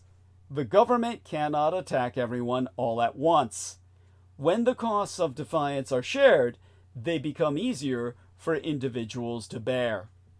Seen from this POV, as we would call it in the porn industry, this point of view, peaceful protests in Los Angeles and elsewhere are an important start, even as violence undermines the cause. Although Democratic members of Congress shouldn't have needed to see one of their colleagues manhandled and get angry, their outrage is appropriate. So is the response of what few comparatively level-headed Republicans remain, such as the Senatress Lisa Murkowski of Alaska, who watched a clip of the detention and said, "It's horrible. It is shocking at every level. It's not the America I know." But unless critics of Trump's power grab can work together and find effective ways of resisting, they'll be consigning themselves to a permanent existence as nothing more than a nominal opposition, never quite extinguished, but never again to be relevant either. If you have any doubt, simply recover and review Trump's illegal and partisan address at Fort Bragg that I forensically dissected last episode, wherein he led troops in uniform to wildly boo journalists, Los Angeles' mayores, and California's Dino, our Democrat name-only governor. If you have any lingering naivete, still hoping service personnel will honor their oaths and not follow America's own Putin and Musk-installed Stalin, that speech will erase it all. For now, Trump is acting in Los Angeles pursuant to a presidential memorandum deploying the National Guard under a rarely used federal law, Section 10 of the United States Code, or it would be, it's United States Code 10, we will just call it such, but it's Section 12406, 12406. Under said code, United States Code 10, Section 12406, a president possesses the power to federalize the National Guard only when there is a rebellion or danger of rebellion against federal authority, or when the president cannot execute federal laws. As Trump sees it, this assessment depends on his own untrained and undisciplined opinion. Under that statute, however, the National Guard can only support other law enforcement officers and defend federal property. The Posse Comitatus Act also remains in effect, prohibiting the abuse of the military as a domestic law enforcement agency, except in extraordinary circumstances not yet present in Los Angeles, despite Trump's best efforts. The Insurrection Act of 1807, the authority under which Hegseth sent active Marines to Los Angeles, is a broader set of statutes granting Trump the power to deploy military force in specific circumstances, including suppressing armed rebellion, civil disorder, or other extreme circumstances where the states are unable to maintain public order. Governor Gavin Newsom formally objected to Trump sending troops because California in general and LAPD in particular have sufficient resources to maintain order. Newsom knows that when U.S. Marines start shooting civilians, whether in Los Angeles, Chicago, or New York, violence will ratchet up to the necessary threshold to circumvent posse comitatus and allow Trump to declare martial law. The president has turned long-standing conservative dogma on its head, choosing to bully states when it suits him and ignore them when it does not. Okay, I've got 6.5 hours under my belt here. I'll need your feedback if you wish me to continue. Obviously, was lecturing the lads throughout the day before coming home and taking a short nap, so my voice isn't the best right now. And so we can always come back to this. Obviously, this is an ongoing crisis, and this is like a career's worth of analysis can be dedicated to what's going on right now. All right, let's see if I get any response in the next few seconds. Speak now or forever hold your tongue. Forever hold your peace until Wednesday, when we'll all be back. And we'll come back to this topic. Let's take a look. Anybody say, keep going, Douglas? All it takes is one. It'll show me that, we got enough listeners, that's for sure. I should feel privileged. But, like I said, it's a busy fucking week. I've got to conserve my energy. So let's take a look at what we've got. No response thus far. So how about we come back Wednesday night? And, of course, I'll keep it going for as long as possible then. And, it won't be much longer than tonight's. I can guarantee you that. Because I got something to do the next day. It says, if you have energy, go on. Don't exhaust yourself. Thank you, Blue Eyed. I will choose the conservative path. I'll conserve my energy. Thank you, at Blue Eyed. Okay. Yeah, there we are. Thank you, at Blue Eyed. Oh, yeah. And with that, we will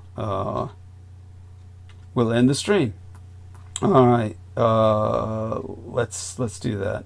Everybody, same time, Wednesday night, midweek, Thursday night if you're in England. Let's make certain to gather around the fire all over again.